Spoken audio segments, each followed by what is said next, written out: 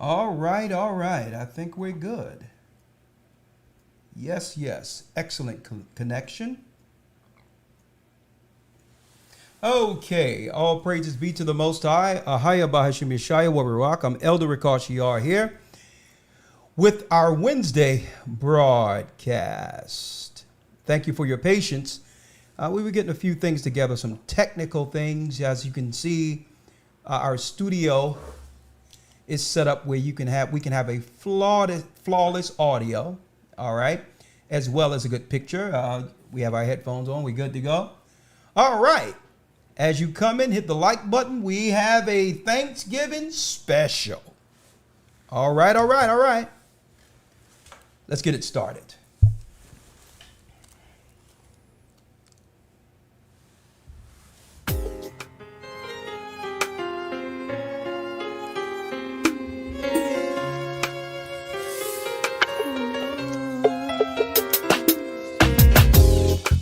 The East is where we're from. The 12 tribes of Israel. In 721 BC, the Assyrian king, he took us down, we fell. With the great escape we went through the Euphrates. The Lord held the water still. To a land where no mankind dwelt, we went. The 12 tribes of Israel. That's who we be, we be. Manasseh, the Cubans, Ephraim from Puerto Rico, and Valley from the Isles of Hawaii. The Lord is calling back Israel. Zebulon from Panama, Gad, the North American Indians, Simeon, the Dominicans.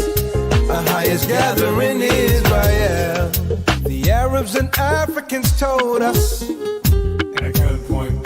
Together our wives and children then sold us. In the belly of these great ships we traveled in fear. By the rivers of Babylon we found our brothers here. Ahayah gather us. Ashar in Colombia, Reuben from Australia, Issachar, the Mexicans. Ahayah's gathering Israel. Judah, the Negroes, Benjamin, the West Indians, Levi, the Haitians. Ahayah's gathering Israel.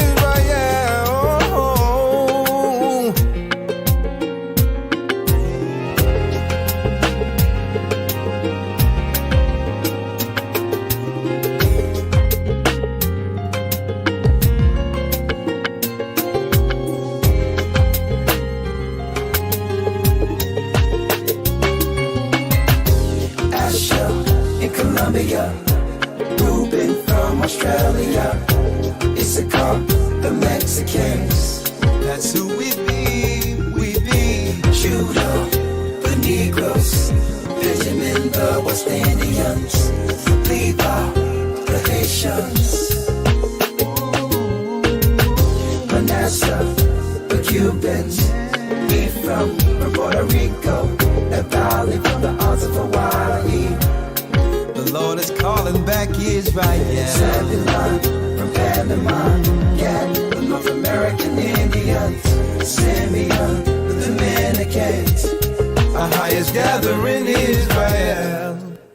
That's right. The Most High is gathering Israel. I'm Elder Ashar, along with Elder Lawyer this week with our Thanksgiving special. I hope you all can hear us clearly. Man, there's so much going on in the earth right now, and I hope you brothers and sisters are staying safe. That's first and foremost. And I want to make sure, brothers and sisters, that you keep yourself in prayer. All right? Keep yourself in prayer. Above all, don't believe what you see on the news. If Thanksgiving has taught us anything, Elder Lawyer, if Thanksgiving has taught us anything from how the powers that be was able to circumvent and colonize the world, is that you cannot trust anything on face value. That's right. All right. You cannot trust anything on face value, and you must trust in the Most High. We're living in a prophetic time. And here it is, the Thanksgiving deception. But before we do that, we're going to go in one more song. I have one more song. And this song goes out to all my brothers and sisters that we must keep amongst ourselves, the children of Israel, brotherly love. Hit that like button. I just want to make sure everyone is in for this so-called Thanksgiving holiday special. All right. We're going to tie it all in today.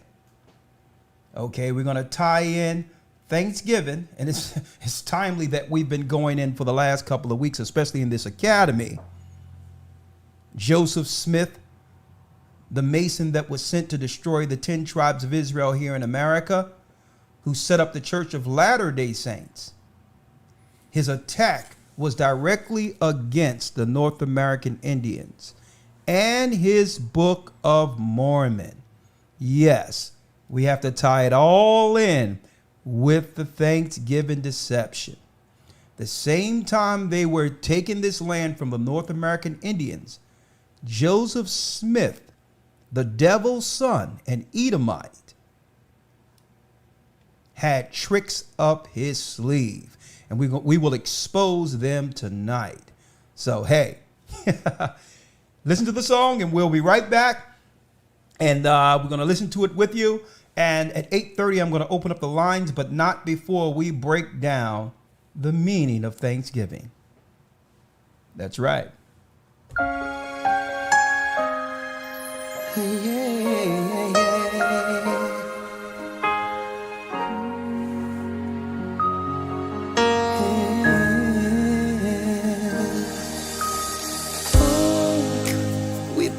So much pain, life took us separate ways.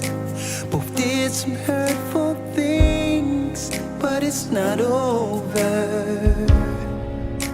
You know that we both care. So can we forgive and forget? I need you here. Remember the ups and downs, the trials we've been through. See, there is no one on this earth who can replace you, my brother.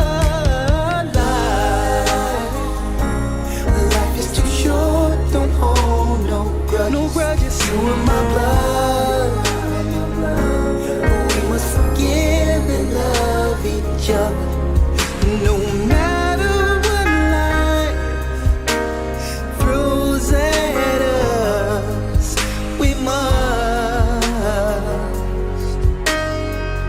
We must keep brotherly love.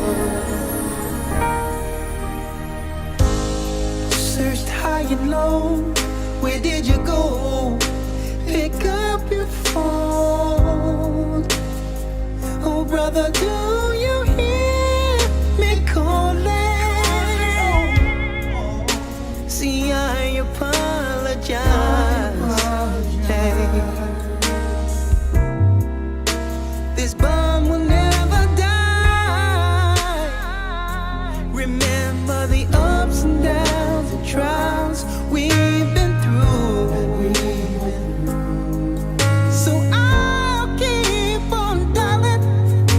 I'll go till I get through to you, brother. Life is too short, don't hold no grudges. No grudges, my love. We must forgive and love each other, no matter what life it throws at us. We must, hey, we must keep brothers, not enemies. Let's come together for the family. Let's walk as one, forgive and let it go. We need to let it go. This distance been killing me for so long.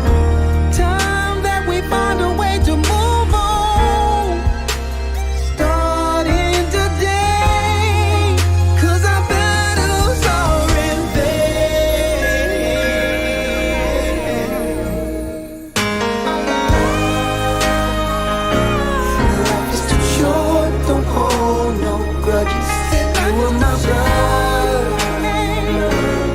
We must forgive my brother.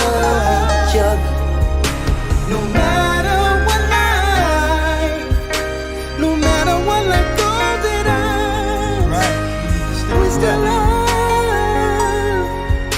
You know I love you. I love you, brother. That's right. It's too short, don't hold no Fight grudge. against You each know I other. love you, my We must brother. learn to forgive each other. We must forgive and love your brother. No matter what life throws at us, we love. We must keep love. That's right. I love you, brother. Brotherly love, brotherly love, brotherly love. That's right. I'm Elder Ashar live. That's right. Live with our Wednesday broadcast of Thanksgiving special. There's so many brothers and sisters who are going through a lot in these times. Now, even before so-called COVID, even before this, usually this time of the year is when there's a high number of suicides and dying alone and loneliness and depression, because especially when you at a time where it's, you know, it's coupling time and you find yourself alone. It's enough that this time of year is some of the happiest times if you have someone, and one of the most loneliest times if you don't. And that's under normal circumstances. I can't imagine what brothers and sisters are going through in a time of what they would call COVID-19, where the media is scaring everyone, forcing people in their homes, civil unrest engineered, mainly aimed towards us. So I thought that, you know, I was going to I have a lot to do, and I wanted to take a day off or so that we can do some preparation work as far as what's going on in the earth. But I'm like, nah, there's no way that I'm going to skip a broadcast, especially on the so-called eve of Thanksgiving. Okay. And I'm like, let's pull this all together. Thanksgiving deception. What's really going on? And now they're putting it out there all on the media and the news. I'm hearing it on the way that there's so much, even in the midst of COVID, we have to be thankful for. Moving everyone. Now you are alone. It's almost like you're forced to acknowledge or to participate in this worships or this celebration to the gods. It's a concentrated effort to move us emotionally. Okay. Now, I'm going here tonight. Okay. I'm going to open it up because I have so much to be thankful for, but it has nothing to do with Thanksgiving. Mm-hmm. The fact that we can expose the evil of it, I thank the Most High for it.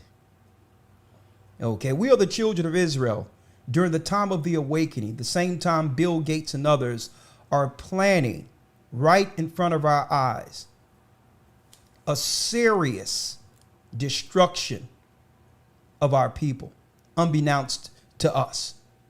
They're targeting us. There's no difference than when they came over into the Americas, into South America with philanthropy, claiming they were there to help the North American Indians, claim that they're here to help this, that, and the other, but yet they brought diseases, smallpox, and all that, so that they can now go to Europe and demonize the North American Indians, claiming that they were diseased people who needed the Romans' help.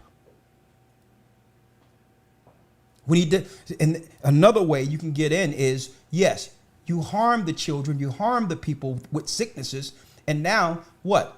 You can easily roll over the people. They need your help. They need your antidote. So by default, the people you conquer has to acquiesce to the power. So no difference than what they did to the North American Indians. No difference. It's the same modus operandi is what they're clearly doing now. And I had to put this out there.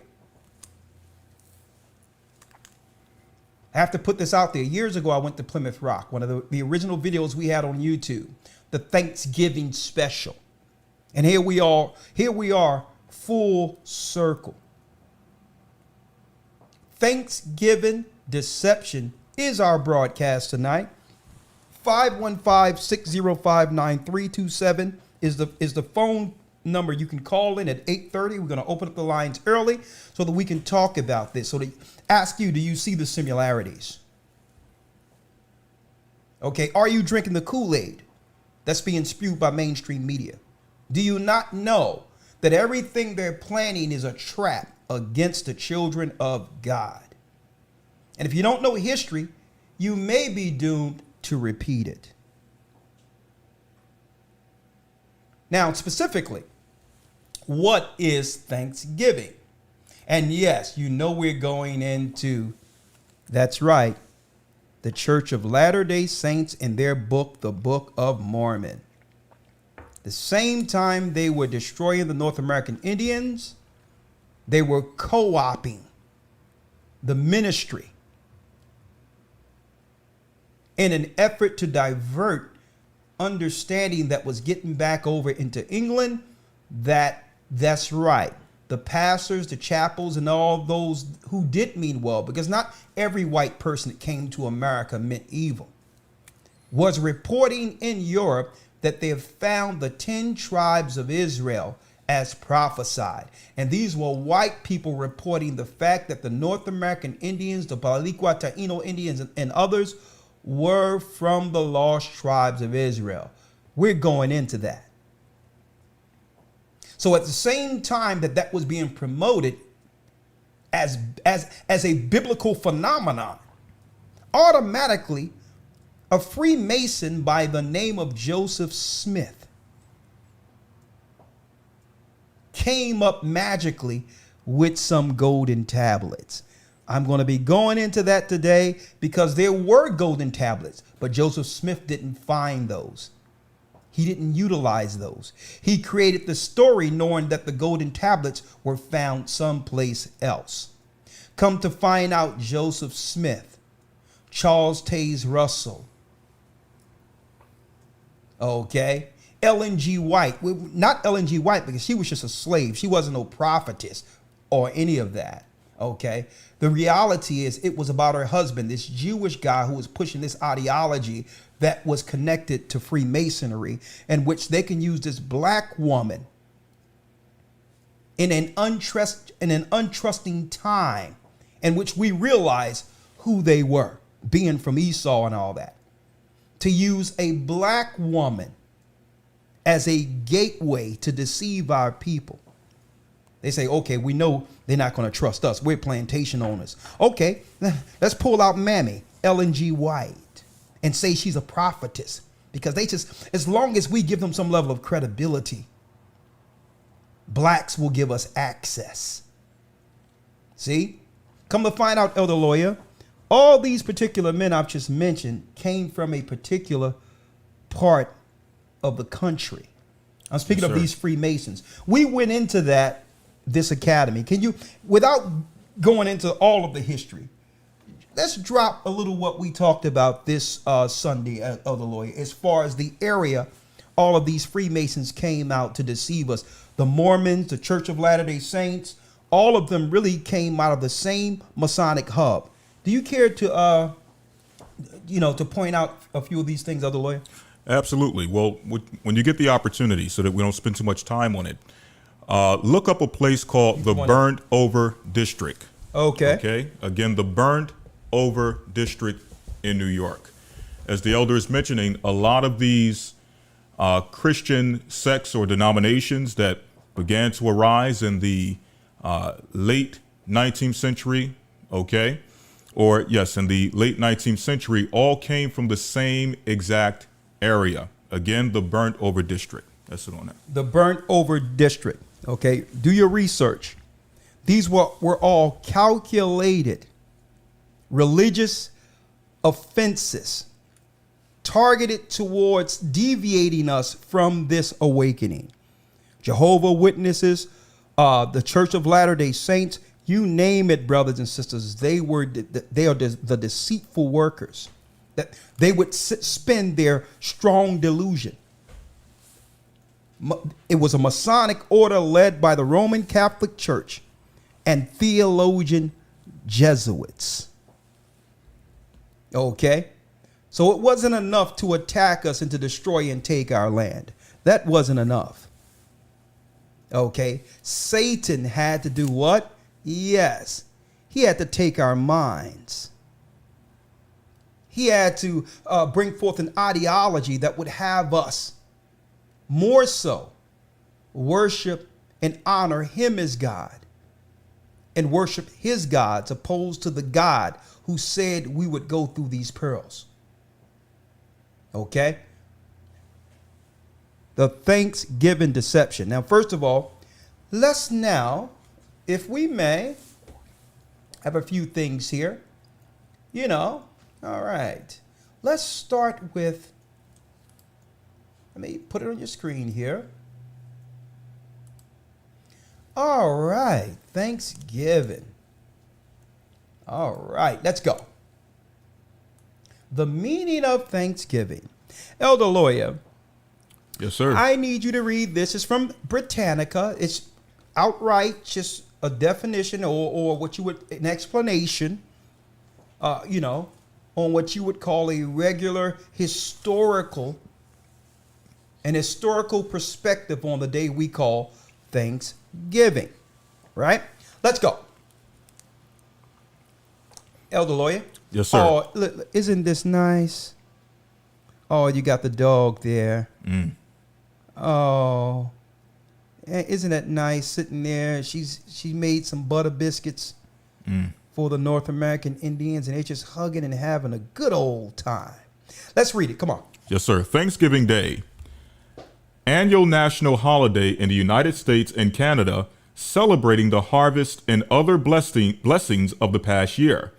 Americans generally believe that their Thanksgiving is modeled on a 1621 harvest feast shared by the English colonists or pilgrims of Plymouth and the Wampanoag people. The American holiday is particularly rich in legend and symbolism, and the traditional fare of the Thanksgiving meal typically includes turkey, bread stuffing, potatoes, cranberries, and pumpkin pie. With respect to the vehicular travel, the holiday is often the busiest of the year as family members gather with one another. Thanksgiving Day is celebrated on Thursday, November 26th, 2020. See that? And, you know, see, that's the fluff definition. Let's make this clear, brothers and sisters. That's what we're seeing here is straight fluff. Okay? What's not mentioned, and you can look at it in some of our prior videos. What's not mentioned here is the dinner in which the same people, okay, the Wampanoag people were invited to a dinner for peace and were slaughtered. These people were slaughtered. They were killed. So I wanted to show you how, you know, and I think what happens is when it comes historically, when they put together these pieces, is to absolve people from guilt. It's to absolve their children from understanding the heinous behavior that led to them actually colonizing this country. Now, as far as I'm concerned, and according to the Bible, and I'm going to go into the Bible, let me tell you real quick. I have no problem with the other nations headed by the white man. I have no problem with them being in power right now. And I'm going to tell you why. What's that? Whose computer is that? Hold on. It's coming from over there. One moment.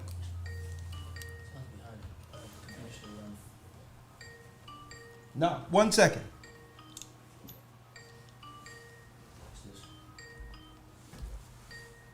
Oh, there it is. I'm broadcasting. All right. Now, let me make it clear. I'm going to make that statement again. Okay, Skype came on. I'm going to delete that. Yeah. Put that over there for me, please. Matter of fact, turn this phone off because I don't want to be interrupted here. Let me turn this off altogether because I know the devil is going to try to come in, especially when we break down this Book of Mormon. Let me make it clear. I have no problem with the white man ruling what he's ruling right now. And I'm going to tell you why. When you read in the book of Daniel, the Most High told Daniel the 4 empires that would rule the earth before our kingdom. Okay? So I'm not trying to fight no other nation for this empire. It's not even about that. But our issue is the deception. Yes, the same way the Persians and Medes had a time under Nebuchadnezzar, the same time that the Babylonians had a time under Nebuchadnezzar, the same time when you have the Xerxes and Darius and others under the Persians and Medes, the same as the Greeks had a time under the Grecians, the Third Empire. The white man or the 10 horns, or who you call the Europeans, who we know is Esau, it was prophesied they would have a time to rule.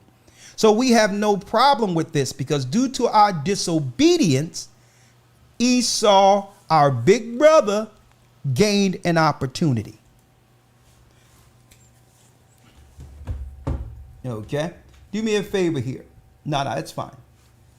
I need that plugged in so that don't come out. Right here. Right here. Right here. Just plug it into there. Yeah. On the other side, please. Thank you. So, let's make it clear. Right there. I don't have no problem with that. No, on the other side. Right here, yeah. The water. Appreciate it. So, it was told to us, according to the Bible, according to the scrolls, and even the North American Indians had this in their Hopi prophecies. They knew the white man was coming. So we don't have any problem with their rulership as far as, according to God, they would rule a certain time due to our disobedience. But our problem is, and this is what Christ's problem, the disciples' problem, and the people of the Bible problems were. The deception.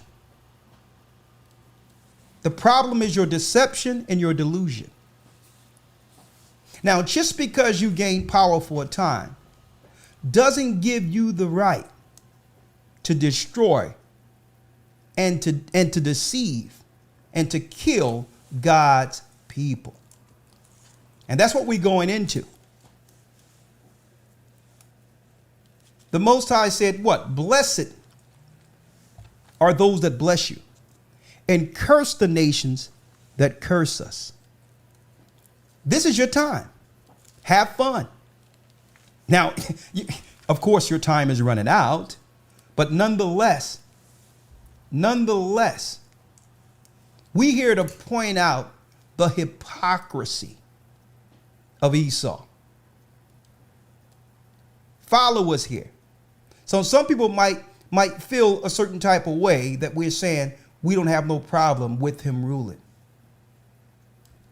Christ had no problem with him ruling. It was prophesied he would rule.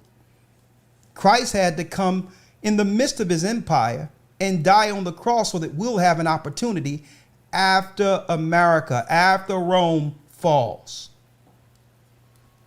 And it so happened, brothers and sisters, that all of us are living in the midst of the exchange. The fall of Esau and the rise of Jacob. We are living in the change. So why am I putting it out there? Because brothers out there, what they'll do is they'll take this truth and feel that they have the right, according to God, to go against a nation who God set up. No, you don't do that.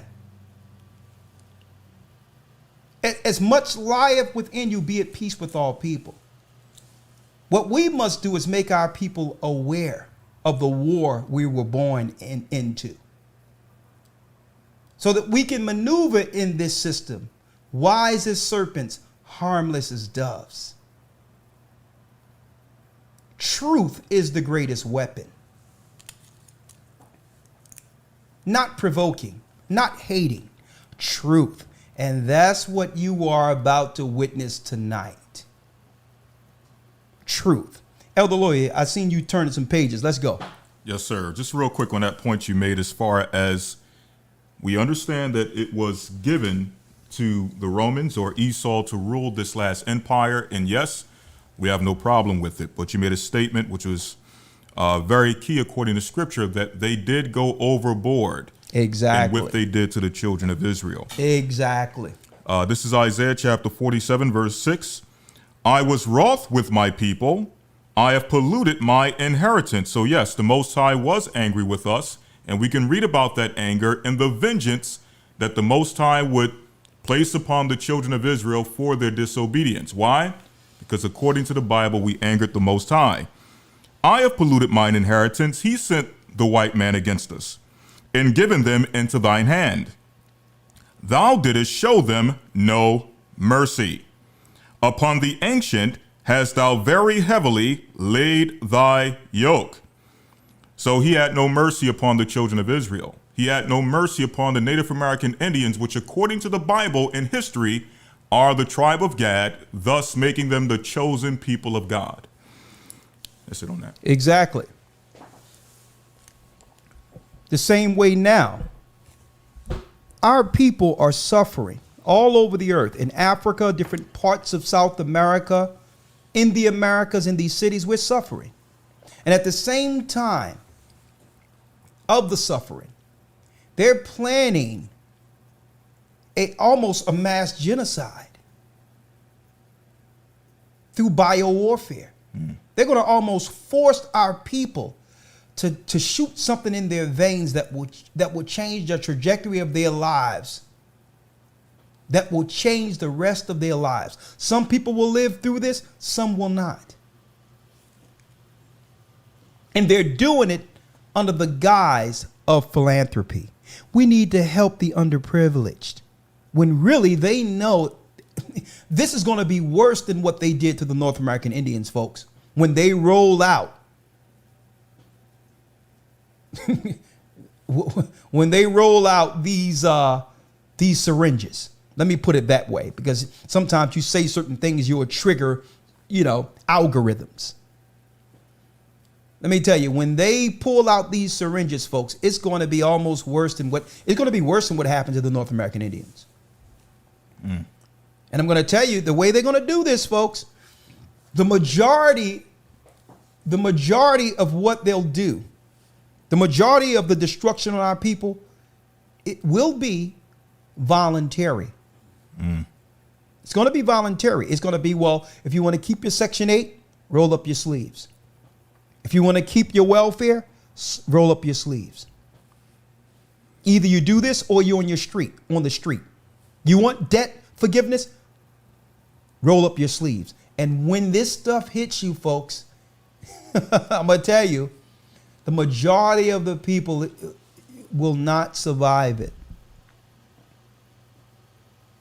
They going after those who know better last.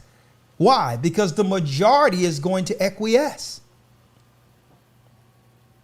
Now, let's do it. Let's do it now. The Thanksgiving special. Let's go into the Bible. Let's talk about Gad real quick. Genesis 49. Genesis 49.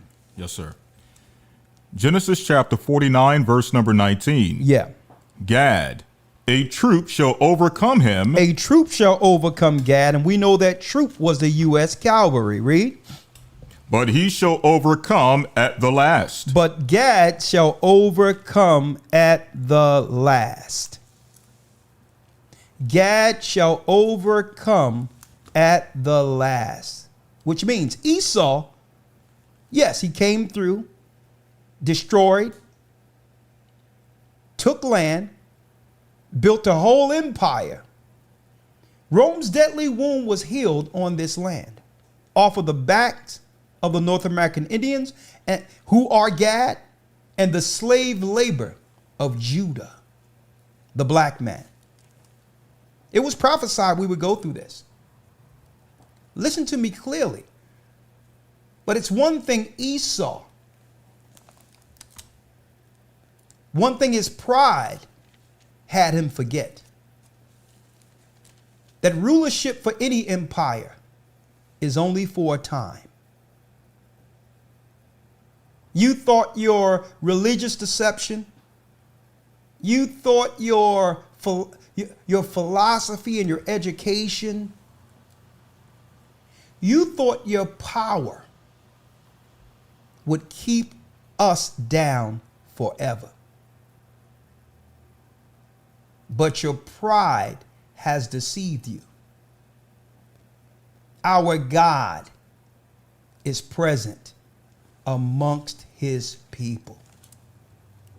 That's one thing you didn't bank on. Elder Lawyer.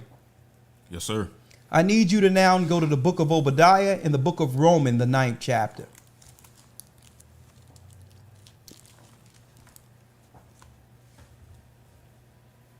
See? What he didn't bank on is the Spirit of Christ cutting through the lies, awakening a small remnant who could point his evil out. Now, when I point out Esau and the white man and all that, I'm not talking about all white people. Like I mentioned earlier, there were white people. I'm going to pull out a few who was sounding from the housetops, who was warning the Roman Empire to stop killing the North American Indians because they are in fact from the lost tribes of Israel. There were white pastors telling them this.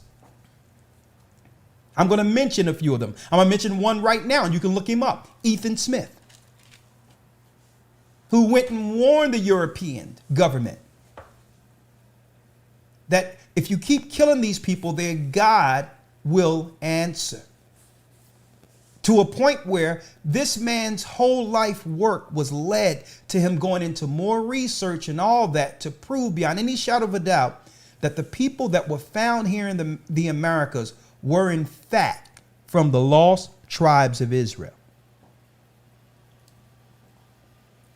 So I'm going to say this not just to our people, but to the other nations.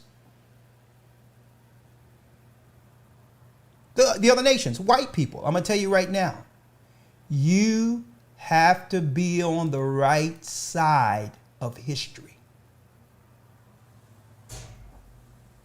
You have to do what's right.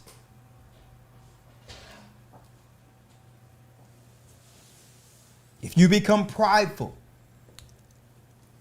like your predecessors, like those who came before you, our God will answer. I'm about to show you right now. Don't be prideful to the degree in numbers where you believe that you can win against prophecy. Straight out. You should have known with all that was going on in the earth that eventually it would begin to come around. A lie can only last but so long before people begin to break free and learn outside of you for the sake of not just self-preservation, spiritual preservation. Your religion has been a trap. Your education has been a trap. And the whole time, we were the prey. Book of Obadiah, but no more.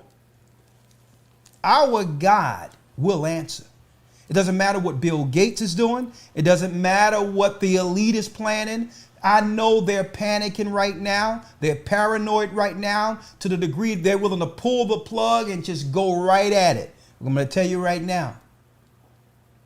Pharaoh thought he had a win because he had the greatest military on the earth during that time.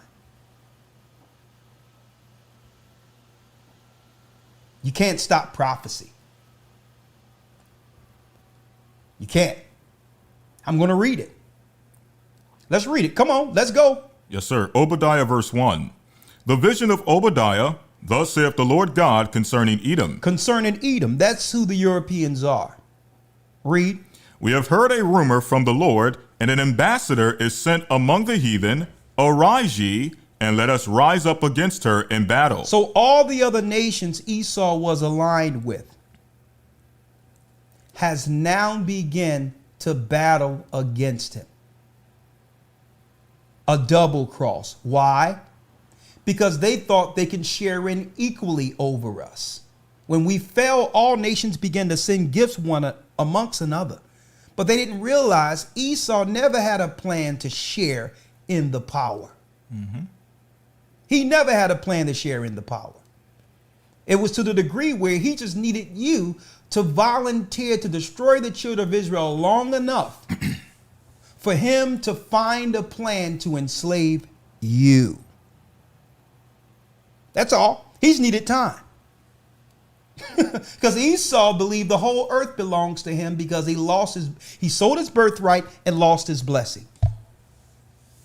So he never intended on sharing this earth equally with you East Indians, you Asians, you other nations who think that you can morph and just let go your culture to become Babylonian so that you can get your lion's share over us. No. A lot of the nations are upset because now they realize that Esau is shutting all of you down. That's right. Okay, that's what's going on right now. That's what's going on right now. Esau never had a plan to share his power with you. He just needed you long enough to destroy us. But guess what? Through the grace of the Almighty and the Spirit of Christ, we made it through. Come on, let's go. Verse 2. Behold, I have made thee small among the heathen. Out of all the nations, Esau was the smallest. Read. Thou art greatly despised. And out of all the nations, Esau is greatly despised. And guess what? He's smaller than the other nation, than any other nations. He's smaller than us. So never believe that when you hear in America that Europeans or white people are the majority. That's a lie. He's only the majority through successfully breaking us down in groups. That's what makes him the majority. But if you put the North American Indians, Gad, who are Israelites, with blacks who are Judah, who are Israelites, and the Balikwa Taino Indians, who are Puerto Rican Israelites, and if you do it all in all through the 12 Benjamin and all that in the same country, and we're not divided based on when we came in the country and at what times, if we're just the nation of Israel, we outnumber all nations exponentially. The Most High says that we are as the sand of the sea, but they have divided us. Esau is the smallest nation on earth. This is why every few years he pushed immigration and others so he can level off the numbers of our growth against our growth. That's why he does it.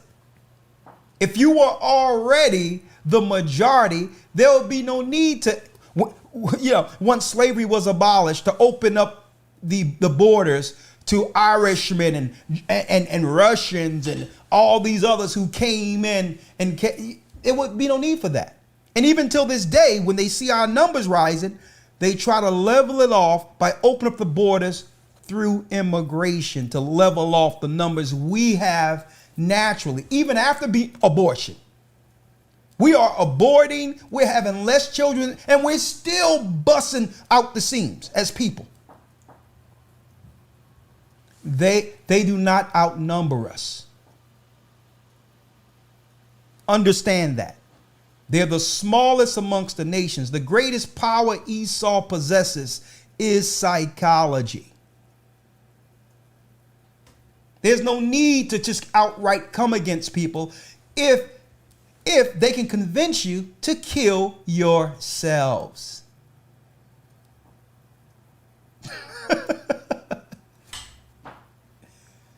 There's no need of waging war. If I can get you to kill your baby before it's born, okay. Hey, that's more effective. I'll put all my money and resources behind that warfare. If I can get you to, when your child is born, to shoot something in their veins that's going to give them a lower quality of life and make them mentally and physically weaker than my children, I don't have to worry about you growing or your children growing beyond the power of mine. Mm-hmm. So understand this. According to the Bible, and it's beyond any shadow of a doubt, folks, without question, we outnumber all nations exponentially. They have divided us to make us believe that the Jamaicans are different than the Haitians. The Haitians are different than the Puerto Ricans. We have to stop being divided and unite ourselves under the Almighty. Even the North American Indians who try to have some similitude of pride, saying that this is their land and I got reservations. Nah, wake up, Gad. You've been rolled over already. Don't buy into that thing. Well, this is my land. No.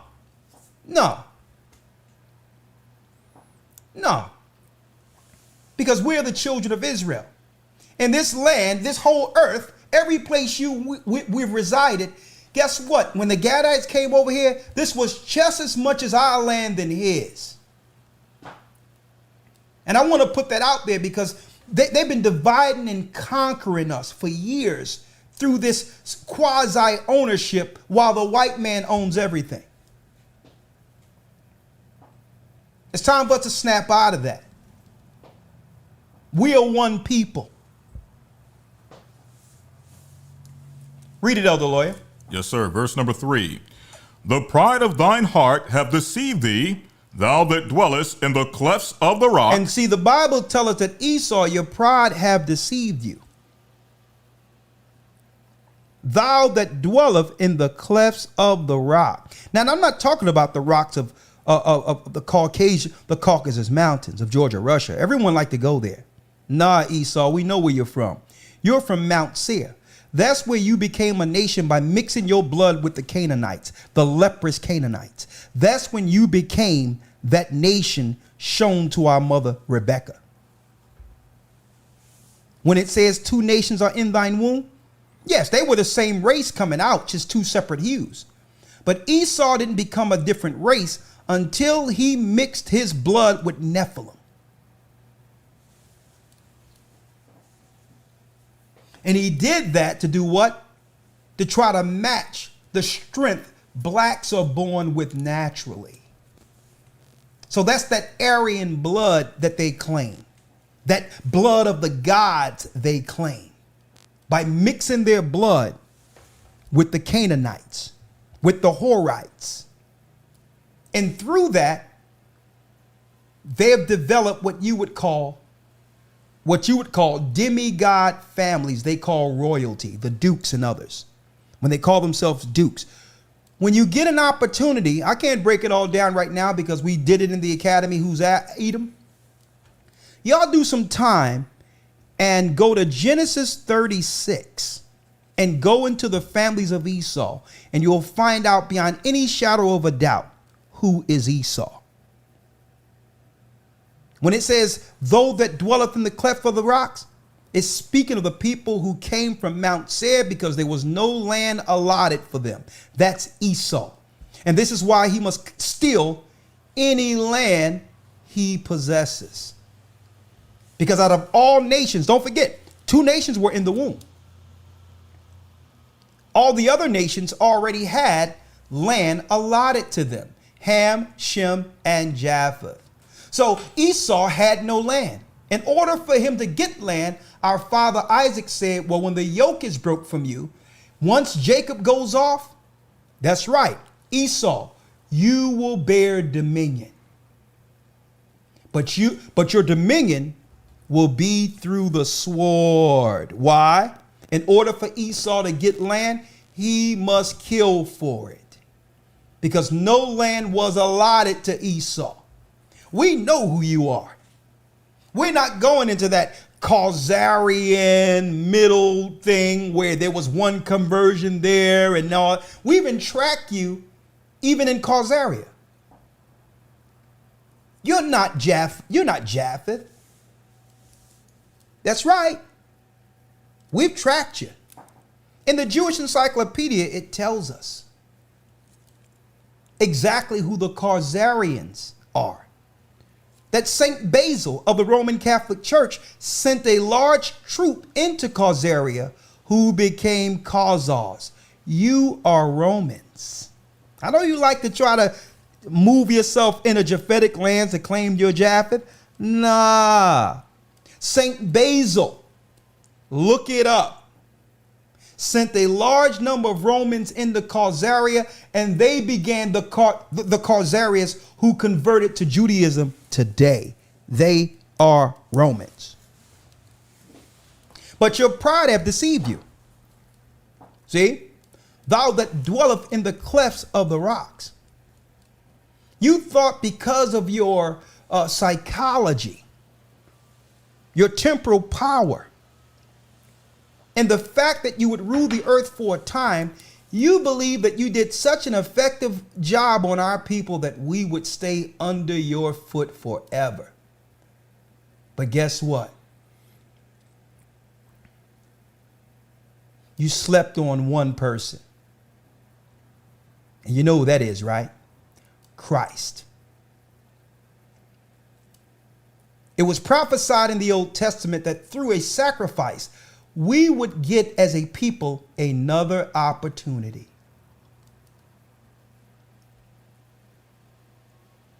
Go ahead, Elder Lawyer. Verse 3, the pride of thine heart have deceived thee, thou that dwellest in the clefts of the rock. Thou that dwelleth in the clefts of the rocks. You came from Mount Seir. You mixed your blood with the Canaanites, the leprous Canaanites, and made a race. And then it tell you in Genesis 36, that's when you became the father of the Edomites. 2 nations are in thine womb. You didn't become another nation until then. We have tracked you. We've tracked you all the way to who? The Putin family, the Dracula family. That's right. The Wesson family, which goes straight from Germany and different parts of Eastern Europe into England to your current, that's right, British royalty. All of you are Esau. You live through blood. You conquer through deception. You conquer and use this deception to rule. That's right. You weren't the original British families of royalty. We were. They put Germans, the Wesson family. Even till this day, the Queen of England admitted that her bloodline is from the Vikings god Odin. Odin. Odin is another name for Edom. We have tracked you. Oh yeah, Thanksgiving special. And see, and the Bible says that the end will not come until that man of sin be revealed. We're just gonna hit them hard tonight. We're gonna go into the 1800s. We're gonna go right in tonight. And and this is a great segue for our academy lesson, exposing the Jesuits with the Christian deception, breaking down the fact that there will be no rapture. They wanted you to believe there would be a rapture so that Christians could stand still And like I've mentioned many days before, at the most prophetic time in Earth's history. The only powers, the only people in this earth who can oppose what's going on right now are those who believe in Christ.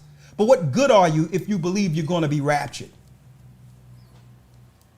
That means there's no fight to fight spiritually.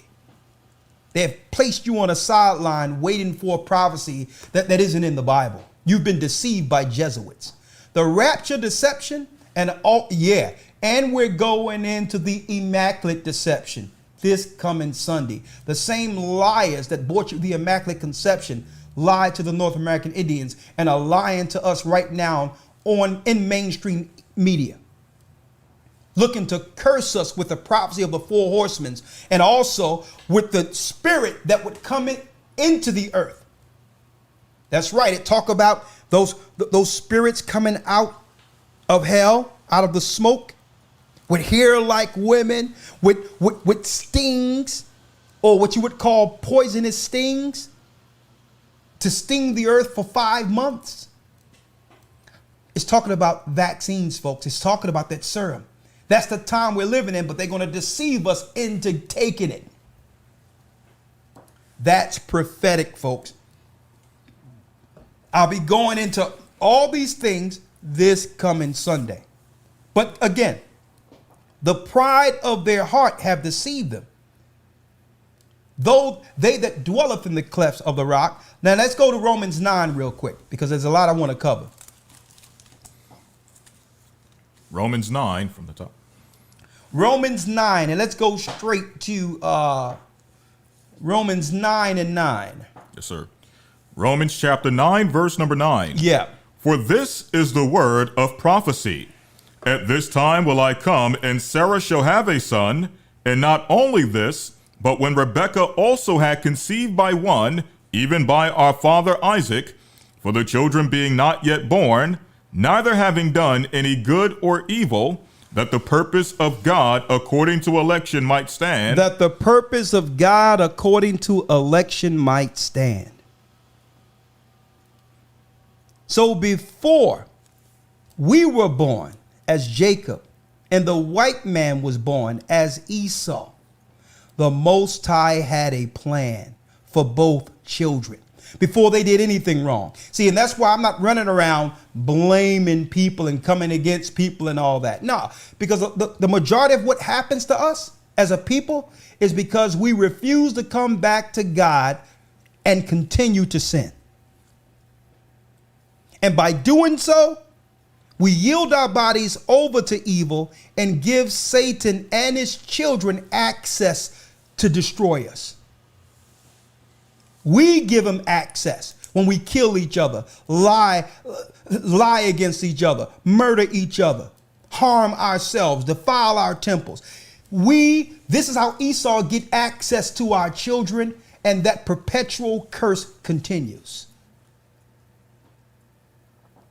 Because through the law, I can warn my children, I can warn my people, and teach them, like Christ would, how to navigate in a world ran by serpents. So that's why I don't attack and go against other races of people. Because they're going to continue to do what they're doing as long as we continue to sin against our God and give them access to our children. That's the way it works.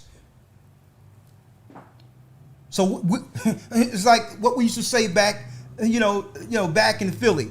We're hustling backwards. You're worrying about the white man and this, that, and the other, when if we got ourselves together with the Almighty, he would hedge us and show us how to navigate in Esau's world. He gave the world to Esau. You think our God can't show us how to navigate through it?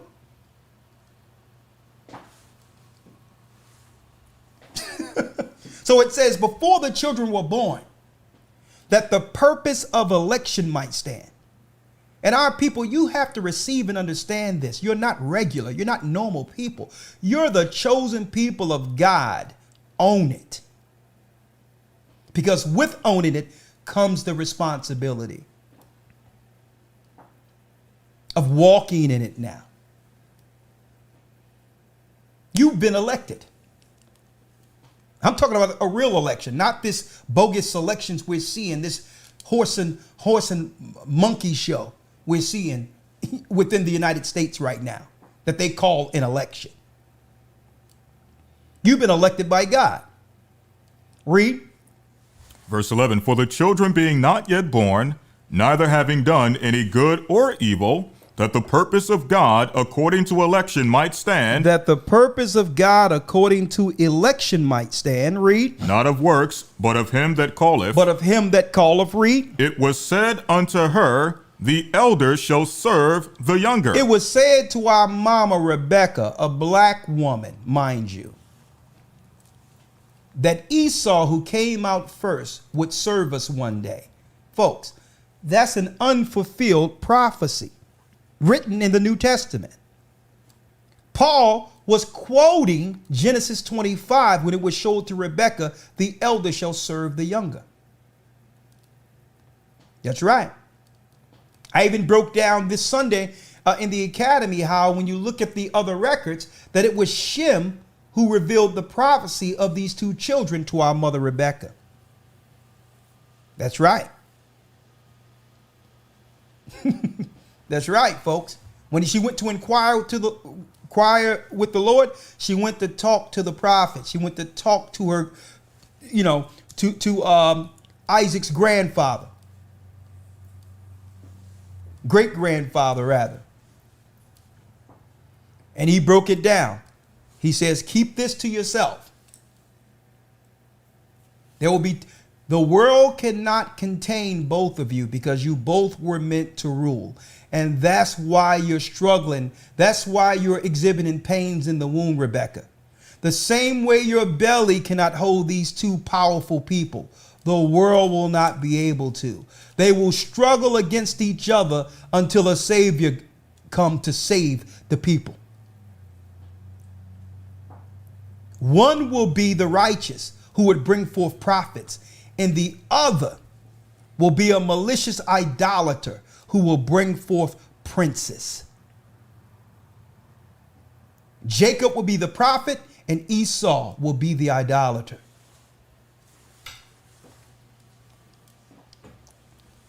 Now, so why did the Most High set him up? So we can't talk about Thanksgiving, the North American Indians being deceived by the helpful Europeans, without identifying who they are both prophetically according to the word. You must understand the characters written in the Bible to know what's going on in the earth, to understand it. Why was Esau raised up? I told you why, but let's go straight there. Yes, sir. Verse 17. Read. For the scripture saith, For the scripture saith unto Pharaoh, even for the same purpose have I raised thee up, that I might show my power in thee, and that my name might be declared throughout all the earth. Exactly. For the pride of his heart have deceived him. So when you go into Romans, Paul is breaking down the promises of Jacob and the pride of Esau. The fact that he would set Esau up as Pharaoh so that he can show his power. The same way the whole earth, the Mesopotamian area, feared Egypt and Pharaoh, they fear Esau's power. And the Most High made him so that when the Most High God sends his son and the angels and have us make it through on dry shod, you'll know that we were always the children of God. When it says the pride of Esau's heart have deceived him, he's hardening his heart over and over and over again. And the more we warn him of our God to say, back up off of our people, the more he pushed these progressive, destructive bio warfares and psychological warfares against our people.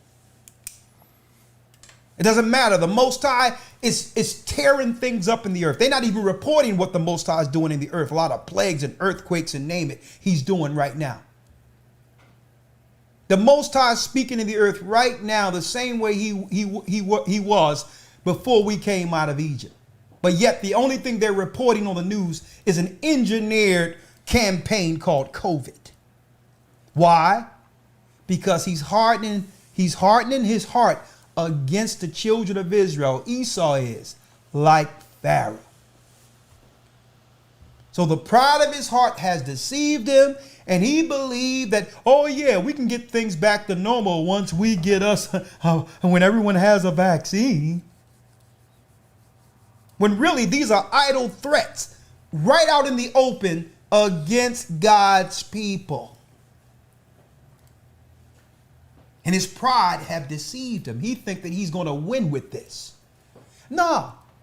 The Most High set you up just like Pharaoh with all this power, antimatter weapons, CERN, all that you have, satellites, all the technology you have that's beyond the technology of Pharaoh, so that when you're smashed, the whole earth will know that we are the children of God, and the God of Israel, Ahayah, stands as the God of all gods.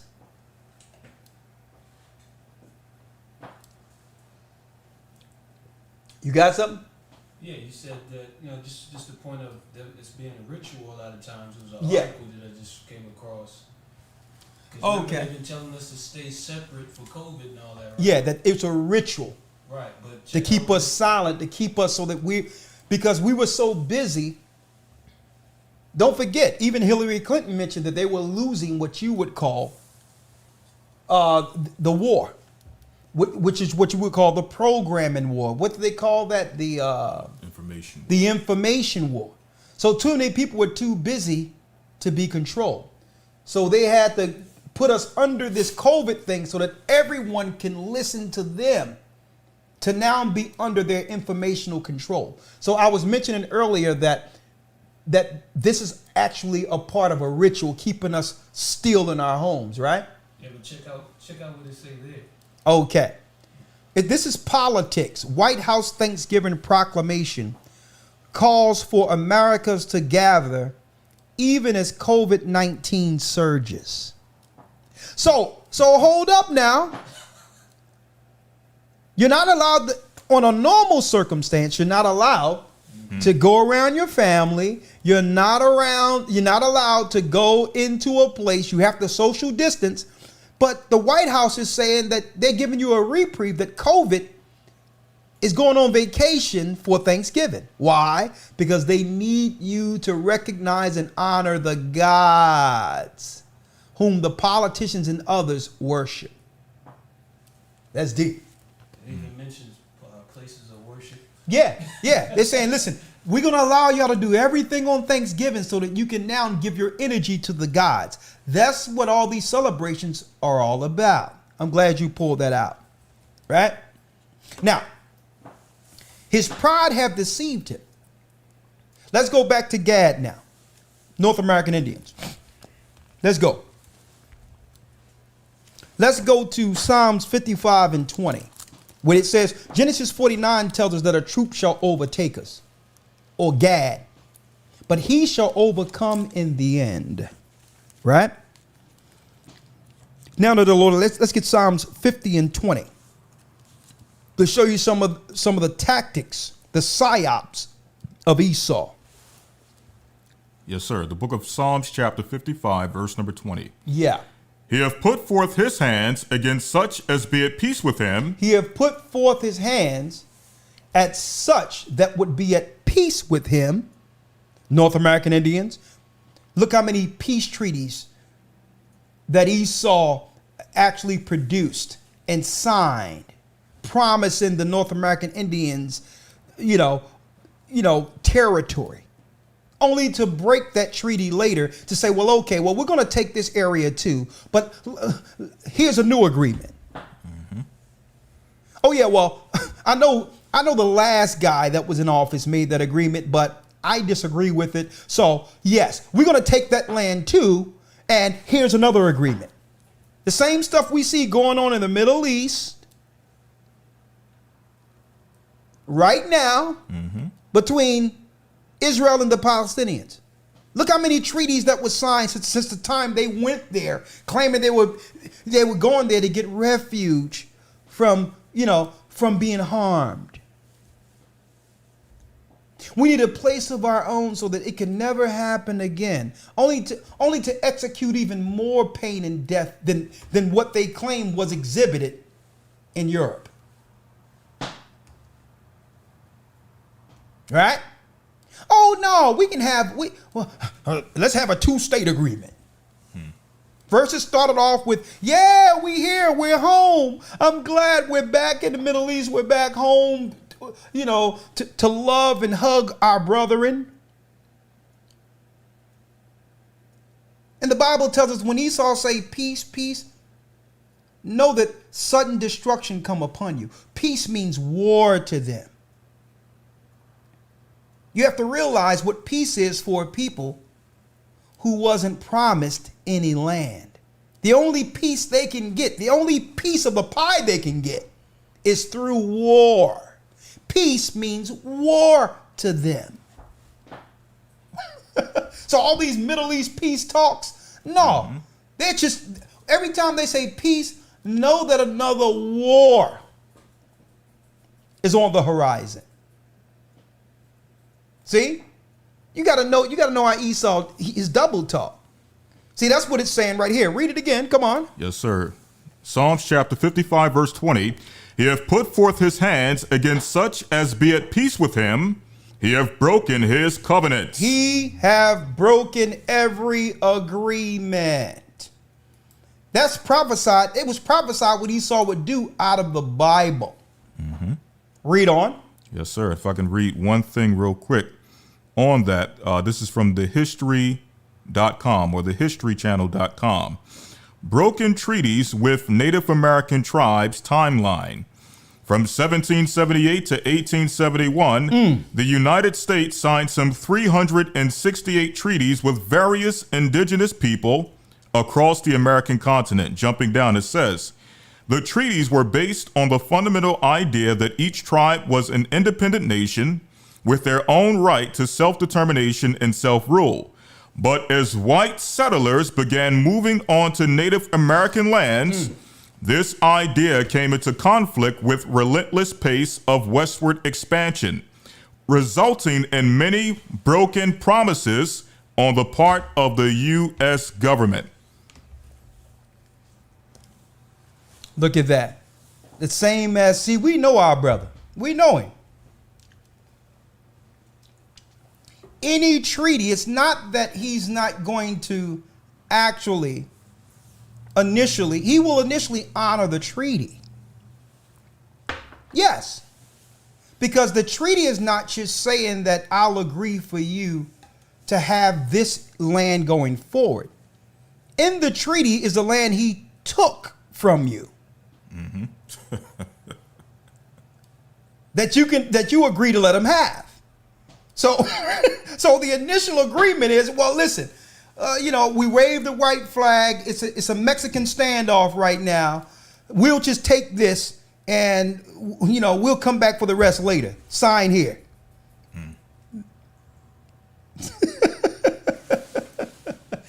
All right. Now, that's what their treaties are, because you have to realize Esau's end game. See, unless you understand the Bible, you'll never know his end game. His end game was never to share the land, because according to the promises of Abraham, the whole earth belongs to the chosen people. And the other nations were meant to serve the chosen people. See? But what happens if the chosen people are in captivity? By default, Esau feels he have more right to the earth than the other nations. The blacks are the chosen people. The Jamaicans and others, the Puerto Ricans, the Mexicans, you're the chosen people, but you believe you're Gentiles.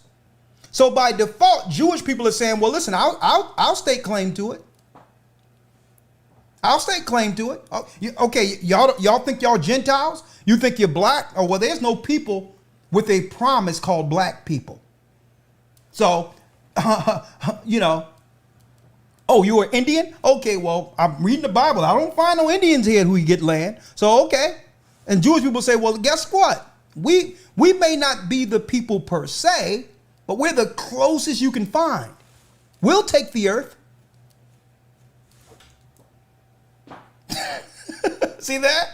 Because there's no promise for the Gentile people. So by default, Esau's end game was to do what? Take the promises lost by Jacob. When we disobeyed God, the Most High said we would go into captivity. It happened. It even mentioned, Christ told us that we would fall by the edge of the sword. That happened by the hands of Esau. Vespasian and Titus in 70 AD. Christ prophesied it. And we ran into different parts of Africa, running from our big brother, which was the desolation of abomination written of in Daniel. This is how we end up in America, in a land that our fathers knew not. So since we're not staking claim to the promise, Esau's end game is to take the whole earth. That's why you keep on hearing at the very end of his empire, this phrase, a new world order. A Masonic new world order. Esau's rule. Finally, without opposition. Now, mind you, Esau don't see a comfortable new world order without the total eradication of his brother. See? He don't need someone coming with the Bible, you know, trying to challenge him later for it. So now you get this worm running around talking about he need to stick all of our people everywhere with some germs and all these diseases to kill us off. Why? So that they can make a comfortable new world order, a world without Jacob opposing him. What you got, other lawyer? I see you moving it. Yeah, let's do it. Yes, sir. One quick one before I go back to Psalms 55. And once you get there, I see you moving that Bible. Hey, folks, we are about to go into Joseph Smith in the Book of Mormon. Oh, here it go. It's about to pop up in here. Get ready. Get ready. For all you jokers out there running around with that book. Hey. I had to start Elder Lawyer, I had to start the broadcast off with brotherly love because you know what? You have to realize, and I want brothers and sisters to understand out there, that the truth isn't personal. I don't have no problem with any brother or sister. But if you purport lies of Esau, we have to expose it, regardless of how we personally feel about you. So we're here to deliver the goods. We're going to deliver the truth. Now, either you're going to look at this honestly, even if you feel a certain type of way about me. If we have the empirical, undeniable truth on that book tonight and its prophet, we expect you to roll that back and stop promoting evil. Not us, our God. Okay? We're bringing the goods. Yeah, we brought it out in the academy and all that. And it's deep because I didn't know so many people wanted to actually know about the truth of the Book of Mormon, Joseph Smith. Folks, I said we was going to break that down. And guess what? Over 200 people, Elder Lawyer, enrolled in the academy. From the time I said it Wednesday up until Sunday, I've never seen nothing like that with over 200 people enrolled in the academy just to hear what we was going to break out on the Book of Mormon, on Joseph Smith. And you know what? I'm like, and see, that was really a tell for me because I thought people knew better than that book. I thought we were well beyond that as Israelites and understanding the power of this Bible not to fall so backward.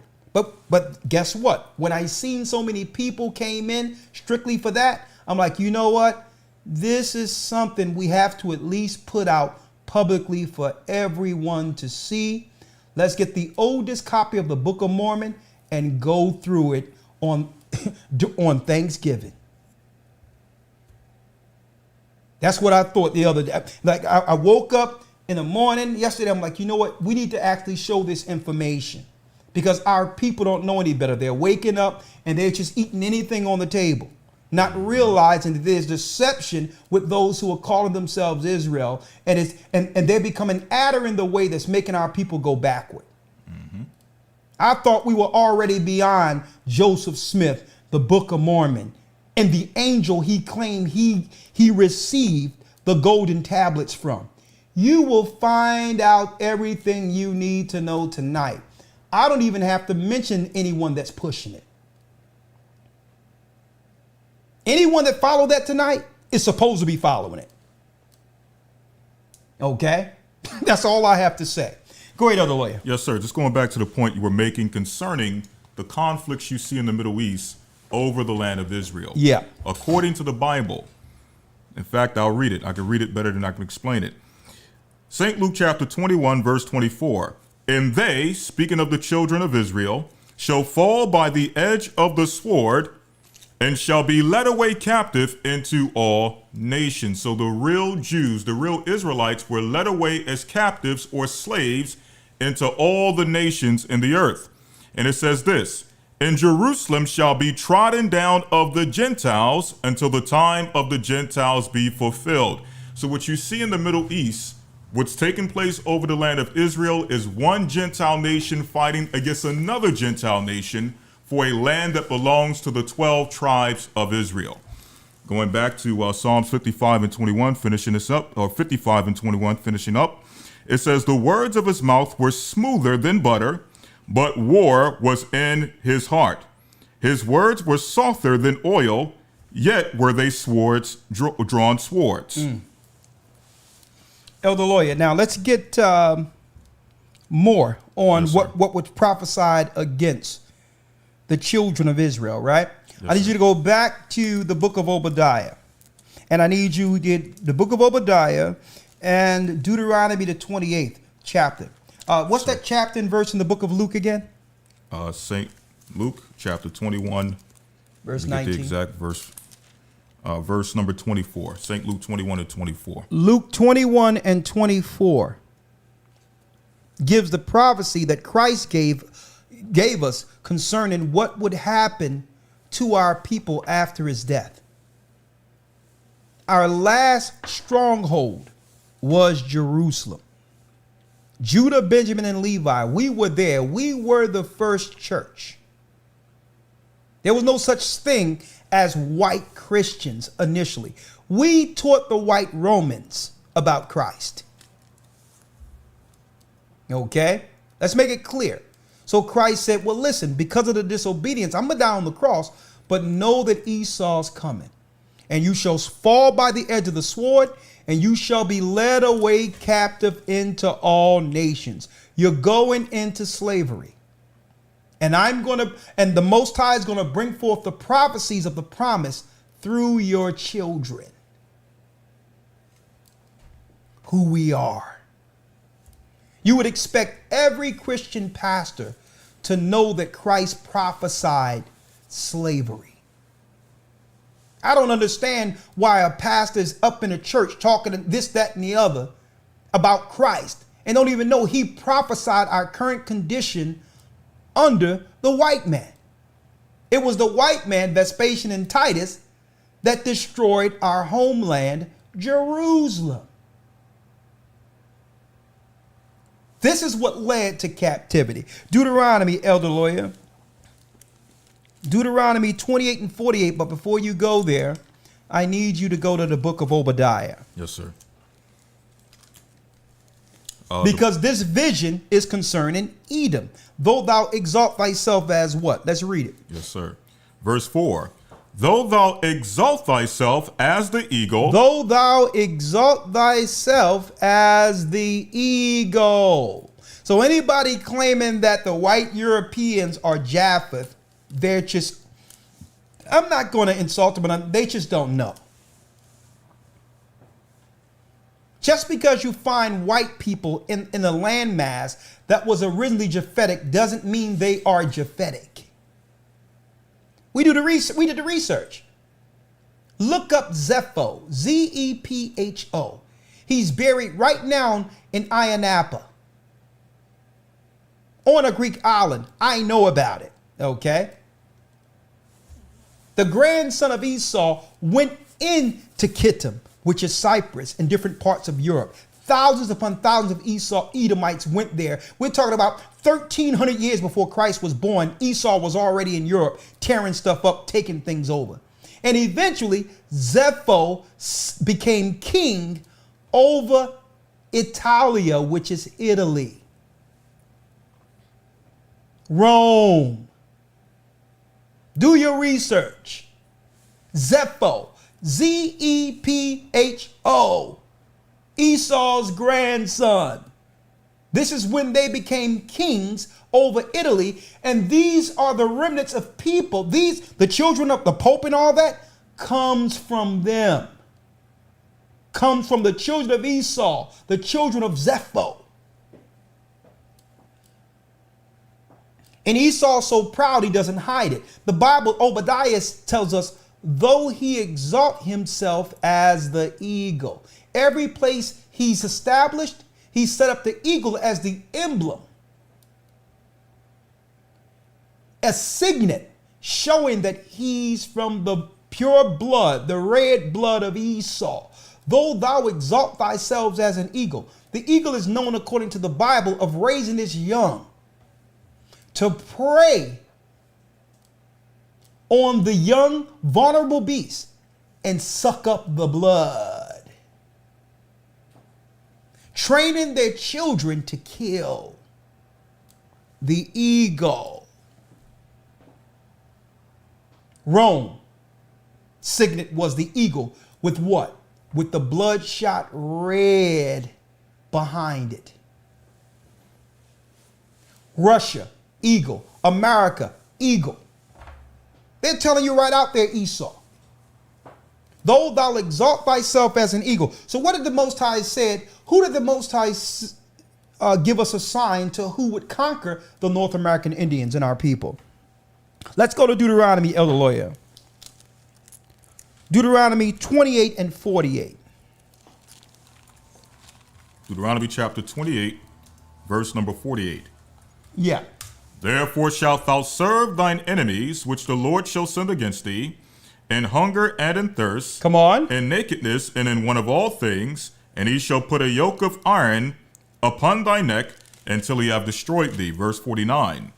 The Lord shall bring a nation against thee from far, from the ends of the earth, as swift as the eagle flieth. As swift as what? As swift as the eagle flieth. As swift as the eagle flieth. Read. A nation whose tongue thou shalt not understand. A nation whose tongue thou shalt not understand. So what nation came against the North American Indians and others? Esau, as quick as the eagle flieth. Esau, the eagle. After sinning against me, if you continue to sin and break my law, I'm sending Esau against you. Once Solomon began to sin, he set up temples to Ashtoreth, the virgin goddess, to sacrifice children to. What did the Most High do?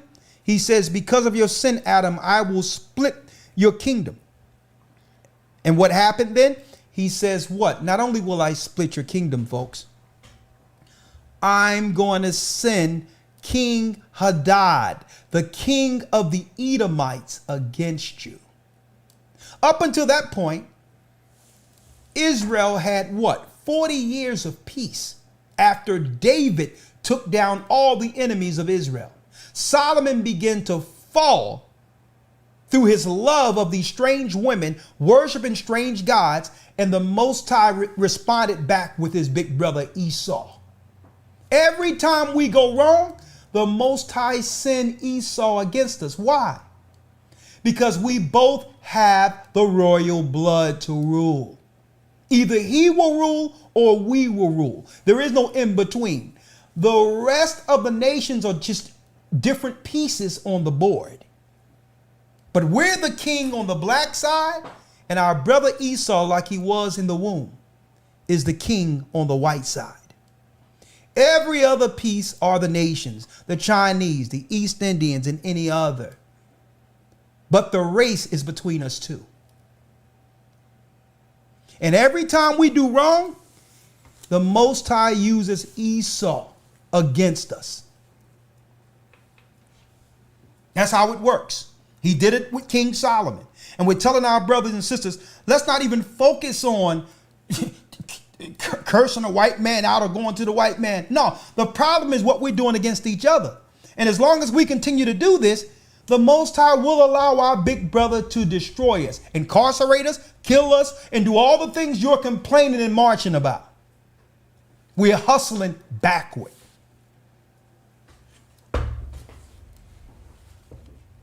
He says he would send a nation against us as quick as the eagle flieth. Man, I cannot wait to Sunday to go into these Jesuit demons on how they perverted Christianity, folks.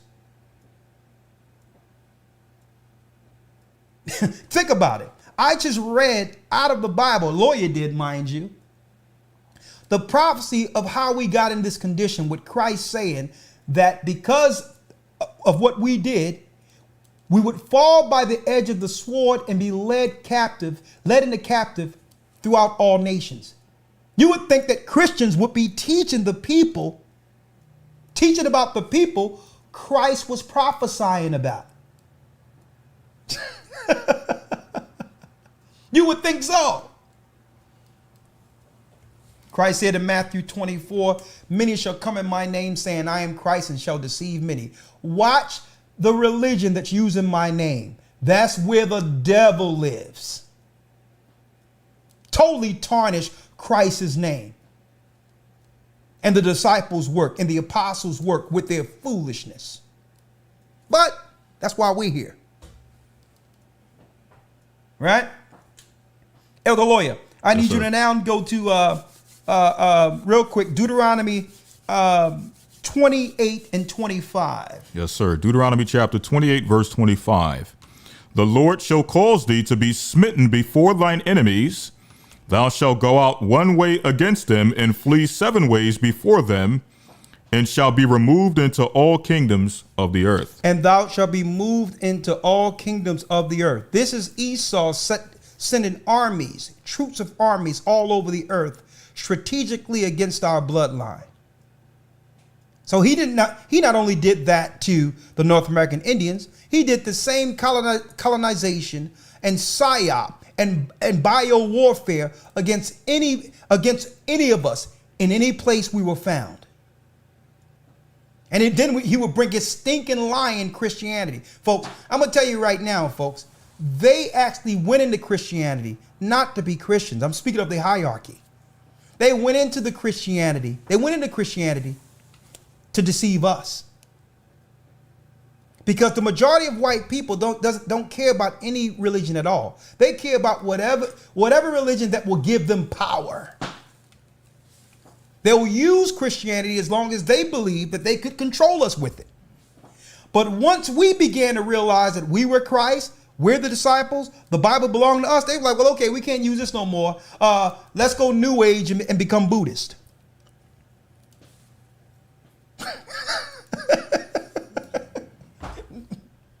They don't care. The Christianity, which is, they knew that our spirit, that the Bible would call us, and that we would have this special relationship with Christ. Even in believing he was white, we were still attached to this Savior, this Moses, someone who would stand for the underdog. We had this, and guess what? It doesn't matter what they've done by putting up a white man, which is a lie and all that. Guess what? We as a people never lost our belief in Christ. We've never lost that. You would have thought we would have threw this away already. No. Because why? Our ancestors, our spirit connects with this book. No other nation can break down this book like us because we are the people. Now here we go. So Esau, Christianity was nothing more than a tool of warfare for him. Religious control over a people. He don't care about what book you read as long as he can control how you read it and how you understand it. And as long as he is the authority over it. See? Yeah, I'm going to teach you how to read and understand a book and still believe in it and believe in that God. But I'm going to make sure I steer your view that would absolve me of white guilt. See? And at the same time, you would have to exalt me as the authority over it by coming to my theologian school and learning from me, the same people who destroyed your people and the North American Indians. Yes, trust me, I'm the people of God. See? But now we're not just saying that the true Jews and the Israelites were black. We're proving it. So Esau, the Romans, are looking at, well, we can't use that no more.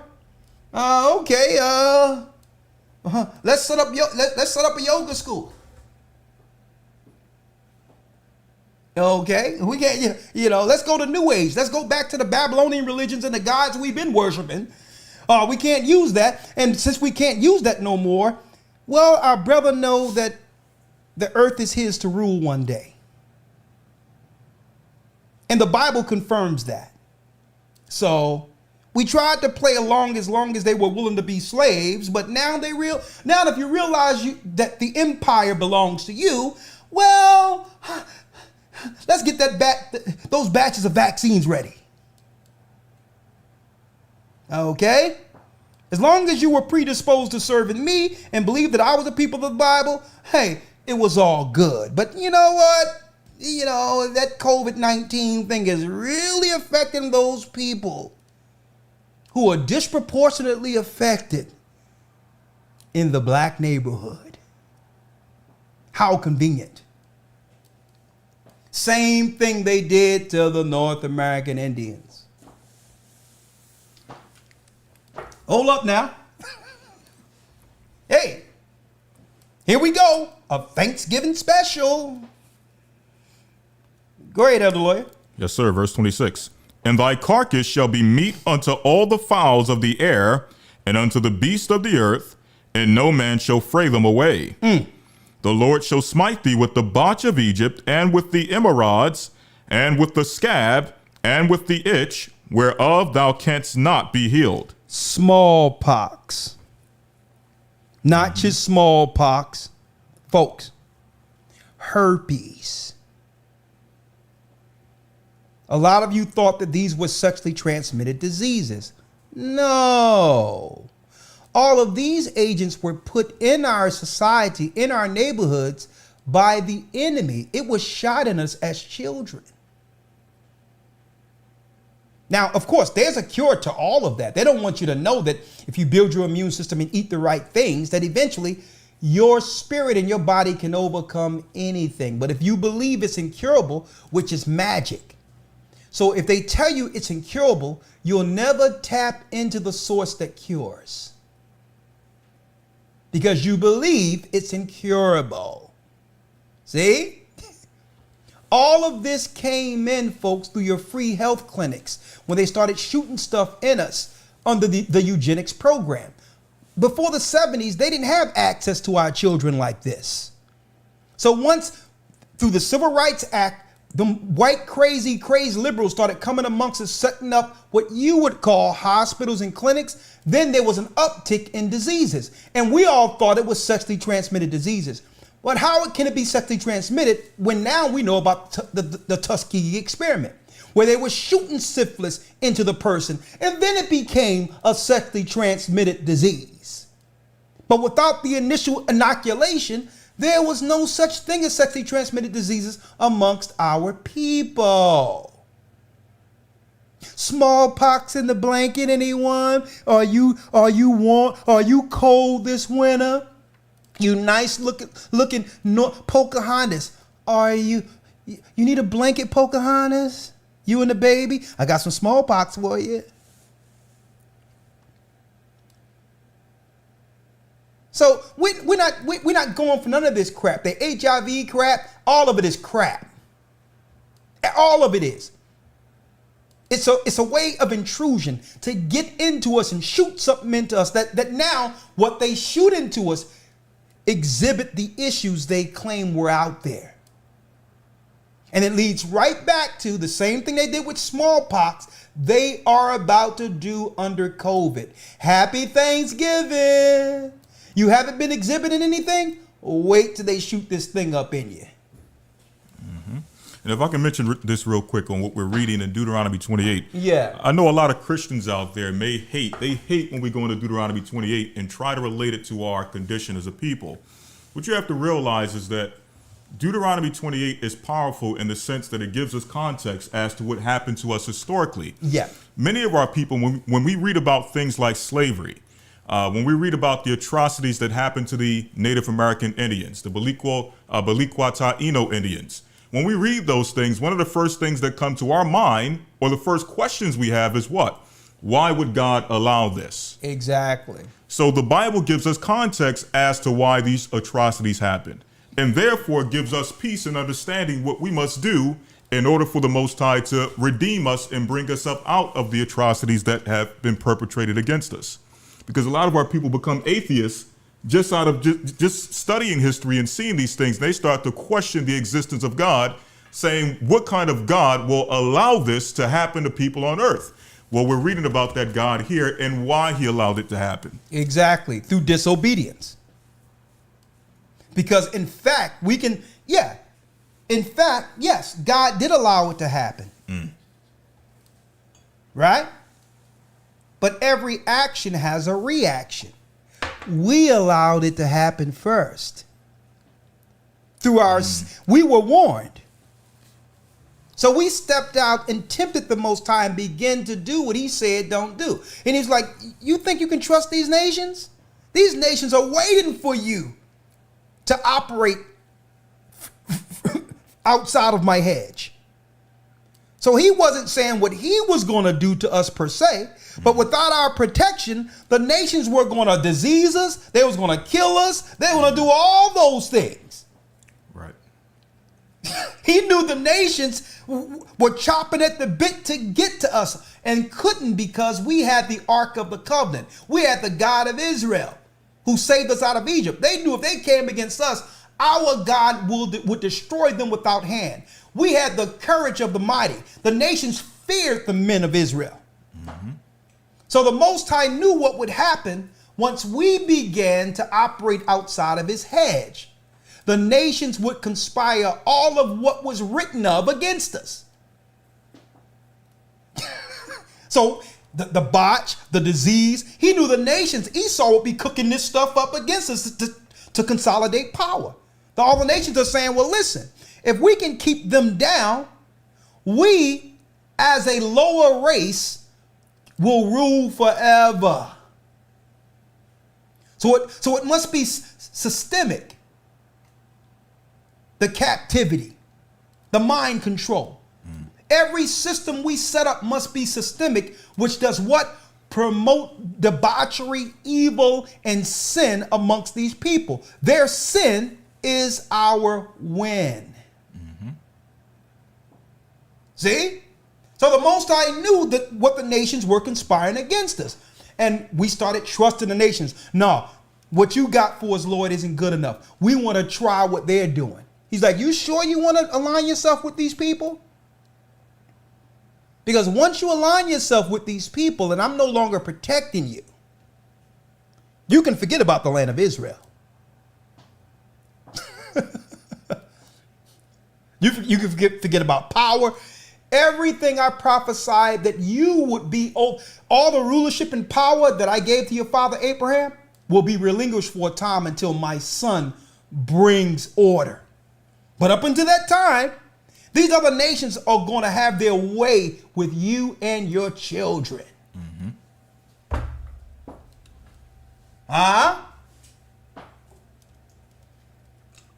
I'll tell you one thing, Elder Lawyer. There's something going on tonight. I'll tell you right now. There's something. Happy Thanksgiving. Okay? Yeah. I was going to ask.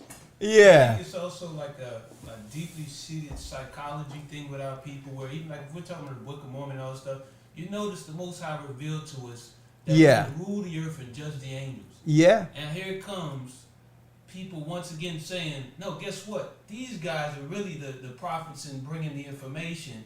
You know, and without saying that, you know what I mean? Because Yeah. in the chat, for example, somebody said the stick of Joseph being Joseph Smith and stuff like that. My thing is, so once again, we somehow become relegated under someone. Now you talking about Buddhism, whatever. It's always this thing where we want to relegate when it said, "Are we a homeborn slave?" And it's like we talk about the people on Thanksgiving, you know, and it's like communities, we're looking at them. But what about we do in the truth? What we do in the truth? But the whole thing is this, though. People are using Joseph Smith as a cover. It has nothing really to do about Joseph Smith. More so than it has to do with, let me find something against them, against what they teach. Because automatically, if you are using the name that was taught by us, right? Think about it. And you are out there trying to proclaim something, but you have no affiliation. Eventually, it would come up where people start to ask, well, we know you learned from these guys. Why aren't you with them? So they have to have this their own little gimmick. I got the Book of Mormon. I got Joseph Other Stick. And when it is not about that. It's about their pride that won't allow them to continue to learn. Because anyone in their right mind who have studied the Bible know that the Book of Mormon is trash. And why do I say that? Well, look at your screen, please. Look at your screen. I'm going there, right? Because I'm going to be able to prove the North American Indians and who they are, like out of the Bible. And not once did I go into the Book of Mormon. Elder Lawyer, get 2 Kings 17 and 17 and 2 Ezra 13 and 39.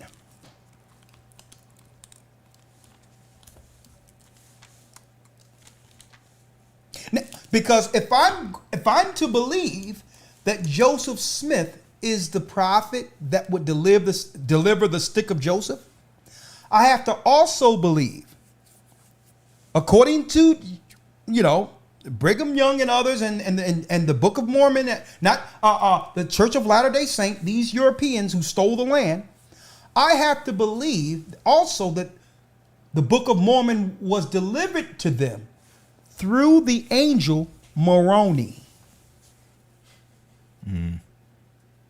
Right. Okay. So I'm going into the angel Moroni, who delivered the Book of Mormon to Joseph Smith. And I'm going to go into why Joseph Smith strategically came up with some information about the 10 tribes that were found in the Americas. Okay, and I need y'all to know this because they don't want to tell you this. Matter of fact, the people that are pushing the book, they don't even know half of what I'm about to show tonight. To show you how little they know about a book they claim to be spiritual. And guess what? This is how you're going to know their pride isn't right, that their spirit isn't right. We're going to put out the information, and we know it's going to be delivered to them. And they're going to harden their heart. They're going to still find a way to be angry. Or you got to watch the serpents, because what the serpents do, is they reflect. They won't go into the information. They'll deceive the simple by deflecting. by shaming or talking about something outside of the facts presented. Watch a serpent. And I'm putting it out there so that y'all know how to deal with it. Notice how when you bring the truth, they deflect and try to shame or try to talk about something outside of the facts.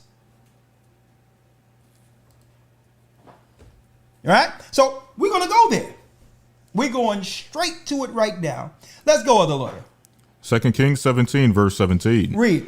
And they caused their sons and their daughters to pass through the fire, and used divination and enchantments, and sold themselves to do evil in the sight of the Lord. Read. To provoke him to anger. Therefore the Lord was very angry with Israel. Hold up. Let me make it clear. If anyone put out any other content creator,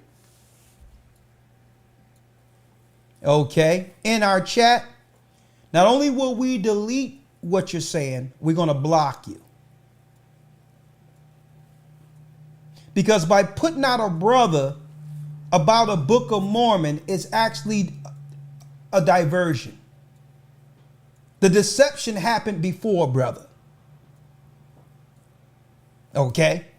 So we're not going to give another content creator any more attention. It's enough that these people learn the name of the Most High and learn from us, only to put up a YouTube page that deceives people. All right? So you put up another content creator in here, you will be blocked. Because we're going to present the facts. And if you know the content creator, you take the facts to him. We're going to do what we was doing before those people existed. The truth. Read it, Elder Lawyer. And they caused their sons and their daughters to pass through the fire, and used divination and enchantments, and sold themselves to do evil in the sight of the Lord. Read. To provoke him to anger. Therefore the Lord was very angry with Israel, and removed them out of his sight. There was none left but the tribe of Judah only. Judah, Benjamin, and Levi was left only. When it says Judah, when you go into the book of Chronicles, you will see clearly that not only was Judah there, but Benjamin came there as well as Levi. That's why by the time Christ was on the scene, some 800 some odd years later, the church began under Judah, Benjamin, and Levi. John the Baptist was a Levite. Christ was Judah. Even Peter, Judah. Paul, Benjamin. They were still intact, but the rest of the tribes, the northern kingdom, were taken out of the land. So where did the northern kingdom go? Let's read, Elder Lawyer. Verse 19. Also Judah kept not their commandments, or not the commandments of the Lord their God, but walked in the statutes of Israel which they made. Yep. And the Lord rejected all the seed of Israel, and afflicted them, and delivered them into the hand of spoilers, until he had cast them out of his sight. Until he had cast them out of his sight. That means off the land. That's how in 1942, another nation, Esau, was able to go there and claim a land. Most people should have asked, well, how was they able to reclaim a land? Where was the people who originally inhabited it? Where are they? If the land is desolate, where are the real people? They were able to go in because we went into captivity. Prophecy. We were scattered throughout the earth like Deuteronomy 28 mentions. That's how now other nations, white people can say, well, hey, ain't nobody here. I'll take this. But in order to get the land, they have to war against the other nations who went into the area after the prophecies were fulfilled. Because other nations, like the Moabites, okay, you have Moab, which is the Jordanians. You have Ammon, which are the Palestinians. They started going into the land. Why? Because we, according to prophecy, had to vacate the land for sin. The same way Adam and Eve was kicked out of the Garden of Eden for going against the Most High and partaking and ate that fruit, the tree of good and evil. So the Most High put them outside of Eden. So that would happen to the children. The Most High gave Abraham a promise. It would be to his son that all this land belonged to you and the nations will serve you. But no sooner as we begin to sin, he said, you will be scattered throughout the earth in the wilderness. You will lose your identity until the time of the end. And in 2 days, will I will begin to revive my people. You'll begin to realize the book belongs to you. And I will call you to stand as the children of God against the adversaries, against the enemies, those who've always opposed you. See? Sounds like an epic production, right? Finish reading, Elder Lawyer. Yes, sir. Verse 21. For he rent Israel from the house of David, and they made Jeroboam the son of Nebat king, and Jeroboam drave Israel from following the Lord. Come on. And made them sin a great sin. For the children of Israel walked in all the sins of Jeroboam, which he did. They departed not from them. Until the Lord removed Israel out of his sight, as he said, by all his servants the prophets. So was Israel carried away out of their own land to Assyria unto this day. So here it is. The 10 tribes, the northern kingdom, were carried away. They went into Assyria, and guess what? The Assyrian king put impostors in the land instead of the children of Israel. That's why when Christ ran into that Samaritan, that Samaritan in John the 4th chapter, he told that woman, there will come a time where you or your people will not be worshiping at this mountain. That the true worshipers will one day be back in this land. And it was speaking of the North American Indians and the other tribes that came over here. Now, when you go to 2nd Esdras 13 and 39, it breaks down Christ standing with those tribes that came to the New World. Remember when it says that a troop shall overtake you in Genesis 49? But Gad, you shall overcome in the end? Because through Christ, he's bringing forth the spirit, reviving the spirit of all the tribes now. And there will be 12,000 from each tribe who will rule the kingdom to come. A righteous government for 1,000 years after the fall of Rome. And the North American Indians, the Gadites, are a part of this. Now, watch me go into the Bible, the Apocrypha, which is 14 books that were a part of the Bible, to bring forth the prophecies to prove that the North American and Indians and others are from the 12 tribes of Israel. And I can do this without using the Book of Mormon. 2 Kings 17 tells us to sin. It tells us where they went.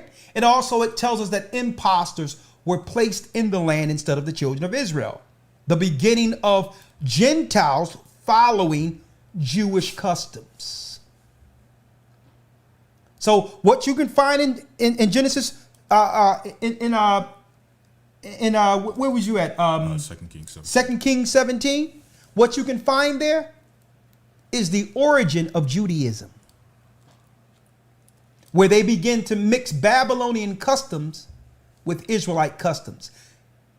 Yeah, there you go. After we left the land. That's the origin of Judaism. This is the religion that Jewish people are following today.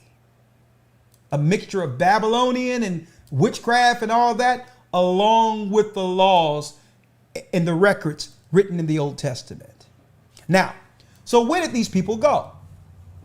Let's go now to 2nd Esdras 13 and 39. Yes, sir. And mind you, I don't have no time today because we pulled out history, lost tribes in the promised land and other records to prove that when the white man came to America, they knew that the people here were from the 10 tribes of Israel. And that when Christopher Columbus came, he didn't believe the earth was flat. That was a lie that was put out in school. He was using the prophecies of the Bible as the map to how to find or to navigate to get to the lost tribes. And it's written in Christopher Columbus' Dialis. See, we're dropping the bombs on you tonight. Huh? Yeah. I'm going to get it. You mean 2 Peter's? No, the Jewish Encyclopedia. Yeah, in the Jewish Encyclopedia. Matter of fact, we'll get that out of the Jewish Encyclopedia to prove to you that those that are dealing with Judaism, they know it too. They know the Indians. are from the 12 tribes of Israel. They knew it. Even in a Jewish encyclopedia, it tells us that they know that the North American Indians were Israelites. We're going to get that too. But 2nd Ezra 13 and 39, read it, Elder Lawyer. Yes, sir. 2nd Ezra chapter 13, verse 39. And whereas thou sawest that he gathered another peaceable multitude unto him, those are the 10 tribes which were carried away prisoners out of their own land. Hold up. Hey. If anyone say the earth is flat, ban and block them. That's right. So. And guess what? That's how we going forward. So just get your troll accounts ready. Line them up, because you're going to need other accounts to actually, leave a comment on our chat. Anyone that ever come with that flat earth crap, you're in gigabyte land forever. Gigabyte purgatory.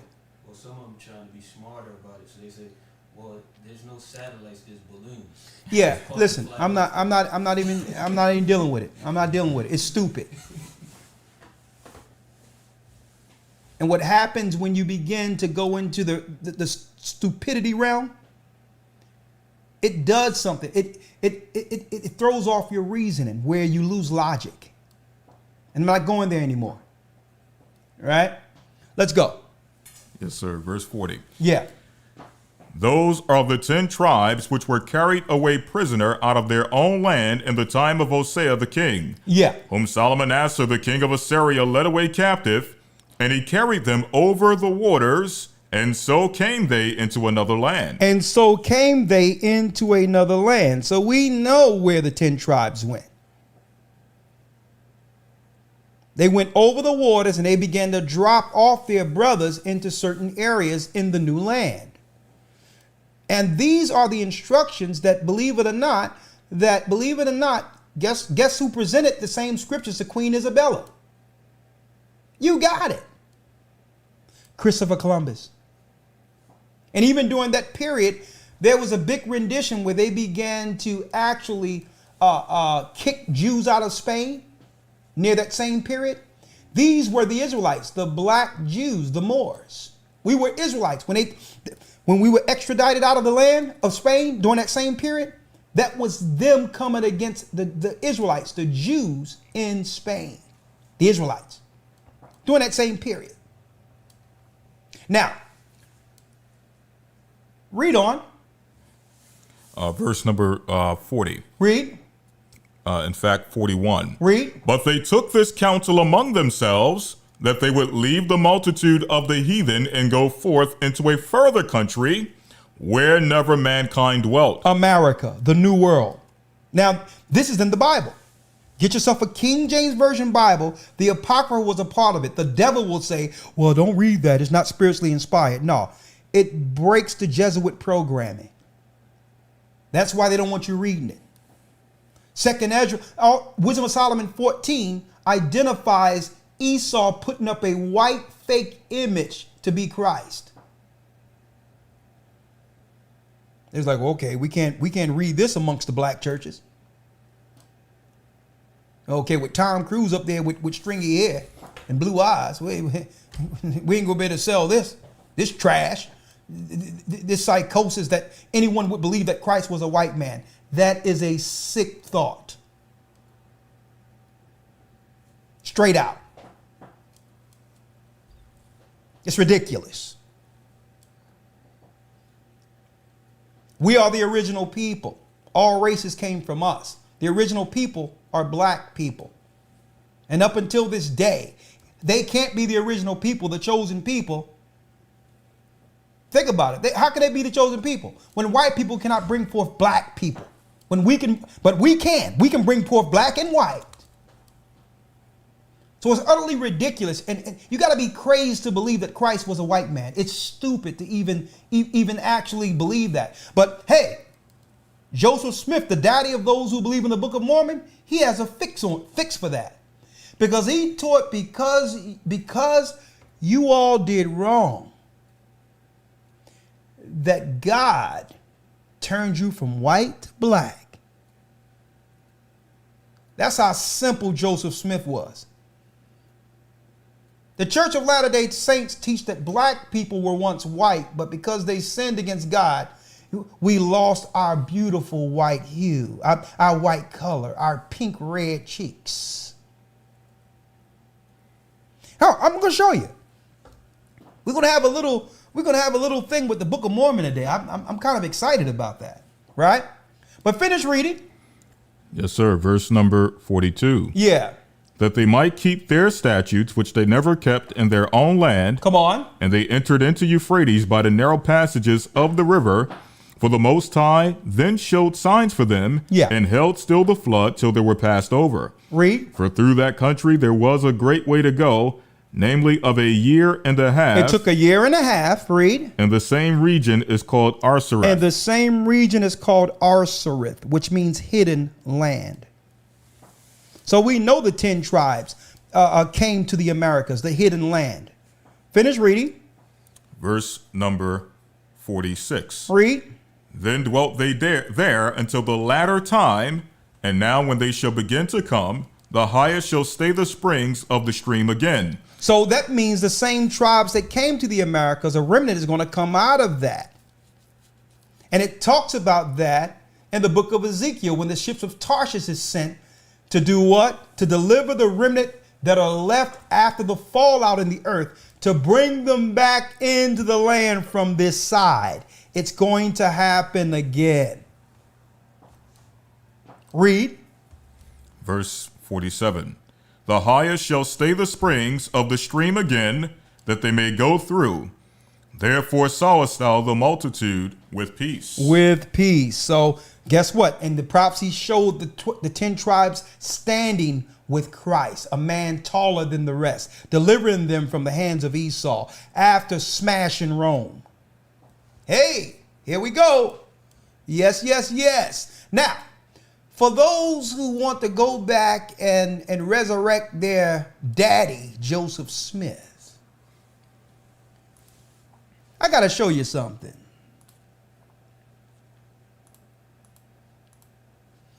Yeah, here we go. Here we go. Here we go. Now, here you go. This is wonderful. I love bringing forth information that would reveal truth to God's people. Yeah, there was a book, brothers and sisters. There was a book called View of the Hebrews in 1823, written by Ethan Smith. Ethan Smith, born 1762. Now, this was before the so-called independence of America, who died 1849, was a New England Congregationalist clergyman in the United States who wrote the View of the Hebrews, a book that argued that the Native Americans were descended from the lost tribes of Israel. Folks, I have this book.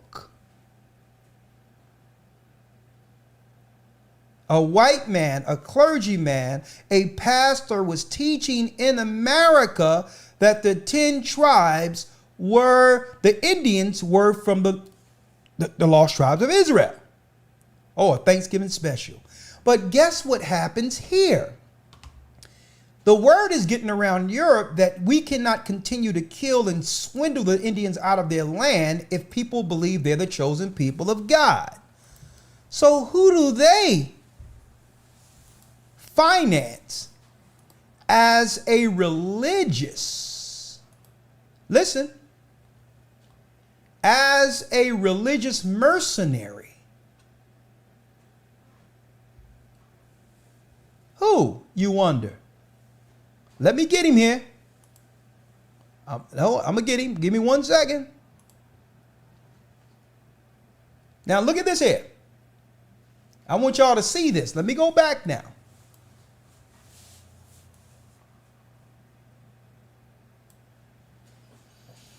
Now, they end up hiring Joseph Smith to muddy the waters. To muddy the waters. They got a top Freemason by the name of Joseph Smith and say, you need to get up in there and divert this. Right? Stick with me here. So what happens? I need y'all to check this out.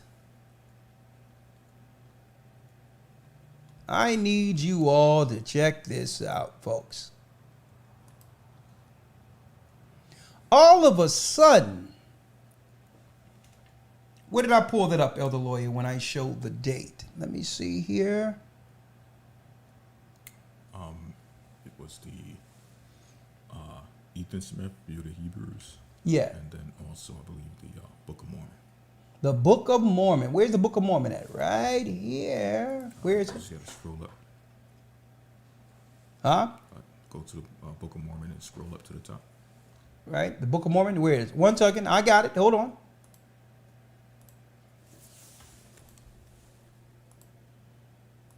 In fact, go back to golden plates. I think it's Golden plates. That's the one we need. Golden plates. oh, the second one. This? Before that. 1 second, folks. Let me get it. This the very right before that. Yep. Right here. Yep. Scroll down a little bit. And what do we have here? Looky here. Let me blow this up. Looky here. Oh, wait for it.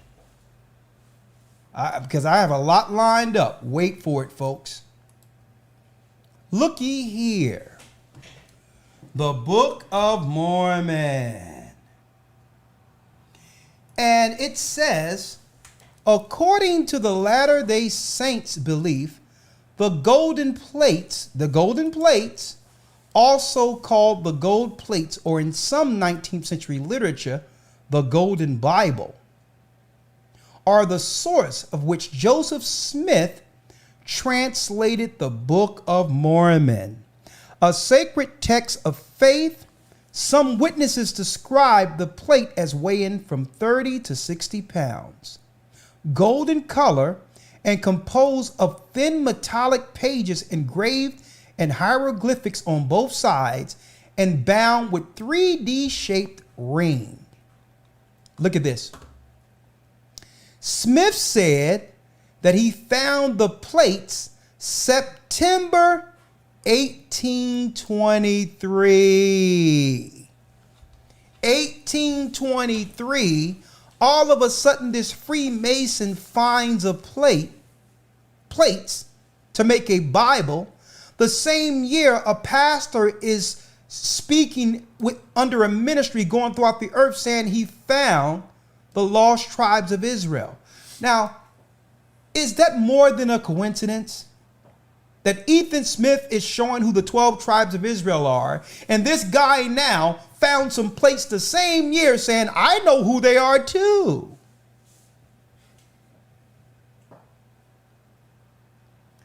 Isn't that a coincidence? That means you could imagine the fact that Ethan Smith must have been compiling this information well before 1823. So you could prove who the 10 tribes were before the so-called golden tablets were found. But hey,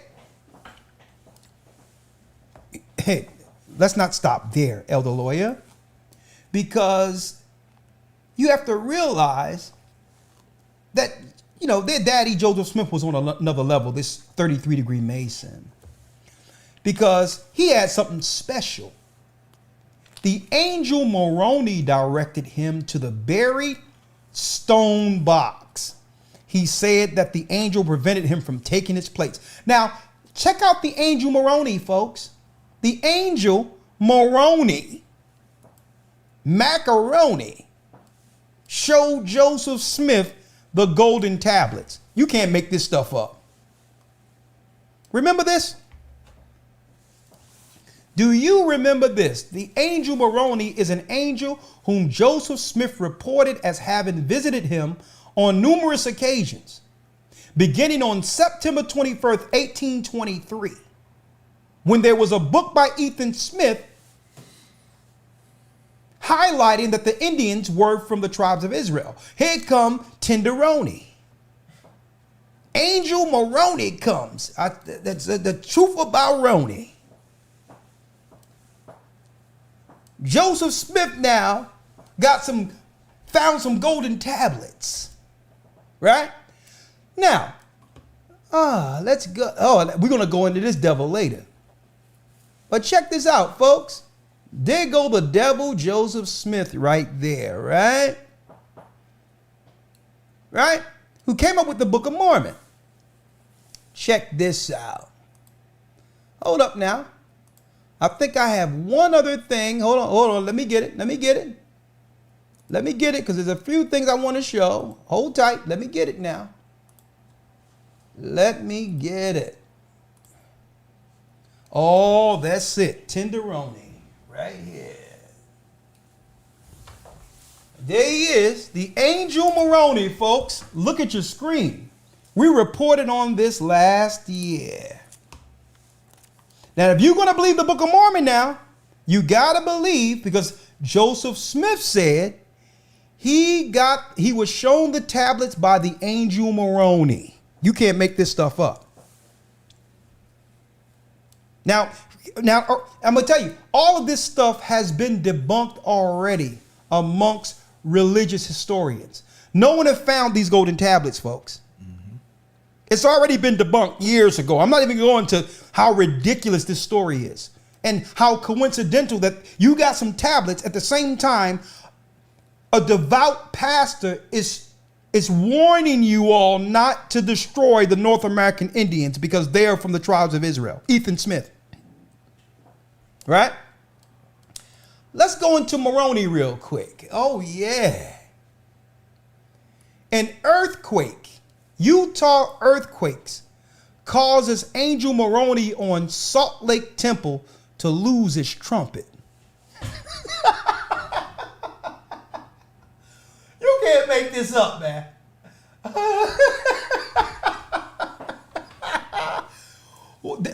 Hey, folks, the guys that are peddling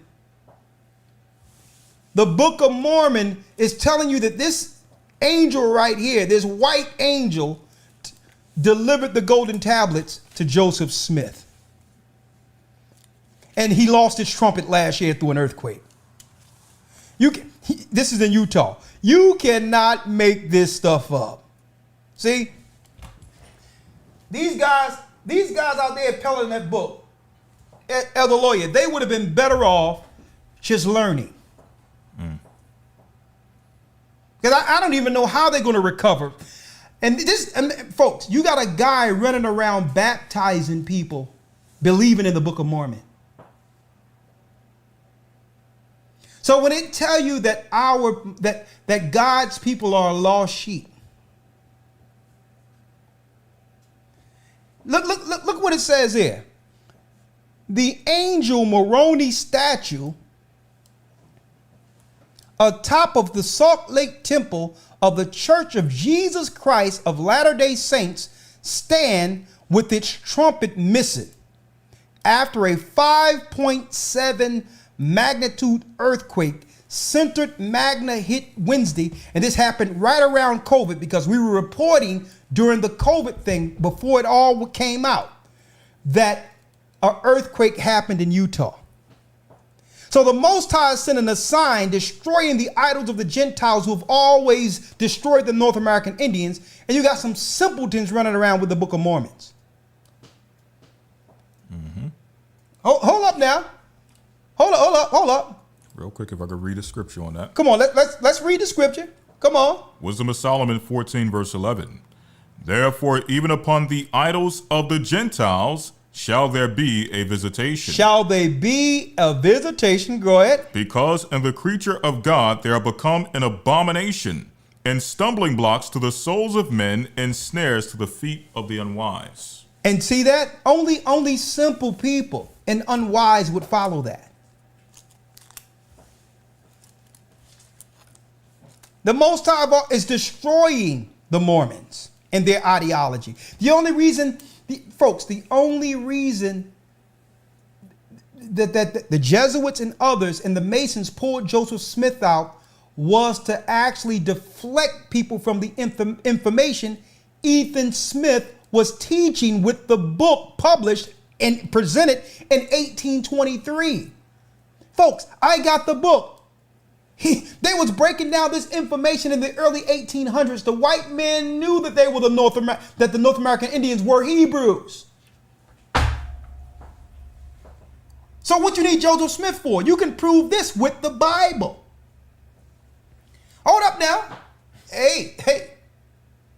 See, hey folks, I got more. You know I have more. Mm-hmm. You know I have more. See, the Bible tell you that, listen, if anyone come bringing another gospel, even an angel, let him be accursed. Read it, Elder Lawyer. Yes, sir. And that's a key point, because let's say everything that they've said or Joseph Smith said about the angel Moroni was true. The angel Moroni came, revealed to him the golden plate, so on and so forth. Let's see what the Bible says, even if that's true. Come on. Galatians chapter 1, verse 8. But though we or an angel from heaven preach any other gospel unto you. So if an angel came with another gospel, preach any other gospel unto you than that which we have preached unto you, let him be accursed. Let him be accursed. So just say if the angel Moroni did show some golden tablets that were contrary to the books delivered to our people, we were supposed to Angel Moroni was supposed to be accursed. And that's why he lost his trumpet. If you go back to the Book of Mormon and get the cover, it actually tells you on the cover of the Book of Mormon that it is another testament of Jesus Christ. In other words, it's another gospel which the apostles did not preach. It's another gospel. Matter of fact, Elder Lawyer, let's do it then. Let's pull up the other gospel. I think it's on golden plates when you go there. Oh, okay. Golden plates? Yep, I think the picture is there. Oh, it's still there? Yes, sir. If you go to that second link. Right here? Yep. Let's see if it's there. Okay, let's go to the Book of Mormon now. Yep. The water, Elder Lawyer. Yes, sir. Let's go to the Book of Mormon because they claim it came from the angel Moroni, showed to Joseph Smith, who conveniently, a high Freemason, folks, was led to these tablets. But then we did some research on the golden tablets.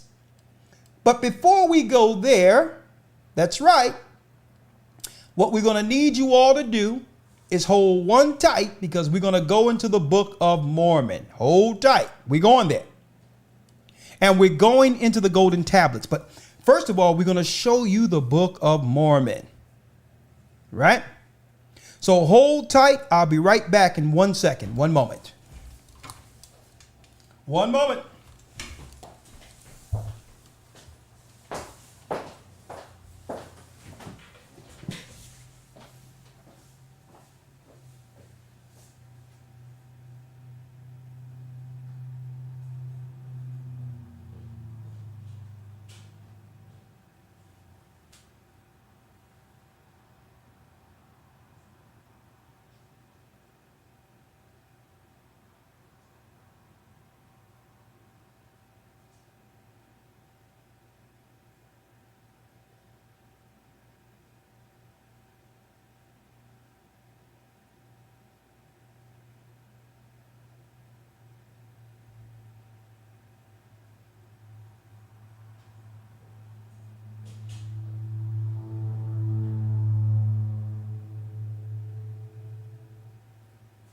Okay, how many we got up in the room right now? 3,400. We have 3,400 up in there. Oh, we got a packed house tonight, huh? Whoa, yeah.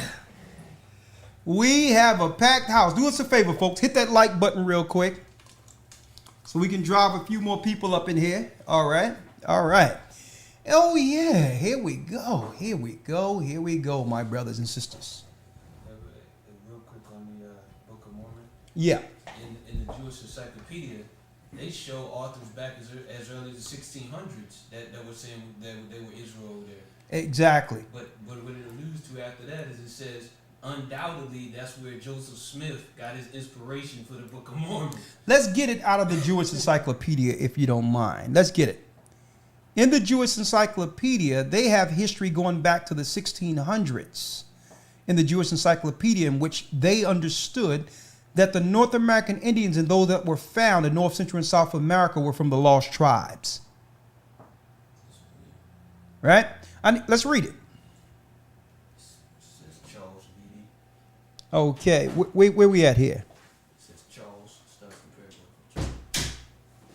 with Pick, come closer to me here. I read it. No, point it to me. Right there. Charles Beatty. It says Charles Beatty. This is in Jewish Encyclopedia. It says Charles Beatty, in his journal, A 2 Months Tour, London, 1678, declared that he had found among the Delaware Indians traces of Israelitish origin and J. Adair in History of the American Indians. London, 1775, devotes a considerable amount of attention to the same view, which he accepts. Adair was followed by Jonathan Edwards. A special work was written by E. Boudinot, A Star in the West, Trenton, New Jersey, 1816. And he was followed by Ethan Smith in 1825, and by Israel Worsley, View of the American Indians, showing them to be descendants of the lost tribes of Israel, London, 1828. Mordecai M. Noah, I have that book, accepted the Israelite origin and the Indians in 1837. A pamphlet republished on and on and on and on. And then it says here, the Mormons. And here they go. So now they're going to bring in the Mormons who came later, the New Jacks, who came to actually to dilute the history and to make it where if you begin to talk about the North American Indians, you will more so point towards their nonsense than the real history historians and theologians were bringing forth. The Mormons. The Mormons in the Jewish Encyclopedia reads, let me get it here. The Mormons. It was doubtless owing to this belief in the identity of the lost tribes with the American Indians that Joseph Smith was led to adopt a somewhat similar view in his celebrated Book of Mormon, according to him. You see that? So the history was all out there, and they had this nut job come to do what? To muddy the waters, so that now you'll look at them more so than the true history. And they got so much of nonsense up in the Mormon belief that if you believe in it, now by default, by believing in that nonsense, you have actually discredited the North American Indians being from the 12 tribes. See, that was their plan. They couldn't have. How can you now, in good faith, keep the moral high ground when it's being reported back to Europe that you're killing the lost tribes of Israel? Now, here we go. The Book of Mormon. Elder Lawyer, I need you to let's get the verses out now. Yes, sir. Hold on. Let me grab it up. Let me grab it here. 1 second. I'm going to pull Google down just for one moment. And we're going to pull up the Book of Mormon. Y'all have a treat tonight. Let's see. Window capture. Here it is. The Book of the Devil. Now, we're going to still go back into Moroni. All right. The truth about Moroni. All right. The angel Moroni came with gold tablets. Because guess what? There were gold tablets, but nowhere near Joseph Smith, that were in South America years before anything had to do with Joseph Smith. He heard about the tablets, but he never seen any tablets. right? So this is how we know the Book of Mormon is nonsense. Now, I've read the book. I read the book in 2001. And what I realized is that there's repetitive stories over and over again. But all in all, it leads to you exalting white people as our masters. That's the ideology. And guess what? They had to teach it that way. Why? Because there's no way you can teach white supremacy using the Bible. It's clear when you read the Bible that all of these people in the Bible are black people. If Joseph Smith could have done it through the Bible, there would have been no need for him to make, that's right, a knockoff. So let's get it. Mormon. Here we go. Here we go. And then we're going to open up the lines in a moment. But I have more. Oh, yeah. The book. You see how I went straight to Mormon when I put Mormon? And that's nice, ain't it? Oh, yeah. And you know what, folks? I'm going to show you what we have here for you. We got some goodies. So what I'm going to do here, right? Yeah. What? Where am I? Where's the black magic at? Where I mean, it says the OBS. Where is it? It says, yeah, because this is the program here. One moment, right here. There it is. The program is there. All right, there it is. I'm going to show you the evil sorcery of the Mormons. Oh yeah, I had to decrease so that we can have the Book of Mormon increase. Maybe if you move the actual PDF a little bit over. Oh, it'll go into view. Okay. Okay, you need to see it, right? Yeah. Oh, here it is, the Book of Mormon. So let me show you what we have here, right? Oh, and it starts off, brothers and sisters. It says another testament of Jesus Christ. When the Bible says if someone come teaching another gospel, even an angel, let him be accursed. It starts off with another testament. Here we go. Oh yeah, here we go. Now this one in particular was published 1830. I need y'all to see that. 1830, folks. One of the oldest books you can get. 7 years after Moroni presented to him some golden tablets. Elder Lawyer, hold on. Let's scroll down. Hold up now. We're going to scroll down, see what we can find here. It says here, the Book of Mormon, an account written by the hand of Mormon upon plates taken from the plates of Nephi. Wherefore it is an abridgment of the record of the people of Nephi, and also of the Lamanites, written to the Lamanites, who are the remnant of the house of Israel, and also to the Jew and Gentile. Written by a way of commandment, and also by the spirit of prophecy and of revelation, written and sealed up and hid up unto the Lord, that they might not be destroyed, to come forth by the gift of the power of God, unto the interpretation thereof, sealed by the hand, not of God, the hand of Moroni. You can't make this up. Sealed. Did y'all know it was that the Most High would give us some words sealed by Moroni and hid up unto the Lord, to come forth in due time by the way, you know how they talk, by the way of the Gentile, the interpretation thereof by the gift of God, and abridgment. And it goes on and on, this God Moroni, and translated by who? Is it a King James translation? Joseph Smith, the Mason. You can't make this stuff up, man. You cannot make this stuff up. Hold up. But before we do anything, we got to give full homage to the partner in crime, Joseph Smith's partner in crime. He go right to Cesar Borgia. Sweet, ain't it? But I digress, because this was prophesied too, right? So Cesar Borgia is in the book, a Roman, with a Roman toga. But let's go straight to some chapters and verses, Elder Lawyer. Let's go to some chapter and verses. Let's get some serious truth here.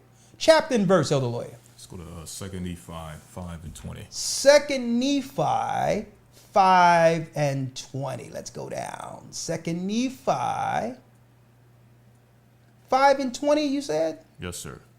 All right, I think we're here. 5 and 20. Let's get some revelation. Because you got some people running around. They learned the name of God by us, but they running around teaching this book. And I want people to know we have nothing to do with this nonsense that they're dealing with. 2 Nephi 5 and 20, you say, Elder Lawyer? Yes, sir. 5 and 20, is that it? Mm-hmm. All right, let's highlight it so the brothers and sisters can see it and read it for themselves. It reads, Elder Lawyer, can you read it for me? Yes, sir. 2 Nephi 5 and 20 through 21. Wherefore the word of the Lord was fulfilled, which he spake. Hold up, they got to see this. They need to see the whole thing. Hold up. They need to see the whole thing. There it is right there. Read it, Elder Lawyer. Wherefore the word of the Lord was fulfilled, which he spake unto me, saying that inasmuch as they will not hearken unto thy words, they shall be cut off from the presence of the Lord. And behold, they were cut off from his presence. They were cut off from his presence. And he had caused the cursing to come upon them. Check out the curse. Yea, even a sore cursing, because of their iniquity. Come on. For behold, they had been hardened, or they had hardened their hearts against him, that they had become like unto a flint. Wherefore, as they were white. They were white, speaking of those North American Indians. And exceedingly fair and delightsome. They look good. That they might not be enticing unto my people, the Lord God did cause a skin of blackness to come upon them. There it is. That old bad black. Oh, yeah. There it is. The Book of Mormon, found by the angel Moroni, saying that we were white, but we turned black. Oh, yeah. Flavor Flav and Wesley Snipes they're in bad shape with this one. They're telling you that good is white, bad is black. Now, some people might say, well, no, it's, that's just them saying that, they were just bad. It was just an outliner. This whole Bible cannot put black people down as something dirty or less than to God. Let's get the next chapter, Elder Lawyer. Give me the next one. Mm-hmm. 2 Nephi 30 and 6. 2 Nephi 30 and 6. Mm-hmm. Let's go into the word of Moroni, literally. Yep, and as you're mentioning, for those who like to try to make it an allegory, notice it literally says a skin of blackness. So this ain't spiritual. Yeah. Their spiritual condition. This is their physical outward appearance. 30 and what, Elder Lawyer? 30 and 6. 30 and 6. I think I found it here. I've got to highlight it so everyone can see it, right? All right, let's read. And then shall they rejoice, for they shall know that this is a blessing unto them from the hand of God. From the hand of God. And their scales of darkness shall begin to fall from their eyes. The scale of darkness shall begin to fall from their eyes. And many generations shall not pass away among them, save they shall be a pure and a delightsome people. Come on. That's it on that. Okay. The key thing about this verse is here they have it translated as pure and delightsome. But when you go and you get the actual translation from 1830, it literally says they shall be a white and delightsome people. White and delightsome people. Pure, but it says white. White and the delightsome people. In the other translations. Right. Let's get the next one, Elder Lawyer. Jacob 3 and 5. Hold up. Do we get married in Christ yet? That's. Oh, yeah, we have to get married. Because we definitely have to get married, because on the Russian icons, it's showing a black Madonna.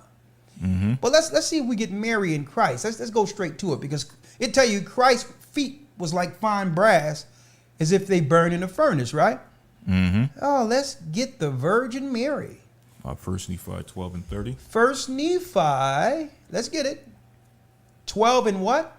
12. First Nephi 12 and 20. 12 and 20. That's the one we want. 12 and 20. Let's go. Follow us. One page down. 12. Oh, let's get it. 12 and 20, right? Here it is. 12 and 20. Is that it? Mm-hmm. You sure? That don't look like it. First, that's another one we can probably get later. But first, Nephi 11 and 13. 11 and 13. That's the one we want. All right. That's the idol. All right. The idol. Yeah. What is it? First Nephi 11 and 13. 11 and 13. That's what we want. We getting this later because that we got that's the bomb. We got to hold that one. So don't worry about it. We got some guys that's ready to baptize y'all. With a touch of Moroni. All right. We have chapter 11 and what other lawyer? Verse 13. Verse 13. There it is. Check this out. Oh, let's talk about the Virgin Mary now. Read it, elder lawyer. And it came to pass that I looked, and behold, the great city of Jerusalem, and also other cities.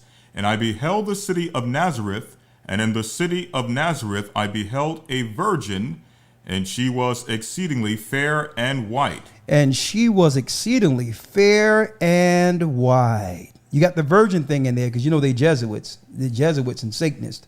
But then they also have fair and white. That's right. Mary was a white woman. And the angel Moroni said it off of gold tablets. All right, what's the next one, elder lawyer? Mm-hmm. Verse 18. And let's read the 18th verse now. You can't make this stuff up. Chapter and verse. 11 and verse 18. 11 and 18, right? Right, just showing her the identity of the virgin. And let's, more identity, get the virgin up in here. Let's see where she at, because the angel of the Lord has spoken it. Moroni. Did you know about Moroni before then, man? I mean, I know about the 7 archangels. Who's Moroni? Chapter what? 11 verse 18. I mean, you can't make this stuff up, man. And you got some cop. Yeah, it's a stick of Ephraim. Lord have mercy, man. Shut down, please. 11 and 18. It says, "Unto me, behold, the virgin." I'm gonna highlight it here. He said unto me, "Behold, the virgin whom thou seest is the mother of the Son of God, after the manner of the flesh." Mm-hmm.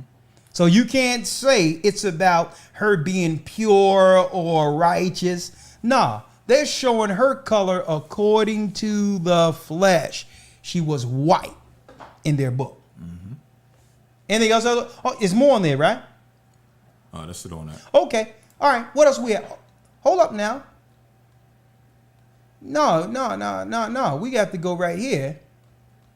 You missed something, elder lawyer. Right here. And it came to pass, 11 and 8. It came to pass that the Spirit said unto me, "Look, I looked and beheld a tree, and it was like unto the tree which my father had seen, and the beauty thereof was far beyond, yea, exceeding," look at this, not just a little white, "exceeding of all beauty, and the whiteness thereof did exceed the whiteness of the driven snow." Oh, you can't make this stuff up. He's sitting down with his cousin. "Okay, no, that ain't white enough. We got white as the driven snow." He's sitting there with his cousin. I'm like, "Yeah, Angel Moroni. He's got, yeah. You sure we can do this?" "Oh, no, don't worry. Not just white." "Come on, Joseph Smith. You sure we can get away with this?" "Of course you can get away with this. White, not just white, pearly white. White snow, white, good." You can't make this stuff up. Exceeding of all beauty, and the whiteness thereof did exceed the whiteness of the driven snow. So let someone say it's how it was their regal aura or in halo. Are you? Hold up, we got some more. What else we got, Elder Lawyer? Come on. First Nephi Now, 12. hey, folks, you can go through the whole book of Mormon, and it's white good, white, black bad, from the beginning to the end. And you got some simple brothers running around talking about this is a stick of Ephraim. All right, what's next? 12 and 20. First Nephi, 12 and 20, right? Yep, 20 through 23. All right. 12 and what? 12 and verse 20. First, you said? Or second? First. 12 and 23. Let's get some more. 12 and 23. Start at verse 20. Okay, verse 20. All right, let's go at the Lord. Yeah, that's, let me make sure they can see this. And we're going to highlight it so that they'll know exactly. And not only that, when y'all get a chance, when y'all review this back, just go back and just pause it and read it. We went and got an original Book of Mormon, so people can't say we're making this up. Let's read it on a Thanksgiving special. It's because Joseph Smith was a part of destroying the North American Indians by diluting the waters, by teaching this nonsense. And now when people speak about them being the 10 tribes of Israel, they have to deal with all this fantasy stuff. They talking about, you know, angels from another planet and all that stuff. Some crazy moronic Scientology. And now if you believe that the Indians are from the 10 tribes, you got to filter through this Angel Moroni and them coming from a different planet and all this stupid stuff, discrediting the truth of the Bible itself. Let's read it real quick.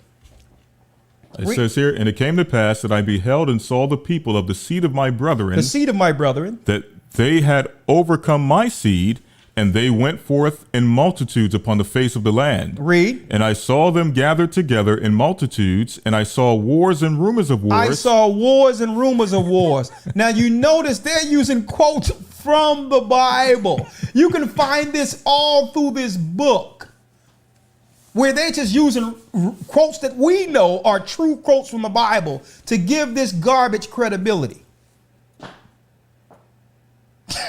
Read it. And I saw wars and rumors of wars among them. Listen, that's original right there. That Joseph Smith came up with that. Read on. And in wars and rumors of wars, I saw many generations pass away. And the angel said unto me, behold, these shall dwindle in unbelief. These shall dwindle in unbelief. And it came to pass that I beheld. Hold on. I got to highlight this by itself, Elder Lawyer. Read it. And it came to pass that I beheld after they had dwindled in unbelief. That means the Gadites started unbelieving. Read. They became a dark and loathsome. They became dark, loathsome, and a filthy people. And a filthy people. Full of idleness and all manner of abominations. They became lazy Negroes. Listen how it talks about white and contrast with black. What black people today would say, you know what? I need to use this book. It's the second stick of Ephraim. And it came to pass that I beheld, and after they had dwindled in unbelief, they became a dark and loathsome and filthy people, full of idleness. They black, shifty, and lazy, according to Angel Moroni and Joseph Smith, and all manner of abominations. These black people are filled with sin. Now, what happens when you begin to privately teach your children this religion in a separate state, almost a country of its own, where you're raising white children to believe this book is the word of God? And then you begin to send these racist children into our neighborhoods as Elder Bob and Elder Jim.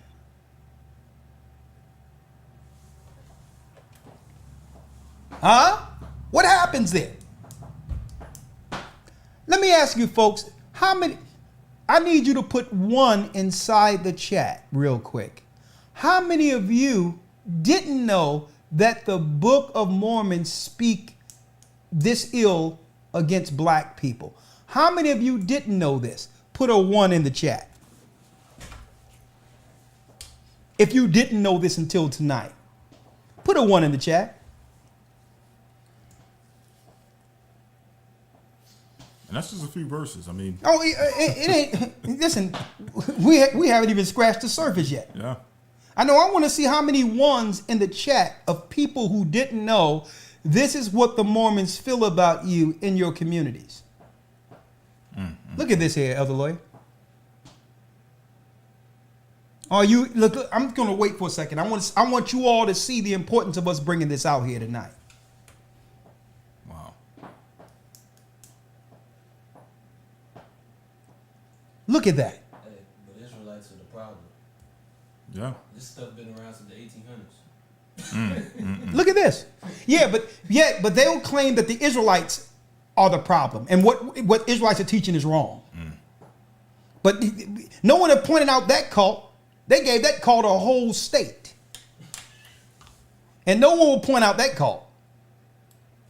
Look, it's still 1's going, Elder Lawyer. Wow. Look at this.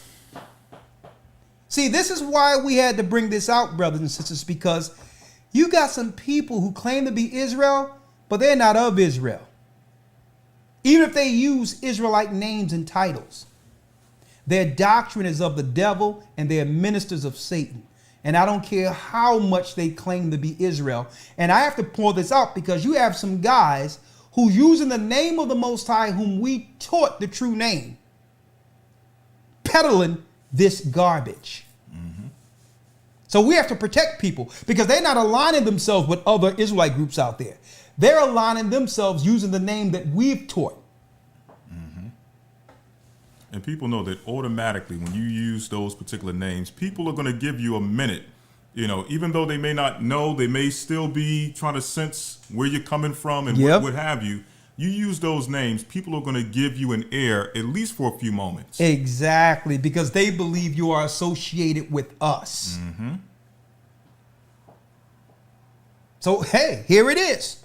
Now, you notice we didn't say no one name. We didn't say anything. We're giving you the proof. So anyone who follow a person who would peddle this, hey, you guess what? Go and deal with Angel Moroni's tablets. And that's not me making this up. The Book of Mormon tell you that this white Mason was guided at night after stealing the land from the real North American Indians. How did he get here to find the tablets? Oh, we killed the North American Indians to get here. So he's going to find some tablets that would help us confirm who the Indians are? No. He conveniently wrote the Masons sent him out as a spiritual mercenary to convolute the waters. Why? Because there was already books out there substantiating the fact that the North American Indians were from the lost tribes. And they needed this Satanist to come in and divert people from that history. Oh, there's more. Come on, Elder Lawyer. What else we got? Come on. What else we got? Come on, give me another chapter and verse. Come on. Give me some more. Let's see here. Yeah. Jump around a little bit. Yeah. They became black and filthy, you know? They became black, filthy, and dirty, and white good as the driven snow is white. See? The book of Nephi. All right, what we got next? Let's go to Alma. Let's go to Alma. Okay, let's get it. Alma is after what here? You got Mosiah. And mind you, folks, I read the book in 2001. Garbage. Let's go there. Yep. Alma what? Yep. 3:14. 3:14. Hit it right on the nose. All right. Garbage. Here it is. We're in chapter and verse of the lawyer. Alma 3:14, where it says, "Thus the word of God is fulfilled, for these are the words which he said to Nephi, Behold, the Lamanites have I cursed, Have I cursed? and I will set a mark on them I will set a mark upon them, and their seed, or that they, their seed, may be separated from thee and thy seed from this time henceforth forever, Come on. except they repent of their wickedness and turn to me, that I may have mercy upon them. Come on. So for God, so God not turning them black, that's God having mercy on them. Oh, yeah. But there's more. There's more. Oh, because when you go over here to show you who it's talking about, Yep. the 6th verse, it says, and the skins of the Lamanites were dark, according to the mark which was set upon their fathers, which was a curse upon them because their transgression and their rebellion against their brethren who consist of Nephi. Because when they found the North American Indians over here, they were black skinned. So what Joseph Smith was claiming, that they were also from the tribes of Israel, but they were the pure, speaking of white people, their family, Joseph Smith and all them, they were the pure ones who haven't turned black, because why? They're the chosen who would keep the commandments to convert the North American Indians into whiteness. Don't you want to be pure like us and turn back white? Get yourself a Book of Mormon and be baptized in the name of the Lord. Moroni. See? Hold up now. There's more. There's more. What else you got, Deloya? Come on. All right. Mormon 5 and 15. Let's get one more, because I'm going to show you something. 5 and 15, right? Yep. Mormon 5 and 15. Mormon, that's up here. Mormon, down here, Mormon 5 and 15. Let's get it. Oh yeah, what a treat tonight, isn't it? All right, let me move this out of the way, Elder Lawyer, and get Mormon what? 5 and 15. 5 and 15. Tell me when you see it here. I'm scrolling down.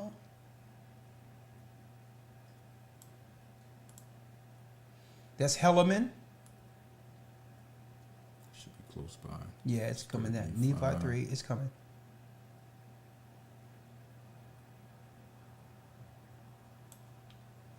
Hold on, folks. Let me get it.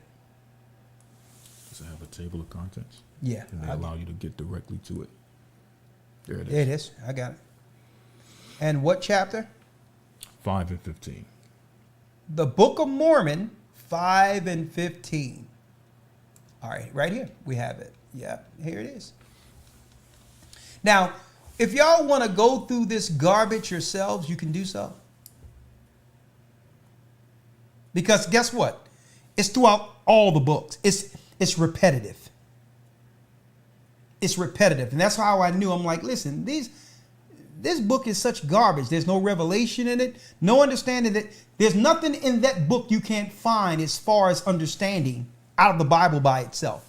The only thing it has is it took some passages from the Bible to give it some level of connection, purposely to deceive the unlearned.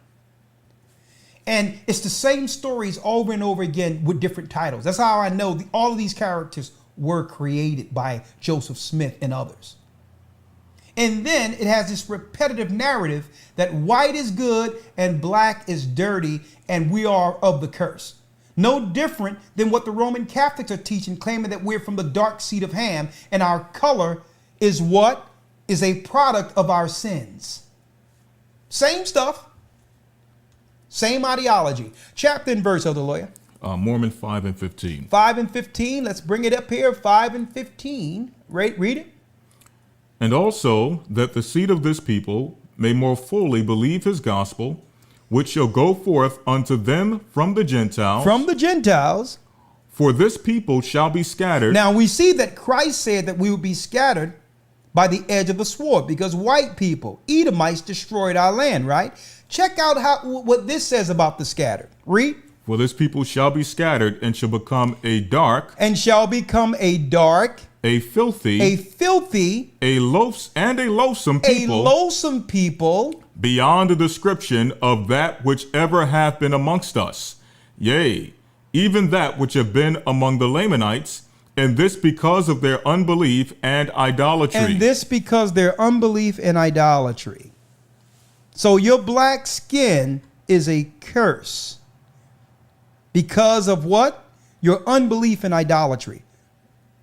When the idolaters are the conquerors. They the one who came and set up Catholic churches and all that. White people. And forced us into idolatry. But now they've placed that on you too.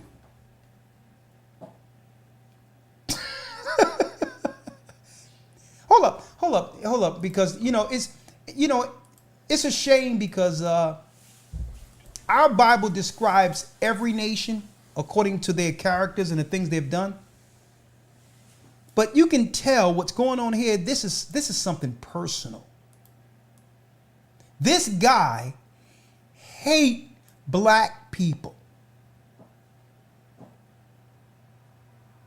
Who can teach this as a religion to their children and claim that Israelites are a hate group?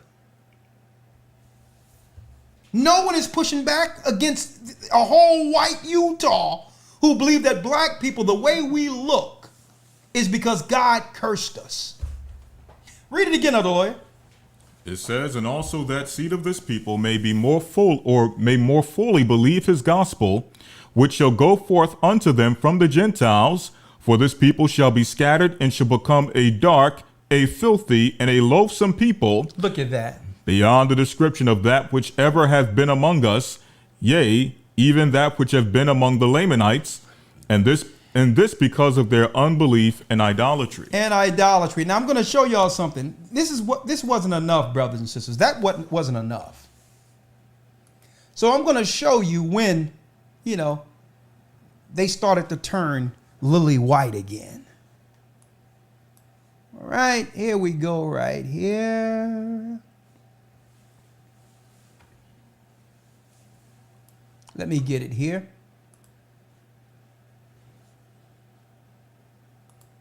Oh, here it is. Right here is what I will look at. Hey, I'm looking for it. There it is. And I have to bring in Elder Gabar in a second, but I need to open up these lines. Had to drop this real quick. I need y'all to look on y'all screen real quick. And who are we? Looky here. Who we have here? Elizabeth Warren. You can find her in pictures with Joe Biden. You can find her in pictures with Kamala Harris, the Asian, who's married to a Jewish guy.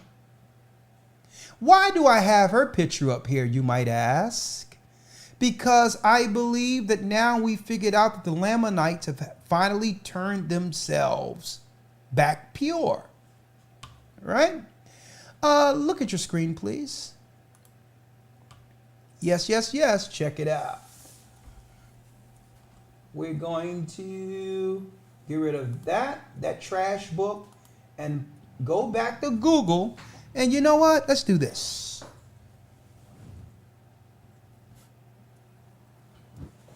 That's right. Let me blow it up here. Let's blow it up. Here it is. Take your time. Right, here it is. There it is. Let's blow it up some. And it reads, Elizabeth Warren, let me get it here, at a forum, quotes, I am sorry for the harm I've caused.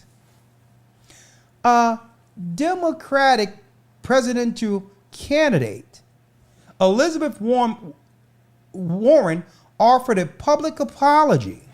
I gotta blow this up. In Sioux, Iowa. A public apology Monday to Native Americans over her past claim to tribal heritage, directly tackling an area that has been proven to be big political liability. Like anyone who has been honest with themselves, I've made a mistake. The Massachusetts senator said at a forum of Native American on Native American issues in its pivotal early voting, "I am sorry for the harm I caused." Monday remarks were an effort to move past the fallout from her past claims of tribal ancestry, which culminated in a widely criticized release of a DNA analysis last year. The issue nearly derailed her campaign in the early days as President Trump began derisively referring to her as Pocahontas. What is this, folks? You had Elizabeth Warren, a lily white woman, nothing wrong with her being white, that's who she is, claiming to be a North American Indian. Not only for constituencies, because her family goes back to the $5 Indians of the Dawes Act. All the land and the finances and all that thing that white people have been accumulating, and they telling us to pull ourselves up from the bootstraps, when really they've been given land for $5, just claiming they're North American Indians. Look, hold up now. I need y'all to look at this. Elizabeth Warren and others, here it is. I need y'all to look at this. On your screen, yes, a Thanksgiving special. Here it is. On your screen. Paying to play Indian. The Dawes Rolls and the legacy of $5 Indians. Indian land for sale. Get a home of your own. We're talking about those peace treaties, right? Listen, look at this. We're bringing the goods on Thanksgiving, aren't we? Dawes Rolls. It may be fashionable. It says Dawes Rolls rife with opportunistic white men and early appropriation. It may be fashionable to play Indian now, but it was also trendy 125 years ago, when a people paid $5 apiece for falsified documents declaring them natives on the Dawes Rolls. These so-called $5 Indians paid government agents under the table in order to reap the benefits that came with having Indian blood. Many white men with an appetite for land, $5 Indians paid to register on the Dawes Rolls, earning fraudulent enrollment in tribes along with benefits inherited by generations to come. Now, it's from the Dawes Act of 1887, where this was supposed to be some level of reparations for North American Indians, when really it was a cover so that white people can come in claiming to be Indians to steal the land while doing what? Throwing Indians into the black pool among black slaves to make them grow believing that they were just Negroes, so that they could, so that their children can never know that what? That really there's land they can have access to for almost nothing. So this is why you have a bunch of white people playing North American Indians now who can write out just state claim to the land, because there's no black people who can come back and actually oppose them, because even the North American Indians have lost their rights on the land by them throwing them into the pool of Negroes. And it's even less than that, because anything for black people have been convoluted with, now they claim minorities, trans, asexual, whatever the case is. If you are a minority now, even that pool is even more diluted as far as what belongs to us and what we should have access to. It says the Dawes Act of 1887, named after Senator H.L. Dawes of Massachusetts, did two things for the Native American people. First, it protected their right to own horses. The right was long fought for, beginning with the Battle of the Rolls. So at one point, the North American Indians could not own horses on their own land, resulting in many casualties. However, it was known for the trickery that was played at that time. The second thing that this act did was authorize the President of the United States to subdivide Native American tribal communal landings into allotments for Native American heads of families and individuals. Now, why am I going here?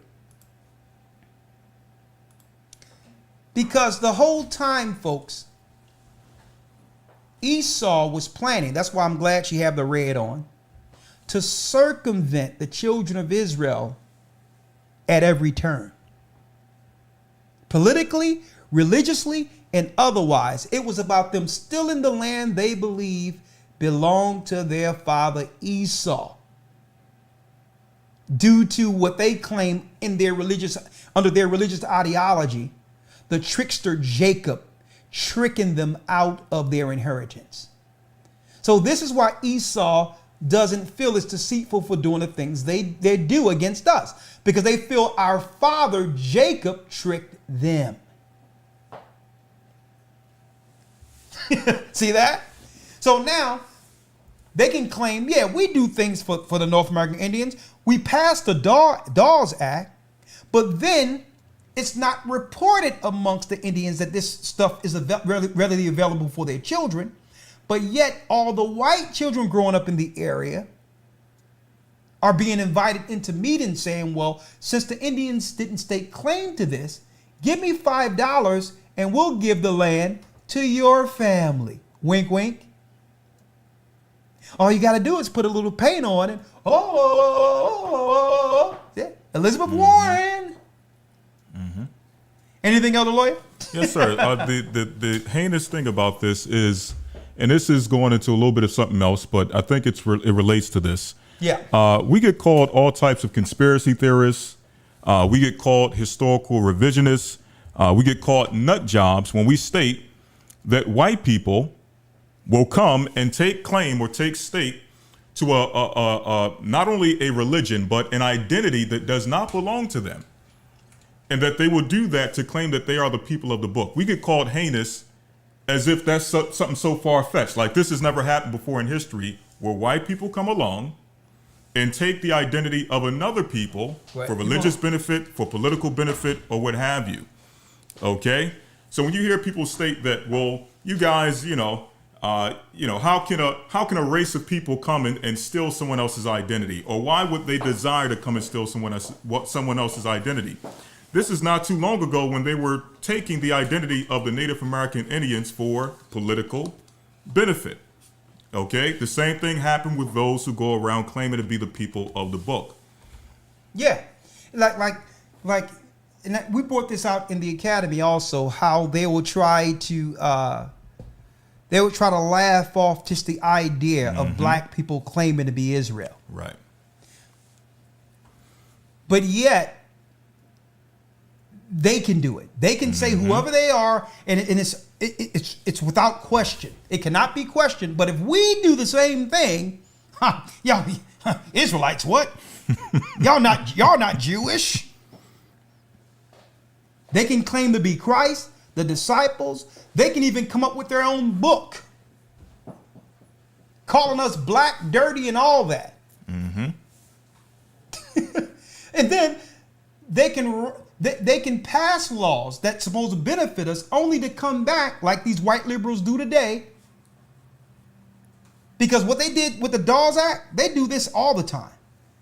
They be like, well, the money is for minorities, and I'm a white woman. Same thing we did with the Dawes Act.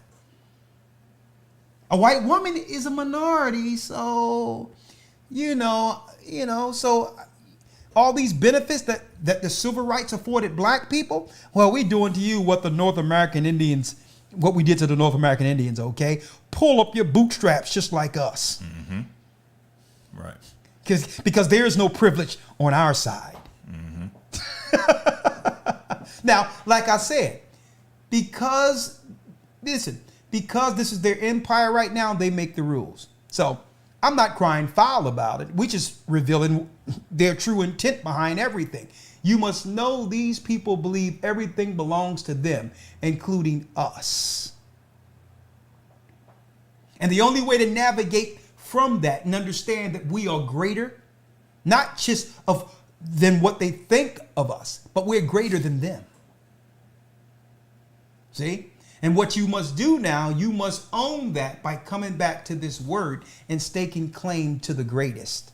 And the greatest people on earth are the children of Israel.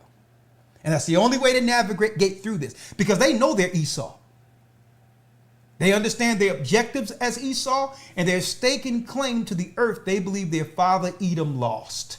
And the only way we can beat Esau is standing, that's right, as that younger brother who pulled him down in the womb, Jacob. You have to understand the rules of engagement and know the characters of war. Now, the only way we win this, because Esau is going to do what he do, this world belongs to him right now, is to come back to the commandments, get back under Christ's hedge, and learn this book. You don't need no stinking Book of Mormons. If anything, when you see someone teaching that book, that's more so a sign of who to stay away from. You're looking at a wolf in sheep's clothing. Y'all, brothers and sisters, have to get out of this gullible spirit of following people because you like them.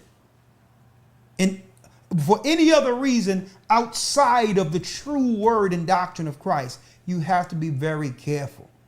Because now that Christianity has crumbled, everyone is running into the Israelite lane now.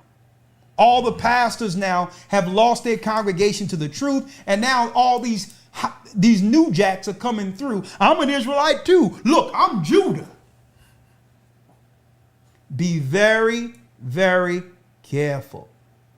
And if you study the book, you'll understand beyond any shadow of a doubt that if Joseph Smith couldn't win with his garbage, how can someone black now come with that garbage book, not realizing its true intent and history? Hey, man, we had a good Thanksgiving special. Anything else, Elder Lawyer, before we open up the calls? I'm not sure if you're going to bring in Elder Gabar, but he sent me an article in relation to wars and rumors of wars, the real wars and rumors of wars spoken of in Scripture. Let me see if I can pull it up here. I really want to open up the calls, but we're going to get that and then we'll open up the calls here. Yep. Right?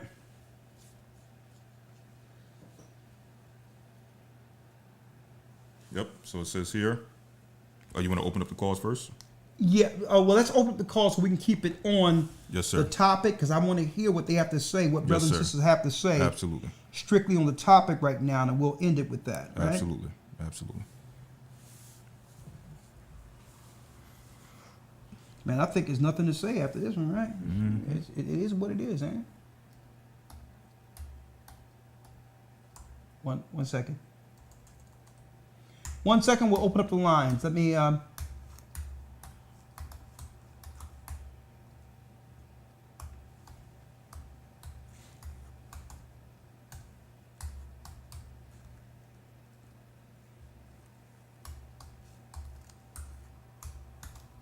right, that's 1 moment.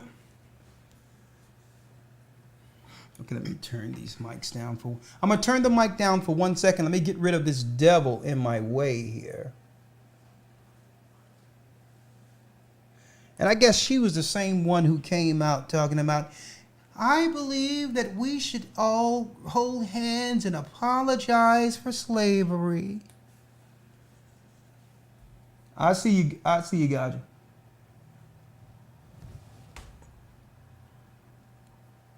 All right, 1 moment. 1 second, 1 second.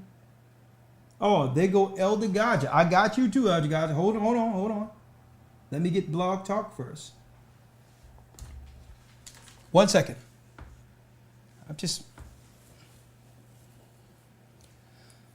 interested in what brothers and sisters have to say about the broadcast tonight. All right. And again, please, let's not mention any content creator. It's not even necessary at this point. 1 moment.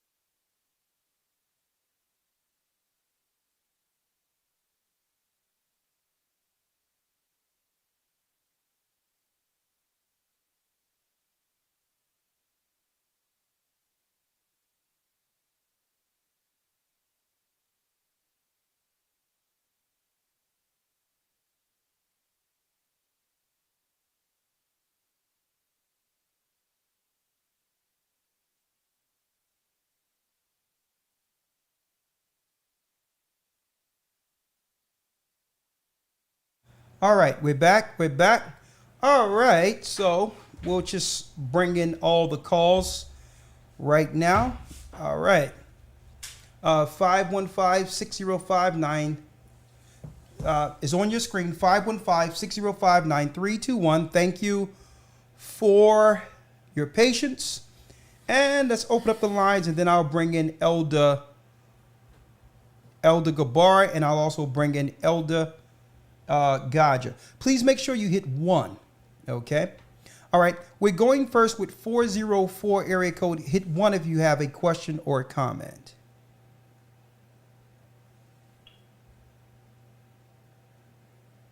Hold on.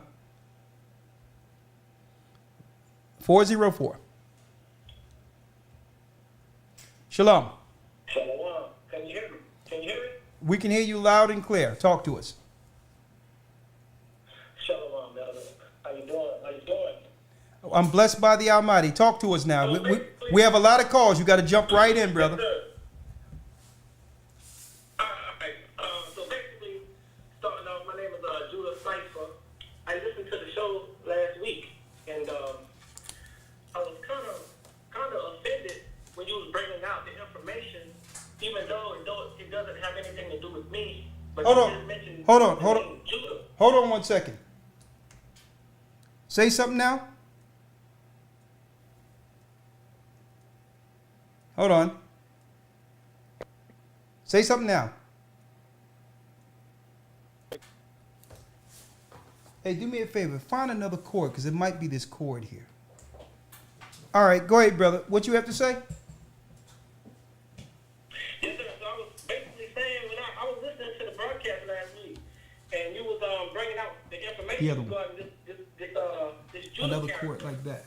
And in the chat, I mentioned, could you please be specific? Because there's a lot of people out there they got the name Judah. Like my name is Judah Cypher.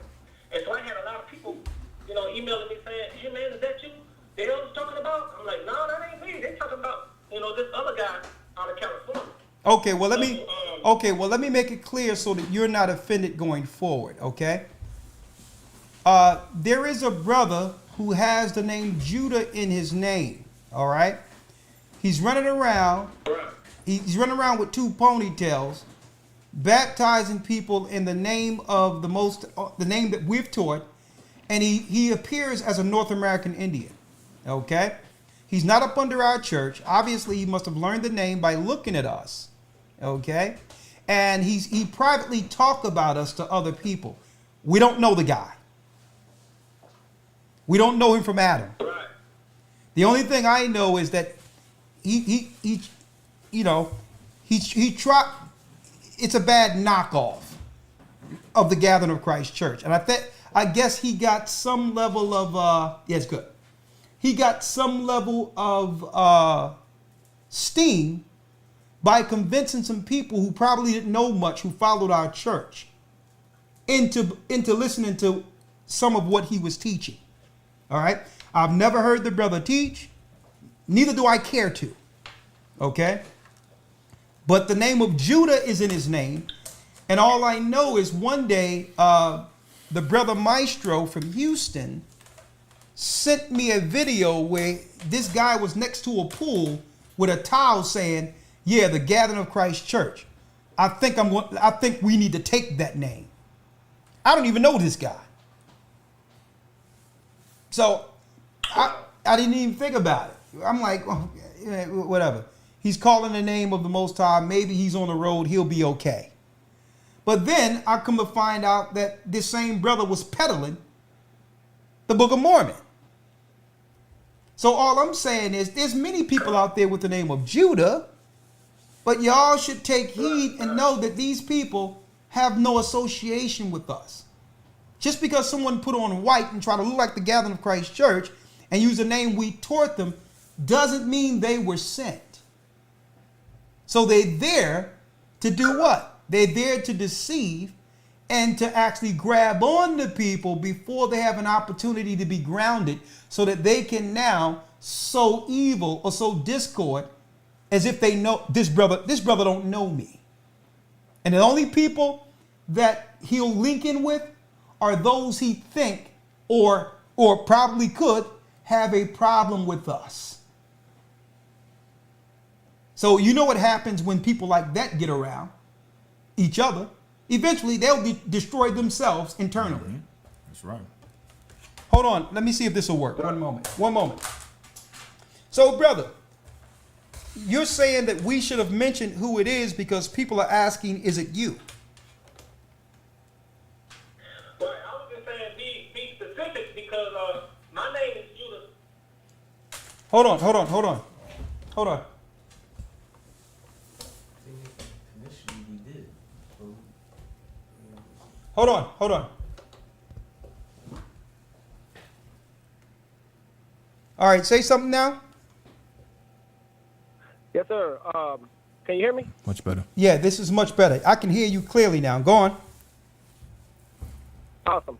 Yeah, so I was basically saying that, my name is Judah Cypher. People know me for my music and stuff. I'm not the type of person to get out there and try to teach. I get my information, I learn from you all. What I'm saying? My elders.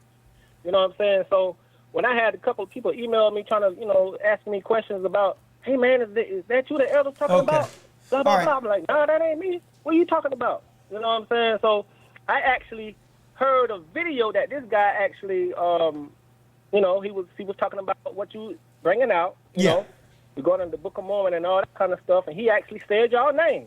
Okay. But he did not subscribe to Ahayah. He said Yahweh. So I was trying to figure out, I'm the only one subscribed. I'm the only one who subscribed to Ahayah. Okay, so okay. I'm like, all right. Hold on, let me talk to the elder and see what he's talking about. Okay, well, whoever this dude is, he seemed like he screwed up all over the place. So that means he's been looking at all different types of videos from Israelites to create his own lane. So, I get. I don't know the guy. The only thing I do know is that, in particular, I know some people who end up going along with him. Only a few people, primarily some people that were in Houston that I know end up linking in with this guy. And it was a very, very, very small number. And that's why I don't want to put his name out there, to give him any level of, because we'll talk like we got about 4,000 people up in here. We'll talk and something that happened where he'll drive traffic there, and who knows what, we don't even know this guy. So that's what he wants. This guy wants this guy wants attention. So the only thing you can do is put out your name. What is your name? What is your name?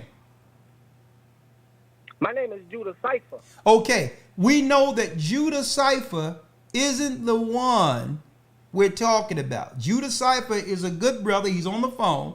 And there's thousands of brothers out there with the name Judah. Okay? But what we're doing now is not about anything. We're tearing down the lies that come with convoluting the information, diluting the information that will detract brothers and sisters from understanding that the book that identifies the 12 tribes of Israel, including the North American Indians, is the Bible and the Bible alone. Thank you, brother. All right. All right. Off the show, by the way. Oh, praise the Most High. Keep in mind that people like that they're not even important. It's about really warning the brothers and sisters who may run into guys with a YouTube page. Okay. So. All right, brother. Thank you. I'm gonna place you on hold. Let's go to the next call. 773 area code. Shalom. Hey, shalom, elder. This is Ahayah Kara, Dallas body. Yeah, I just I was listening to the lesson. I was in the academy this weekend too. Okay, great. But I just thank the Most High for just keeping me, because I guess it was probably my third year of college. Okay. I actually connected with a black family who were Mormons. Oh, see, and see, brother, and I'm gonna let you talk, but see, that tells you we have to go into this because people are being deceived, in more ways than one. So it's not just one person believing in this book. We have elders, white guys claiming to be elders who don't even know the book, going into our communities trying to convert people to come to the Latter-day Saints. And here it is, you ran into some black people. Give us your testimony. Yeah. Yeah, like I said, I was taking some summer school classes, and like I say, befriended a girl in the class, and we started studying together. Found out she was a Mormon, right here, and ended up like I say, going to the Mormon temple and studying with them one time, and this particular person, she went to school at Cornell University, so. The family invited me to take a trip with them, to take her back to school. And so during that time, I actually went to the hill where John Smith was supposedly found the tablet up in upstate New York. And, we went and we also visited the sacred grove where he supposedly spoke to Moroni and all that. Oh, man. It was did you see Tenderoni up there? Was Tenderoni there? I ain't see Tenderoni. No, I didn't have any revelation. But it's just one of those things where it never resonated with my spirit. But when I heard this truth, it was a whole nother thing. So it's just the Most High how He kept me, along the way from a lot of different stuff to bring me into where, into this truth where I am today. So, amen. I thank the Most High for y'all. Yeah, a truth about Aroni.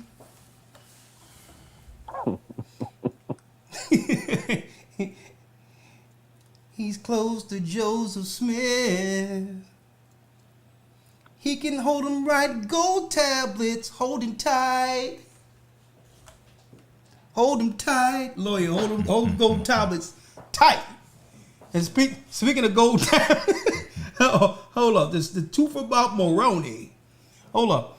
Let's go here real quick. Let me get it. Y'all got me in singing, joking, everything, but it's a joke, really.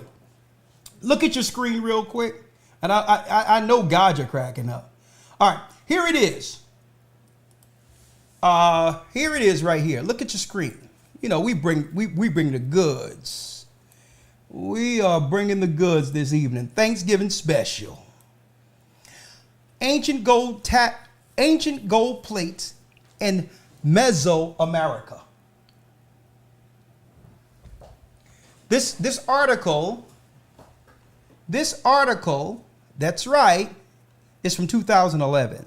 Archaeologists have known for about a century that gold plates with carved writings have been found in Mesoamerica, yet it's still not common knowledge outside of their discipline. It all began with Edward Herbert Thompson when he was excavating Chichen Itza near the turn of the 20th century.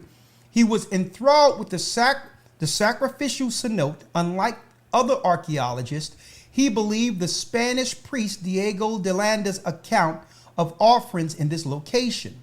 Determined to find them, he began to dredge it in 1904, donning a diving suit to search the muddy bottom himself. Carolyn Meyer, Jewish, and Charles Gallenkamp, Jewish, The Mystery of the Ancient Maya, New York, Margaret K. Mecklebury books, page 38 through 39.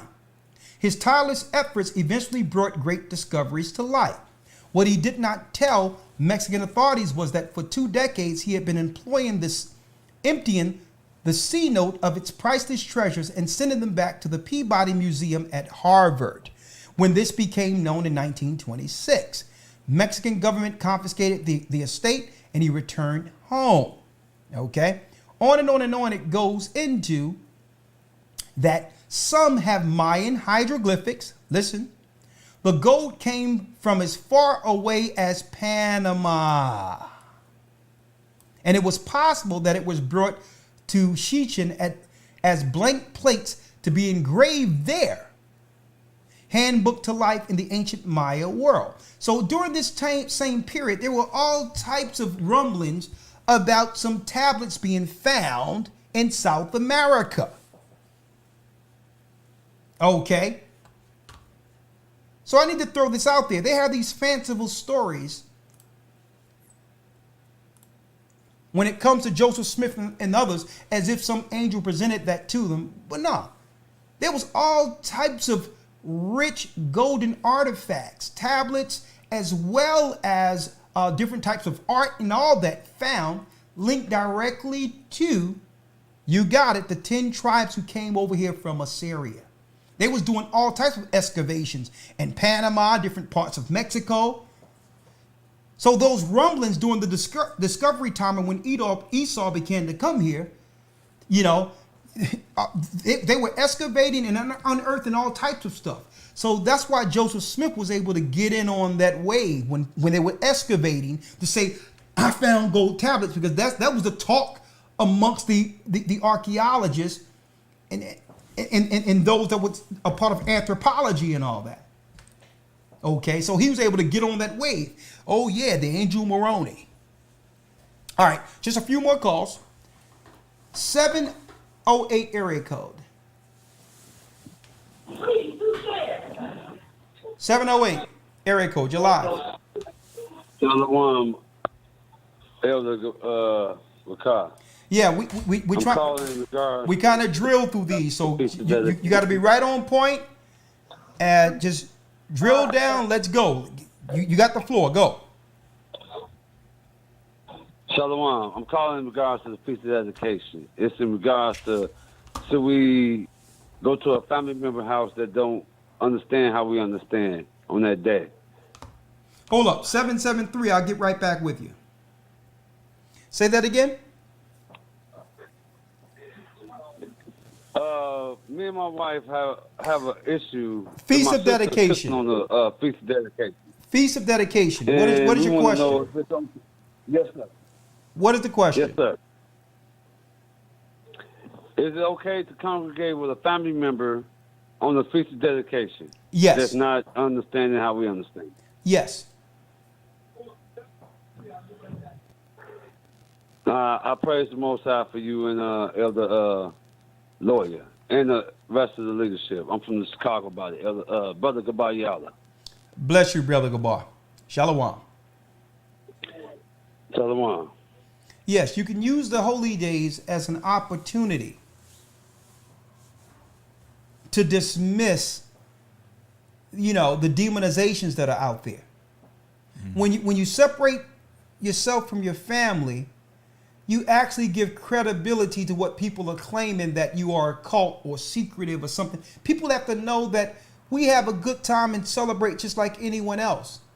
And the only way to do that is to be hospitable, loving your neighbor, and opening yourself to your family. Mm-hmm. So you have to understand, you buy into the demonizations by being standoffish. Oh, I don't do this and I can't do that. No. Christ did what? He was ridiculed for being amongst the publicans and sinners. He says, if you whole, you need no physician. So if you got everything together, then you don't need Christ. Christ was amongst those who didn't know any better, people who were suffering, people who was ignorant to things. And they learned through what? The opportunity to sit with him. All right, next call. Good question, though. 803 area code, then 404 area code. Shalom. 803, talk to us. Hi, Elder Carr. Hi, Elder Carr. This is Brother Qam. How you doing? How y'all doing? I'm blessed by the best, brother, but I'm drudging through, man. You got to make it quick because I got a lot of people. Good to hear from you, Hakeem. Okay, I'm just gonna make it, fast. Yes, y'all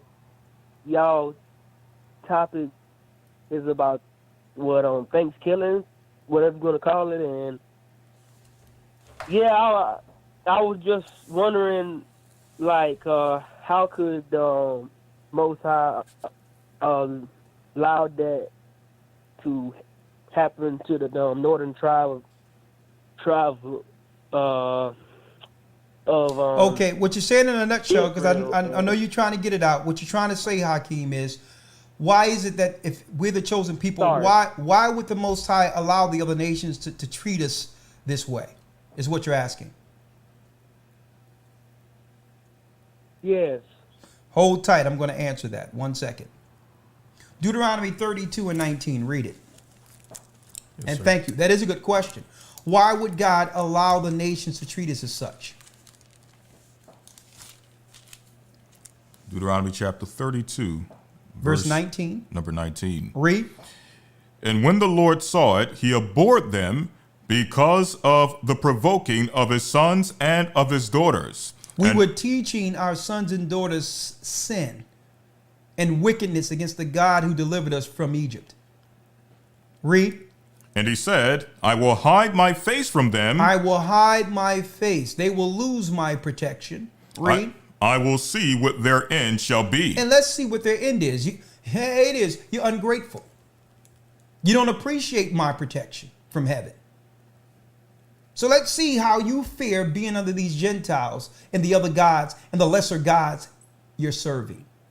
Read. For they are a very forward generation, children in whom is no faith. Read. They have moved me to jealousy with that which is not God. So if you're going to move me to jealousy with a false god worshipped by the nations, like the Muslims are worshiping Allah, the Asians, simple as a day's old, worshiping some fat statue, a guy with a weight problem by the name of Buddha. So if you're going to worship lesser gods, read. They have provoked me to anger with their vanities, and I will move them to jealousy with those which are not a people. So if you're going to put up a no God for me, I'll put up a no people for you. Read. I will provoke them to anger with a foolish nation. And not just any nation, I'm going to provoke you to jealousy with a nation who came down from the mountains. A foolish nation. A nation that without deceit and philosophy and trickery, and without us falling, wouldn't be able to rule, a city block, let alone the world. It was because of our disobedience the Most High gave them power. So he says, I'm not just going to put any people over you. I'm going to put a sinful nation over you, a foolish nation. Only a foolish nation would set up a society and teach there is no God. Guess what? Not until our present time did we hear of such foolishness where you would have a society question whether or not something existed before us. This is only a foolish nation would come with that type of ideology as some level of learning or education. Every society up until the time that America and all that came to be knew that God existed. So he says, you know what? I'm going to put some idiots up to, they're going to convince you that I don't even exist. That the whole earth came from a big firecracker. That total order came out of chaos. Those are the people I'm going to put over you. I'm going to put over people who, because they're losing power, they're going to just scare the people, everyone into looking simple as a day's old, running around like it's Halloween permanently. And, just hold up now. Check this out. Something that you had to put a mask on in May, right? In April. But days before they said anything, everyone was walking around freely without a mask with no problem. I'm going to put a foolish nation in front of you to show you that instead of them being honest and front you with frontal warfare, they're going to make everybody run around like it's Halloween into perpetuity until they take away all freedoms and then engage people. Those are foolish people. Okay? Now, let's get a few more. I know I'm digressing someplace else, but it'll come around. Hold on. Let me bring in Elder Gaja and I have Elder Gabar. One moment.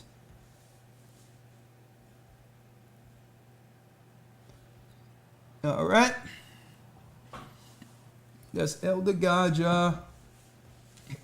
And where is Gaja? You there? Gaja, you with me?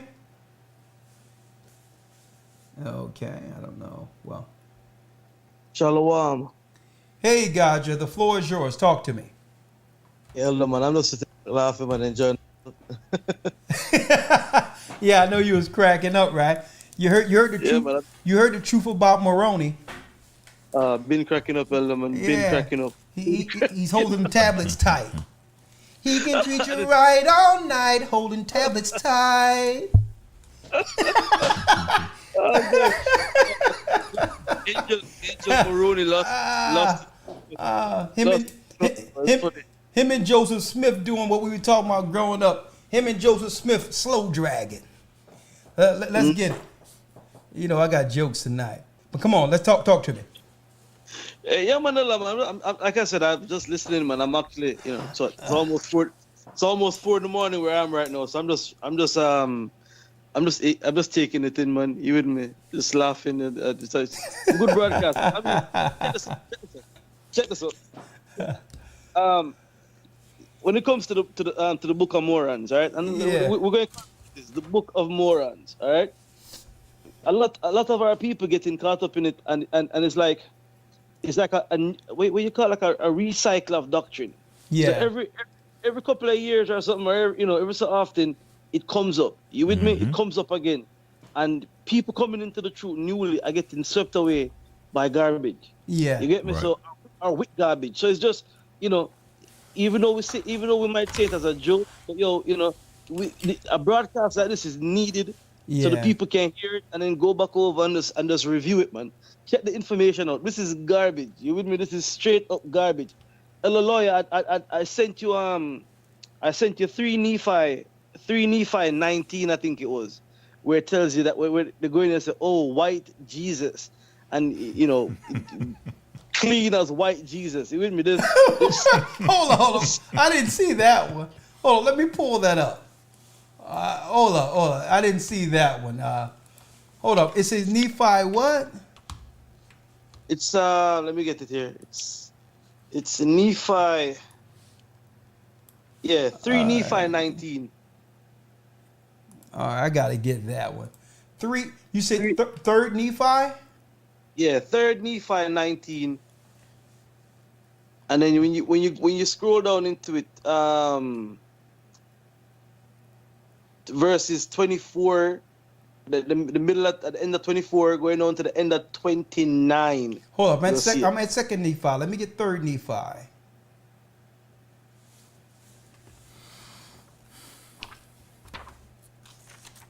All right, Elder Lawyer. All right, yeah, because 3rd Nephi end up popping up at another place, right? It's after, it's near the end. Yeah. All right, because they try to make it like it's, I found a different rabbit. Right. Let me just throw it out of place real quick to make it look legit. Right. It just should have been on the 2nd Nephi. But yeah, he had to make it, oh no, we found the 3rd Nephi later. You know what I mean? It's at Moroni's house. Hold on, let me get it real quick. 3rd Nephi what? 19. All right, I have it. So look at verses not even verse, man. Sentence 24 and a few lines under that. Man, and this is a joke. All right, 1 second. All right, I'm at 3rd Nephi. What chapter again? I'm sorry. 19. 19. All right, 20. All right, here we go. 19. And what verse? Look at sentence 24 and a few lines underneath that they use. All right, let's read it real quick. All right. I'm going to read it. Nephi 21. What verse? I'm going to let them see. 24. 24. Down to what? Just scroll on. It says, Jesus blessed them as they did pray unto him. Oh, my goodness. I see it. You got to be kidding me. All right, hold on. Let me get it real quick. The Mormon book. All right, let me get it. It says 24 right here. And it came to pass that when Jesus had thus prayed unto the Father, he came unto his disciples, and behold, they did still continue without ceasing to pray unto him. And they did not multiply many words, for it was given unto them what they should pray, and they were filled with desire. And it came to pass that Jesus blessed them as they prayed unto him. And his countenance did smile upon them. And the light of his countenance did shine upon them. That behold, they were, oh, here it is. Here's that good stuff. They were as white as the countenance of Jesus. And behold, the whiteness thereof did exceed all the whiteness. Yea, even there could be nothing upon earth so white as the whiteness thereof.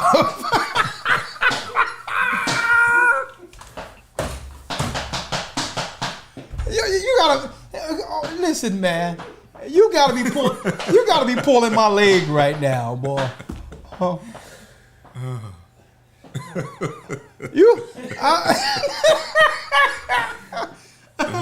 Woo! Hey, hey, what? Hey, what? Hold up now. This is top knowledge, straight from the angel Moroni. Wow. You know what I mean? Tony's cousin. Hey, Elder, with there's more wings. There's more man, in this. Man, listen, listen. I don't even. Tony's cousin came around with some wings. You know. His name Moroni. He found some golden tablets. I mean, oh my goodness. And then you know what? Anyone following that supposed to be. I just want to just make it clear that absolutely. Listen, anyone following that, that's what they supposed to be dealing. Listen. Godspeed. You'll never hear me talk after reading this crap again and looking at this. Let me tell you, I only got halfway. The other day when we was looking at this, because I told you I read the book in 2001 or something, and I'm like, this is a bunch of garbage. I'm like, he probably found tablets, but these aren't those. But then I went into some further research later, Elder Gabar, to actually do the class. And I'm like, he didn't find no golden tablets at all. That was a straight lie. Yep.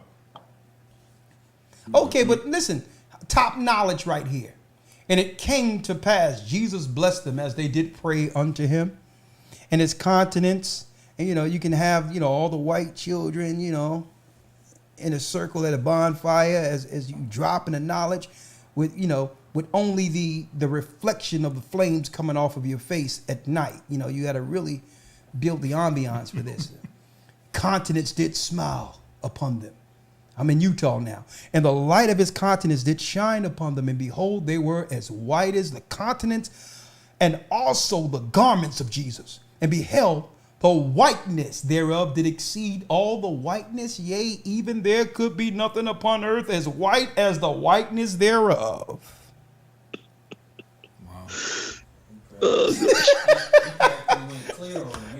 Right. Oh, yeah. Hey, I guess he was white then, man. Hey, that's the proof. Gold tablets.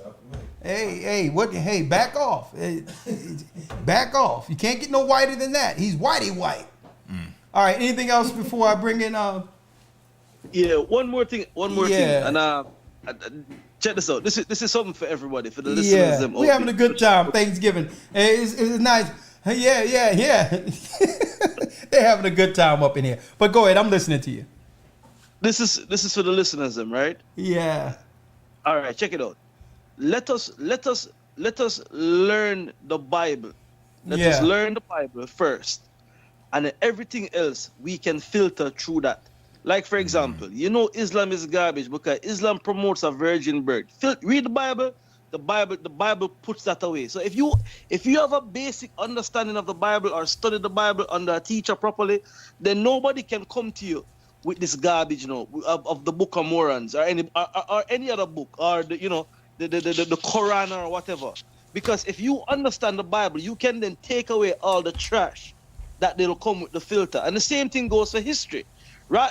For when people come saying that the scholars, no man, we're not gonna validate the Bible through your scholarship. Exactly. We're gonna validate scholarship through the Bible. And if the Bible doesn't line up with it, then we can dismiss it. You with me? The Bible says, let the word of God be true and every man a liar, as it is written. Yeah. You with me? Yeah. So it's simple. That's a simple advice for the people out there who coming into the truth. Listen, Solomon tells you, yo, be admonished of the making of many books, because it's a weariness to the flesh. You with me? Put aside the books, let's study the word of the Most High, and pay attention here first, and then everything else that will come in out there, then you can see it from a mile away. We know that we know by going into the Bible, as it says in Revelation, as it says in the book of Acts. Listen, the disciples were men of color. They were black men. You with me? Christ himself was a black man with woolly hair. So whenever you see something else coming in, you know right away, okay, all right, garbage. We can move that outside. When you go into the Quran, it brings the virgin birth, the immaculate deception. We know right away Christ had a father, a biological father, according to the Bible. You can push that up.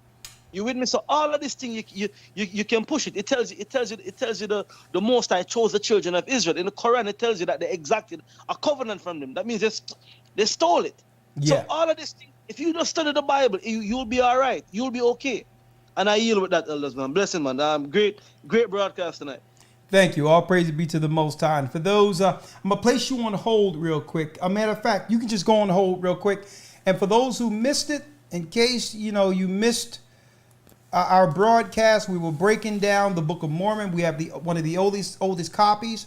And what we did prove for those who came in late is that the same time Ethan Smith, 1823, was preaching as a preacher, a white man, he was warning the Europeans not to kill the Indians because they were, in fact, based on the history he found and the archaeology that was in the area where the Indians were, that these people had to be, beyond any shadow of a doubt, from the 12 tribes of Israel, the lost tribes.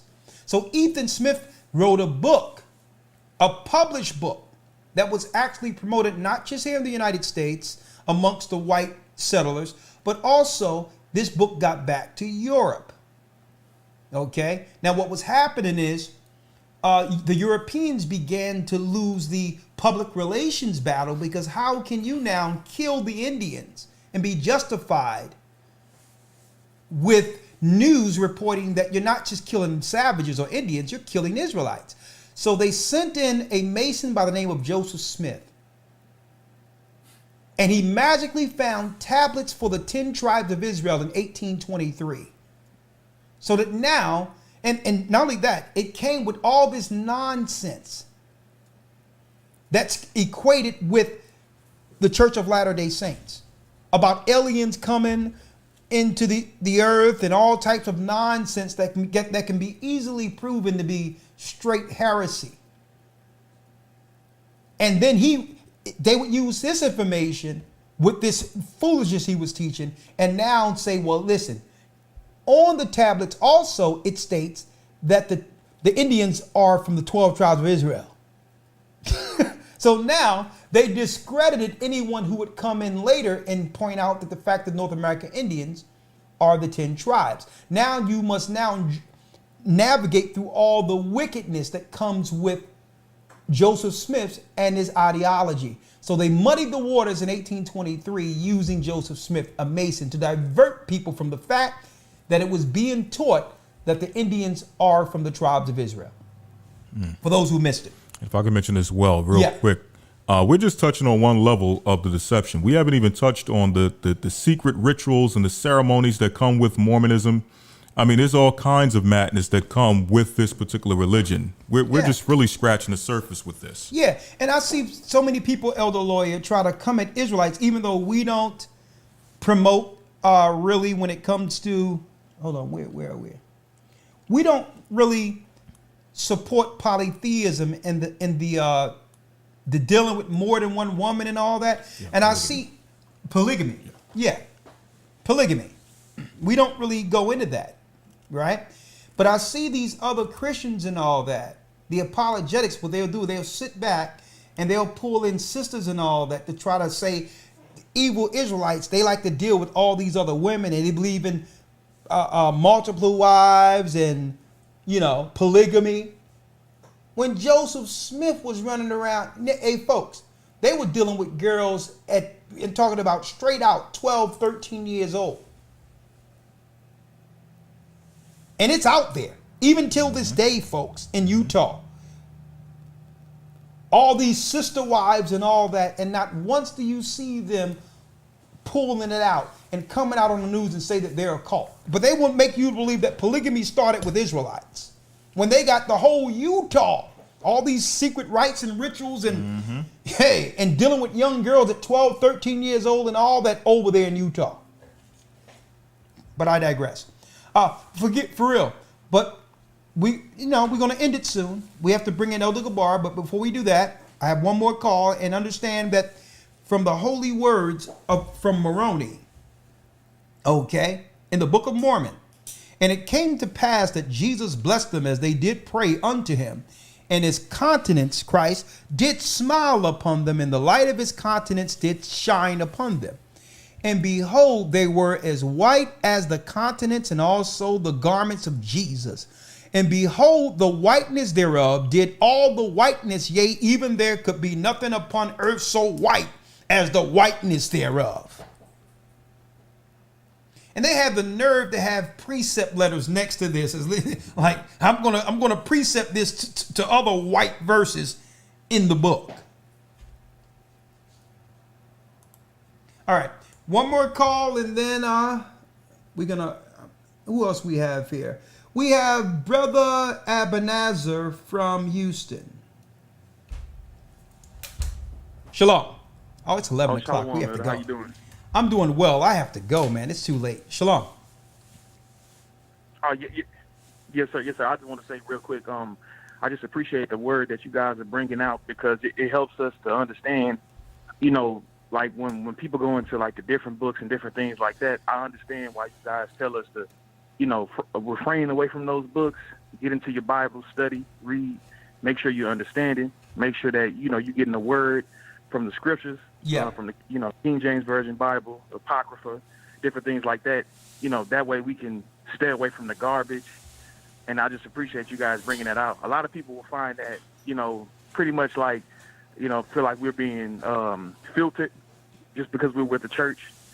And I don't feel that way. I feel like what you guys doing is keeping the demons away. And that's all I have to say, Elder. One thing you have to watch out for, and I'm glad you're saying something, because this is people. You have to watch out people trying to shame you for actually showing appreciation and being grateful to someone who have helped you spiritually in your walk. You have to be careful with that, because what you will hear is, when you don't want to hear their nonsense, they'll say, you just following man. You a man pleaser. Right. Okay, so, all right. You're going to say I'm a man pleaser. All right. So, if I was to now follow you and take your advice in shunning them, what would that be considered? If I listened to you, would that be following man? You turn it back on them. Yeah, you just a man pleaser. I'm not a follower. No, you a loner that's going to be rolled over. Because Christ did nothing alone. He had disciples. The disciples did nothing alone. Where two or more gathered, he's in the midst. So only Satan loved disorder. See? So never be shamed. It's okay to give respect to someone who have helped your walk. There's a lot to be said for that. When you what guys try to do, and they only can do it to the simple, to make you believe that you have to rebel or come against someone. They'll teach you that you can't even stand. You don't even think on your own. You don't. They make you think that you have to have an adverse or an object side just to show that you're spiritual also. So I'm gonna tell you and also, that, listen, especially when we bring out things. No, what I'm saying is you have to be careful with that, because you look at these people who are saying this, and there's no works. Because you can't possibly do this work alone, and we gotta trust someone. You can't run through your whole life and just don't trust anyone and think that, okay, the Most High is dealing with me. And then you will hear this stuff called read the Bible. Man, yeah, they dropping knowledge, but make sure you read the Bible for yourself.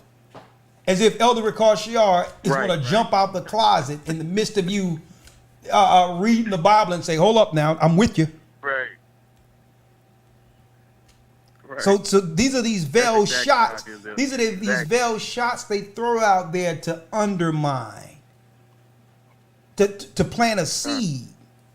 Yeah, man, but yeah, what they dropping, they're dropping, but you still got to look at things, on your own.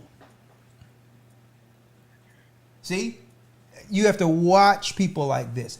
There's not a student, there's not a teacher on this earth, brothers and sisters, that wasn't an obedient student. And there's nothing wrong with that. They'll make you believe something is wrong with that. Mm-hmm. Loyalty goes a long way, not just with man, with the Most High. Thank you, brother.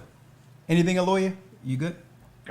Yes, sir. Real quick, what a lot of people don't know is that behind the scenes, I hate to even put this out there, but behind the scenes, a lot of these guys who come forward and they believe in doing their own thing. You don't have to follow man. You don't have to follow teachers. Read the Bible on your own. When all that crumbles and all falls down and they fall into real life situations in which they need guidance and help, you wouldn't believe who they reach out to. The same exact people who they said you shouldn't follow, shouldn't listen to, read the Bible for yourself, so on and so forth. So that's just a word to the wise. Yeah. When the hell is coming down and all is lost, and I know it takes a lot of swallowing pride for brothers to do so and people to do so, because they know based on what they're experiencing is because they veered off. That's right. And at the end of the day, guess what? We don't sit around, I told you so. Right. No, you know what we do? We send the help. Exactly. That's right. That's right.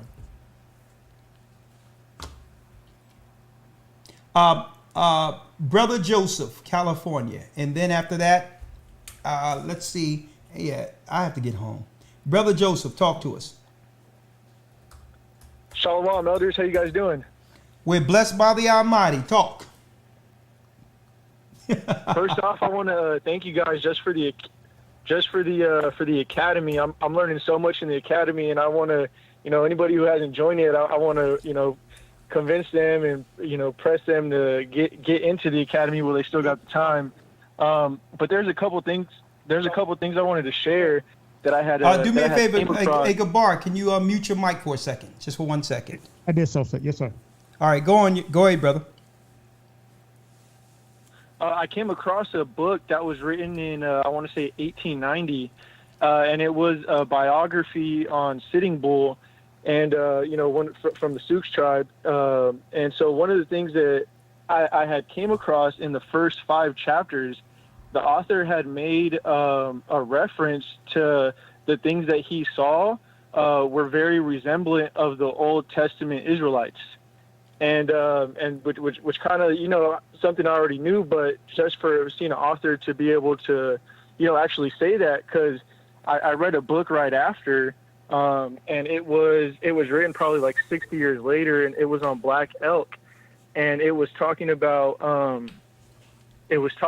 how during a battle, how when all the Indian tribes killed the soldiers that had came over, the Europeans, that he went and told it was Great Britain. Hey, brother, you're going to have to really kick it in. No, you have to kick it in, brother, because it's 11 o'clock. Yeah. That he didn't.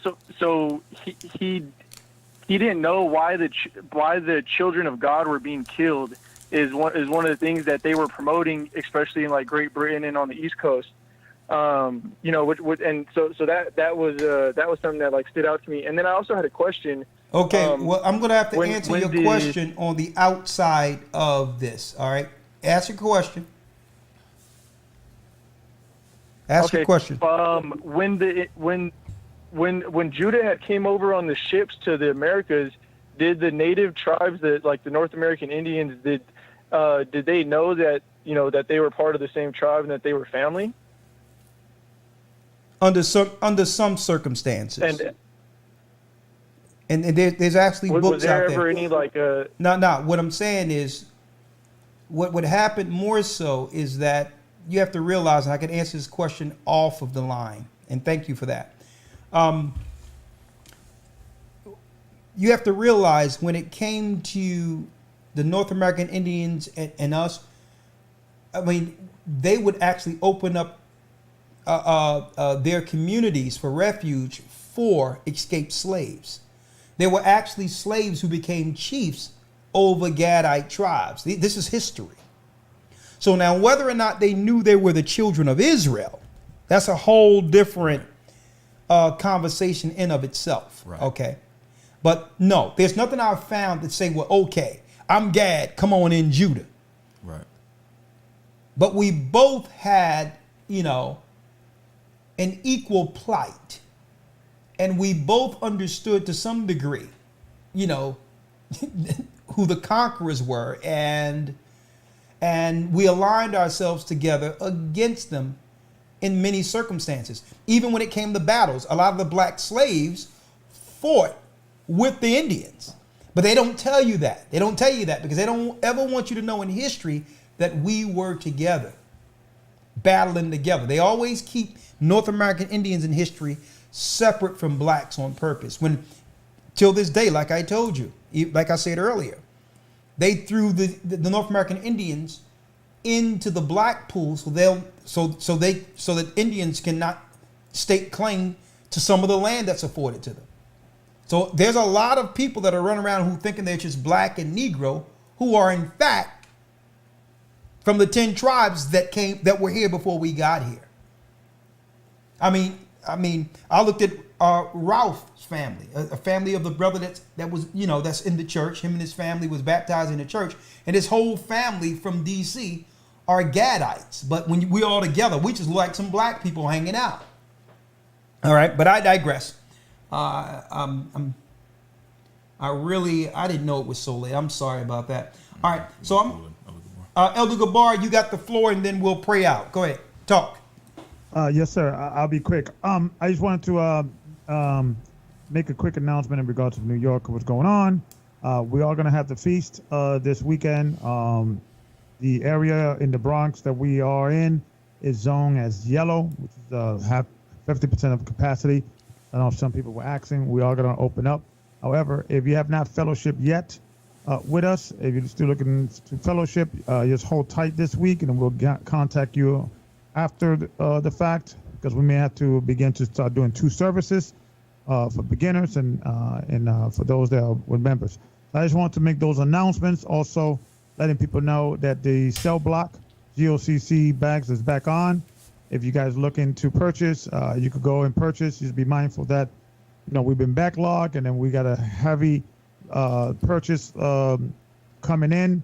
So, just expect between 7 and 10 business days, you should be getting your product most likely willing. Okay, so the cell blocks, the cell blocks are back on now, and Yes, they can go to the website iamapparel.org. The cell blocks are bags in which you can actually put your phones in, so you don't have to worry about your privacy getting intruded with this so-called contact tracing stuff, claiming that you were less than 6 foot, from another person. You have the right to protect your privacy. It's against the law where someone can outright tell you that they're tracking your every move. That's unlawful. That's unlawful. You have the right to say, you know what? This phone disappears and my contract tracing disappears. And this is what the cell blocks do. We make them ourselves. Because who knows? Faraday or whatever the case is, all that stuff might go down.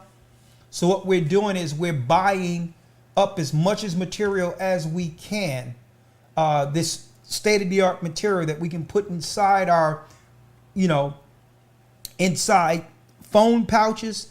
And we're going to also have computer pouches where your information, once you put it in these bags, it cuts off all signal. So right now we have it for the phones.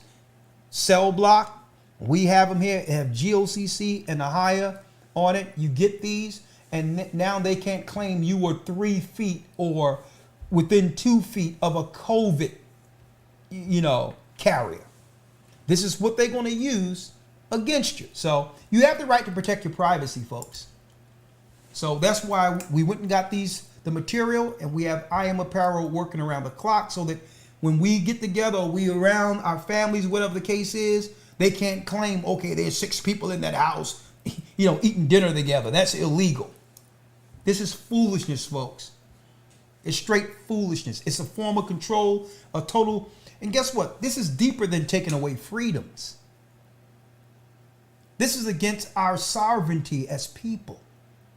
We should have the right to be around anyone we want to be around and run the risk like we've always run. There's risk in anything. Right. But there's a greater risk being separated from people. We as people cannot survive without socializing. It takes away the purpose for being a person. This is evil, what we're witnessing here. And you have the right to protect your privacy up until the time you can't.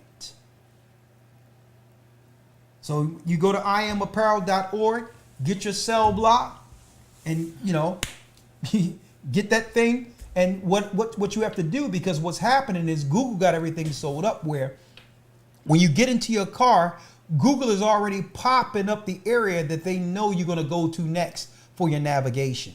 So how do they know where you're going to go before you even get there? They're tracking your patterns, your data patterns. So it's best, especially if you're driving, because sometimes it leads to accidents anyway. When you get in the car, put it in your cell block and drive so that Google is not tracking every place you go. Because what's going to happen in the midst of this so-called, this surveillance state is that you're going to be going somewhere where there's checkpoints or whatever, and they're going to know you alone in your phone because there's no one in the car with you. This is where we're coming into, folks. Where you're going to be tracked and all that, and then boom, your phone disappeared, you disappeared. So this is why they're getting people used to being separated, not being around others, so they can just grab and move people out of society who they feel is a dissident. You have the right to protect your privacy. Okay? So, IamApparel.org. Thank you, Elder Gabar, for bringing that forth. Thank you all, elders. I'm sorry. I just wanted to be here for you because I know how alone it gets during this time of year when everyone is celebrating their pagan days. But thank you for using Blog Talk Radio. Goodbye. But what we're here to do, we're here to actually encourage you to stay strong through this and know you're not alone. Use these days as opportunity, even, through your grace and liberty, even if your family is cooking something. Use your grace and liberty to go amongst them while there's still an opportunity to let them understand what exactly is going on in the earth. Use your grace if it means you're not just there for the greens and potatoes. Because the only time they're going to allow us to come together is to celebrate Satan. So, hey, you get in there and you do what? You disrupt the vibe with the Spirit of the Most High and guide our people into safety. With that, I'm going to say shalom. And that's right. Thank you, Elder Gabar. You know I care for you, brother. We're going to talk soon. All right. You are my family. May the Most High be with you. Stay prayed up. Sin not. We will soon see Israel. Shalom. Shalom.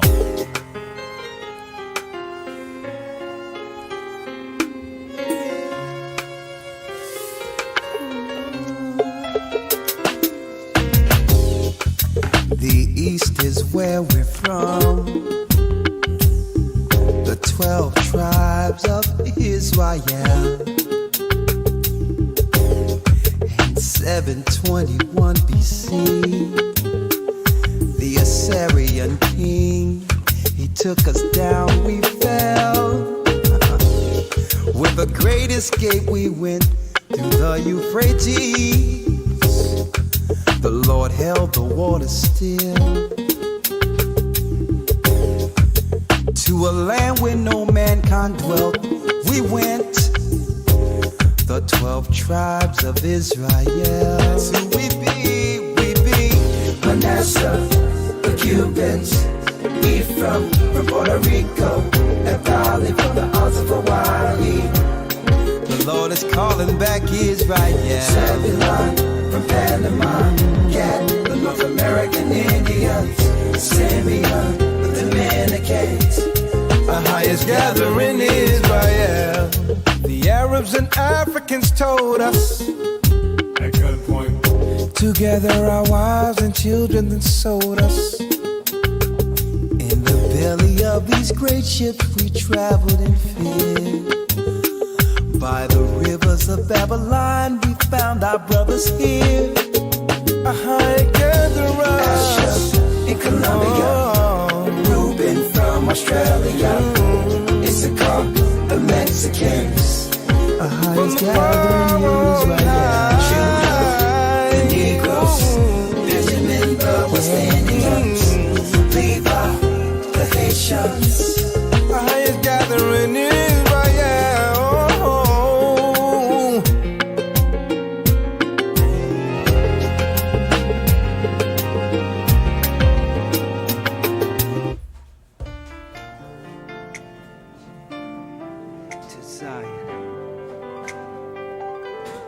I was lost, but now I'm found. I'm a child of Israel. I heard the sound. Please give me the strength to stand today. With my eyes towards the east, show me the way.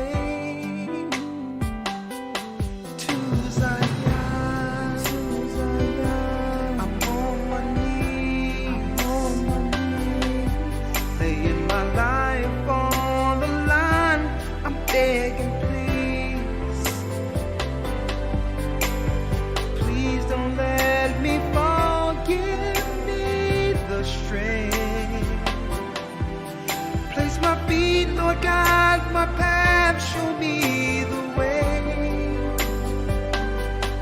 to Zion. I opened up the book and see that the apple of your eye included me. And through the tribulation, I know I must stand. For a new heaven, a new earth, show me the way to Zion. I'm on my knees,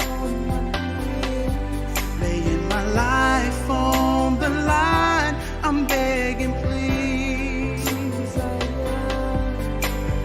please don't let me fall. Give me the strength.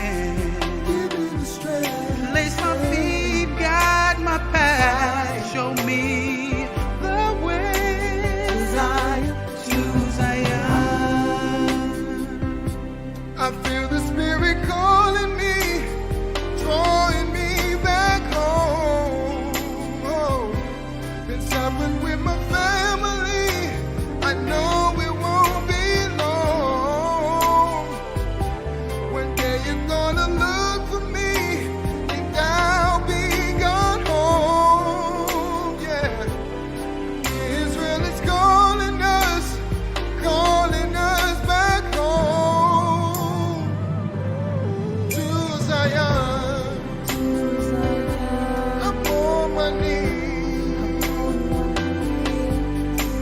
I lay